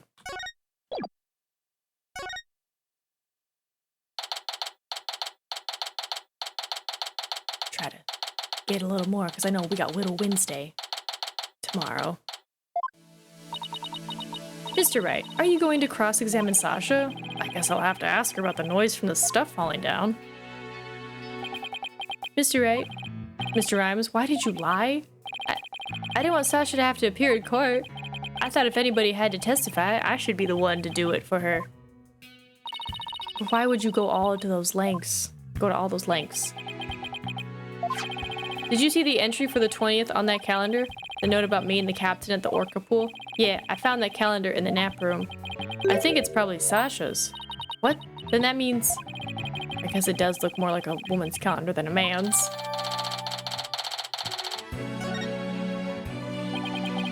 I didn't want suspicion to fall on Sasha. Mr. Wright, I gotta go back to the aquarium to look after the orca in Sasha's place. I'll be rooting for you on the other end of that TV phone. Please take care of Sasha. Oh, this is not good at all. Okay, we can't let Prosecutor Blackwell get the best of us. Time to refocus. You're right. After all, we're the only ones who can save Orla. All right, we're focused. We're back in. We're gonna figure this out.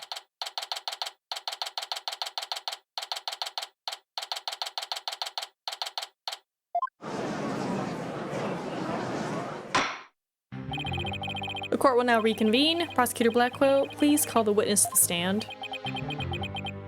Actually, you know what? Russell has been quiet. I'm gonna check on him real quick. I love her so much. I'll be right back.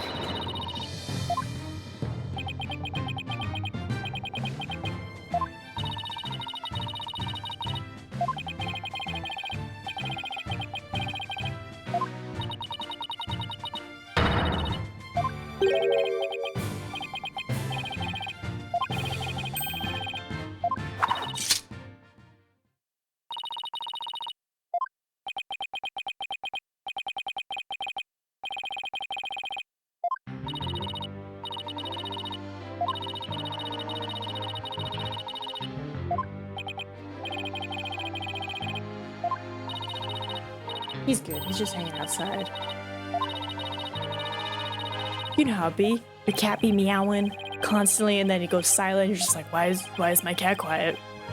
So, make sure he was good. Alright, the witness will report about hearing the noise that caused the victim's death. Now just wait a minute. Sure, Orlo uses the ball to break props sometimes. Hi, Russell. See, and of course, I just happened to peek on him, and now he's here. Hi, baby boy. Meow, I was just checking on you. Oh, come here.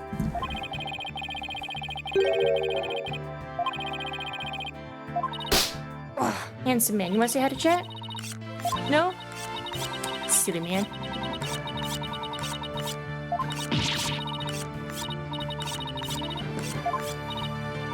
Watch your face with the cord. So you don't hurt yourself if you decide to jump. That's fantastic. Wait, Finn O'Meal? She does like her fish puns. I'll give her that. Alright, hearing the noise. I admit I heard Orla summoning me with a loud noise, but the aquarium's guest scream I heard over the walkie-talkie was more urgent. I talked to Norma DePume first and then went to the pool room with the security guard. The equipment was everywhere, and the captain was lying in the middle of it all. That's fair. He's just like, oh, check on whale or check on screaming person in aquarium. different. The actual order of Orla's actions depend on the order the witness heard the two noises. She heard the scream first. Objection! Oh yeah, how do we prove this?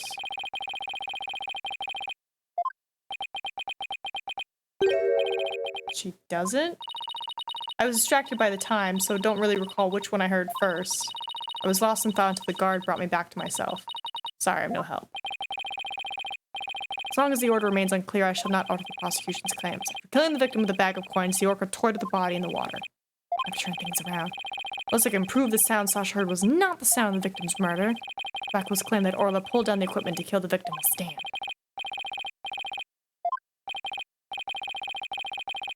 Just staring intently at a box. Yes, you are! 1 second. He wants me to try to play with the rope again with him. Talked to Norman de Plume first, and then went to the pool room with the security guard. The equipment was everywhere, and the captain was lying in the middle of it all. Hold it! I thought he was on the edge of the pool. I don't remember much, to be honest. I was in total shock from seeing the captain like that.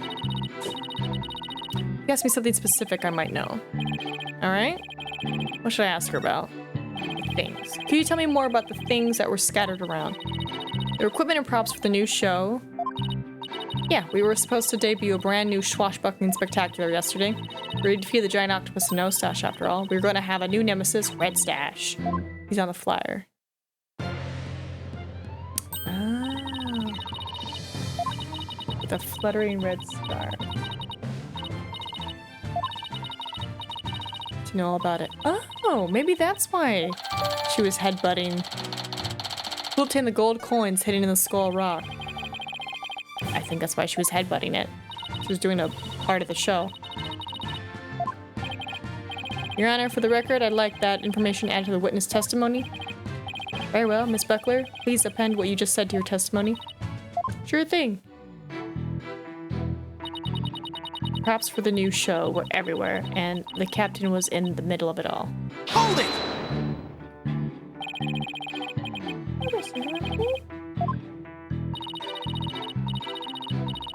Blow up dolphin in anger, Red Stash's costume, bag of coins. The captain was wearing his usual costume. The new props were all there.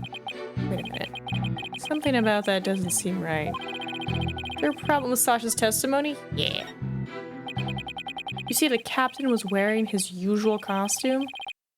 But is that completely accurate? Come on, Phoenix, what are you nitpicking my testimony for? If we look at the body, we see that there's a discrepancy between that and your statement. You said the victim was wearing his usual costume, but I see a red scarf, so he's wearing the Red Stash costume. Did my cat leave? I think he did. He was like, you're not entertaining with your rope. This does not amuse the kitty cat brain. Captain wasn't wearing that red scarf. But in this photo, I believe I see a red scarf. Yeah, but it's not wrapped around his neck. It's just draped on top of his neck. The red scarf was packed away with the rest of the new show's equipment. Oh, I see. Well, Russell has left, so I don't need to be trying to play with him anymore. But there's something about the timing of the stuff falling that bothers me. Timing of the stuff falling. The timing. Maybe my theory's been all wrong from the beginning. Maybe. Bag of coins isn't the murder weapon. And so your last cross-examination ends in failure as well. You should know that such a feeble slash will never hurt me. As I said, good morning! Objection! We finished the last case. So now we're working on the DLC. You want to take a wild guess who my defendant is? Edward. No. I'll give you a hint. You haven't met them, and it's not a human. Dog? No, it's a killer whale. Oh, yeah, they... the only guy that you like that. Little guy. Take that! White whale. Well, apparently she's very friendly, and they think she killed her trainer. But we're like, there's no bite marks in the body. And I'm like, yeah, it looks like she carried him. Like somebody killed him and dumped him in the tank. And then she's like, oh my god, my buddy. Yeah, gotta get this corpse out of here. But then, of course, you know, somebody sees a whale Corpse. with a corpse and there's blood, so they're just like, no, you know. What's going good? You got the wrestle me? Noise. Well, then I guess we'll find us a stopping point here.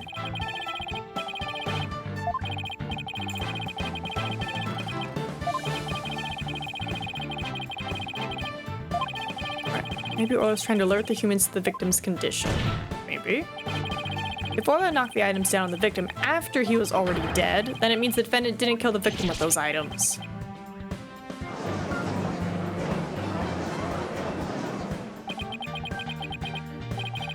Even still, your argument is lacking. Neither the Orga's headbutting nor the bag of coins were the manner of death. And how do you propose the victim was killed? Very good point. Oh, you should see it. Sometimes when he does his little knife thing, my little hair will go, what's it? Like the little tip will fall off. And then another one will just come back. He's done it to me and Apollo. But no, dude, that last case, wild. The man had like 5-6 masks on at once. And we just like, face reveal, face reveal, face reveal, face reveal. And I'm just like, who the F is this guy? It's crazy. Okay, then what if we flip that around? What if there was no water? Then the body would go right down in an instant. So could the real manner of death be what you think he fell into an empty tank? The chat says hi. Your Honor, I think we know the real manner of the victim's death. I think won't do, Mr. Wright. I expect a clear answer. Now then, what was the real manner of Jack Shipley's death? What's the manner of death that moved the victim to the bottom of the pool in an instant? Please take a look at this diagram of the orca pool. If there was no water in this pool, then it would be very easy to move the victim's body to the bottom of the pool. Just bloop. He would drop straight down. Oh my. Could it be the true manner of death? The orca pool is about 65 feet deep. If the victim were to go from top of the pool to the bottom where there is no water, then he would, without question, have fallen to his death. 65 feet? Would that kill you? I always hope it fits. It doesn't look like it. But I don't think... Yeah, I was like 65 feet? I don't think he'll die, because he's got bruises all over his body. Yeah. Maybe if like he went feet first, maybe the bones would like go through his organs. Yeah. You're gonna break your leg, and then your legs are gonna beat the leg. Because the tendons, yeah. Yeah. Ugh. It's such an odd sensation. Just the laws of inertia. Yeah, it's like it's got to go somewhere. Yeah. Yeah. And could you tell us about the tricks Orla does know? Well, there's jumping, dancing, and playing volleyball. And she can spin, do the rock and roll trick, and sing the swashbuckler spectacular song. They sound like pretty nice tricks, but I doubt they're related to this case. She's also practicing 2 new top secret tricks. There's the human rocket where she shoots somebody up into the air, and then there's a lifesaver trick where she brings a drowning person to the surface. Hey, one of those top secret tricks might have something to do with the case. Now, which of these 2 tricks sounds relevant to this case? The lifesaver one. So in the lifesaver trick, Orla brings a drowning person to the surface, correct? You got her puns. She sometimes bites into their clothes, but she's never hurt a person's skin. She brings a drowning person to the surface? And that must be it. That must have been what she was doing. Swam up toward the surface with the victim in its mouth. Matches up perfectly with what Dr. Plume, Miss Plume said. Real culprit must have used the lifesaver trick. Still find this very hard to believe. And let's see for ourselves. Let's have Orla show us her trick using a practice dummy. As you wish. Prosecution doesn't appear to have any objection. Miss Buckler, please proceed. Okay, sure. Show you Orca's Finomil. Hey Marlon, are you ready over there? Okay, let me just go get the practice dummy. There, it's in the pool. Ready and standing by, Sasha. Here goes. Orla's secret new trick, the lifesaver.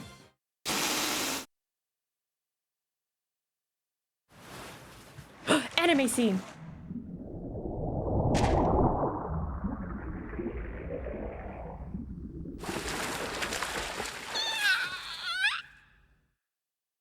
Yay. She did a good job. Clothes got torn a bit, but the dummy doesn't have any new marks on it. And there you have it, Orla's secret new trick. You guys can't even see it. You just see the back of the TV. They're just the back of the TV screen. They're just like, yeah, beautiful. It's like, you guys didn't even see it.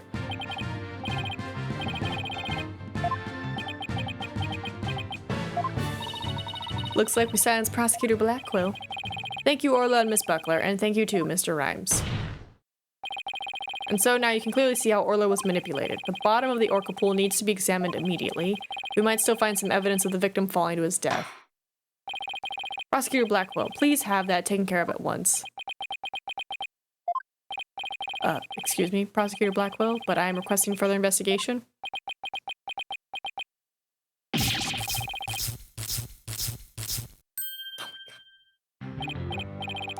Prosecutor Blackwell, you have to answer the nice judge politely.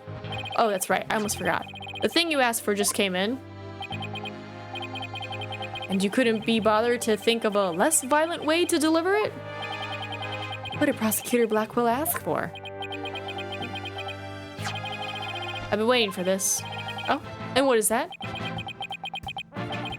An updated autopsy report. What? Why did it have to come now?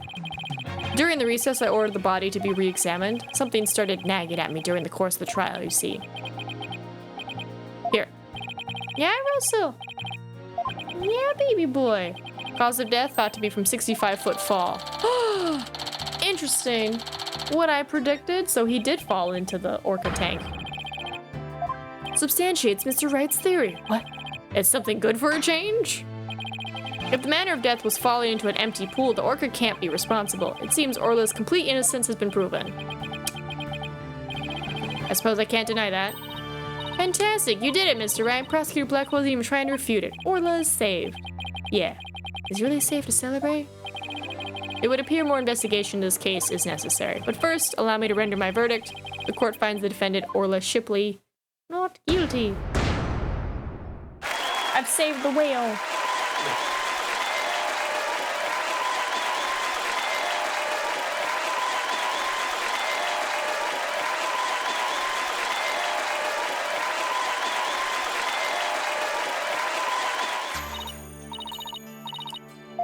Right.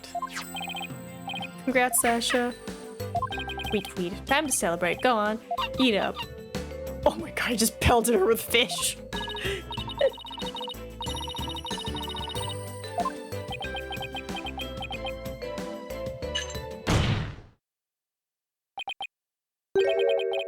Thank you, right?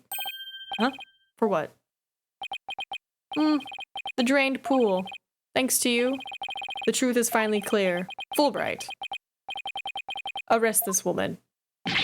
Certainly. Right away, Prosecutor Blackwell. Sasha Buckler, you are hereby under arrest for the murder of Jack Shipley. What?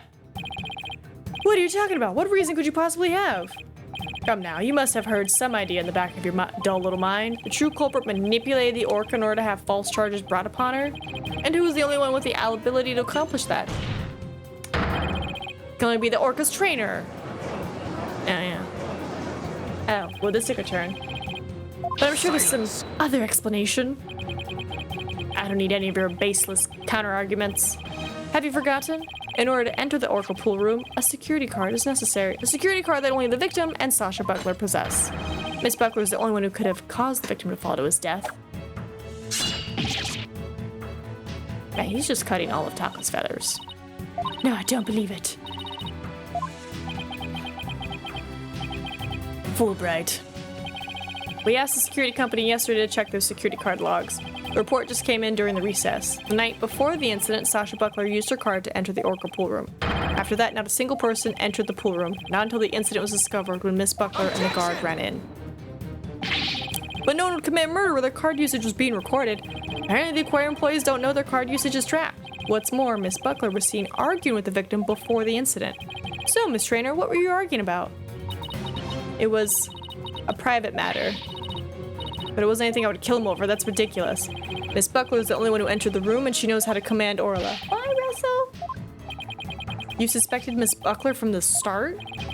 The orca did tricks because someone commanded her to do so. Possibly someone with a heart so black as to make her own partner the murder weapon.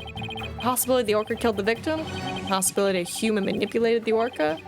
I looked into both. I respected both Sasha and Orla all along. My gratitude to you, after all. You were the one who drew out that information about the lifesaver trick. The orca you saved was an unwilling victim. A victim made to look like the weapon that killed Jack Shipley. Well, crud. Alright, come along then. Let's have a good long talk. Wait, I didn't kill the captain. Never try to frame Orla. Why would I hurt the ones I love like that? Sasha. Phoenix, Athena, you gotta believe me. And I'm guessing we're gonna get another save thingy, possibly, because investigation day 2. Sasha didn't kill him. I believe that with all my heart. It's gotta be something we can do. I feel the same way. Could I have done something differently? But never in my wildest dreams did I imagine things turning out this way. It would appear that this case has taken on an entirely new aspect. With this trial only concerned with the ruling of the defendant, or Shipley, so I'm afraid this concludes today's trial. Court is adjourned.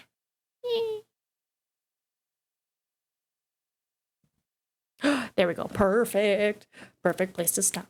Perfect place to stop. And look, we got a little bit of extra time in, which is good for us. Nice.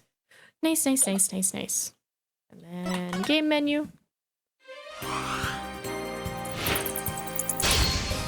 Alright, you lovely humans. That is that. We finished case 5. We're starting the DLC, so if we're lucky, we might finish it tomorrow, but if not, we're definitely going to finish this game Friday. So, thank you everyone for stopping by. Thank you for the gifted games, and of course, thank you for the subs.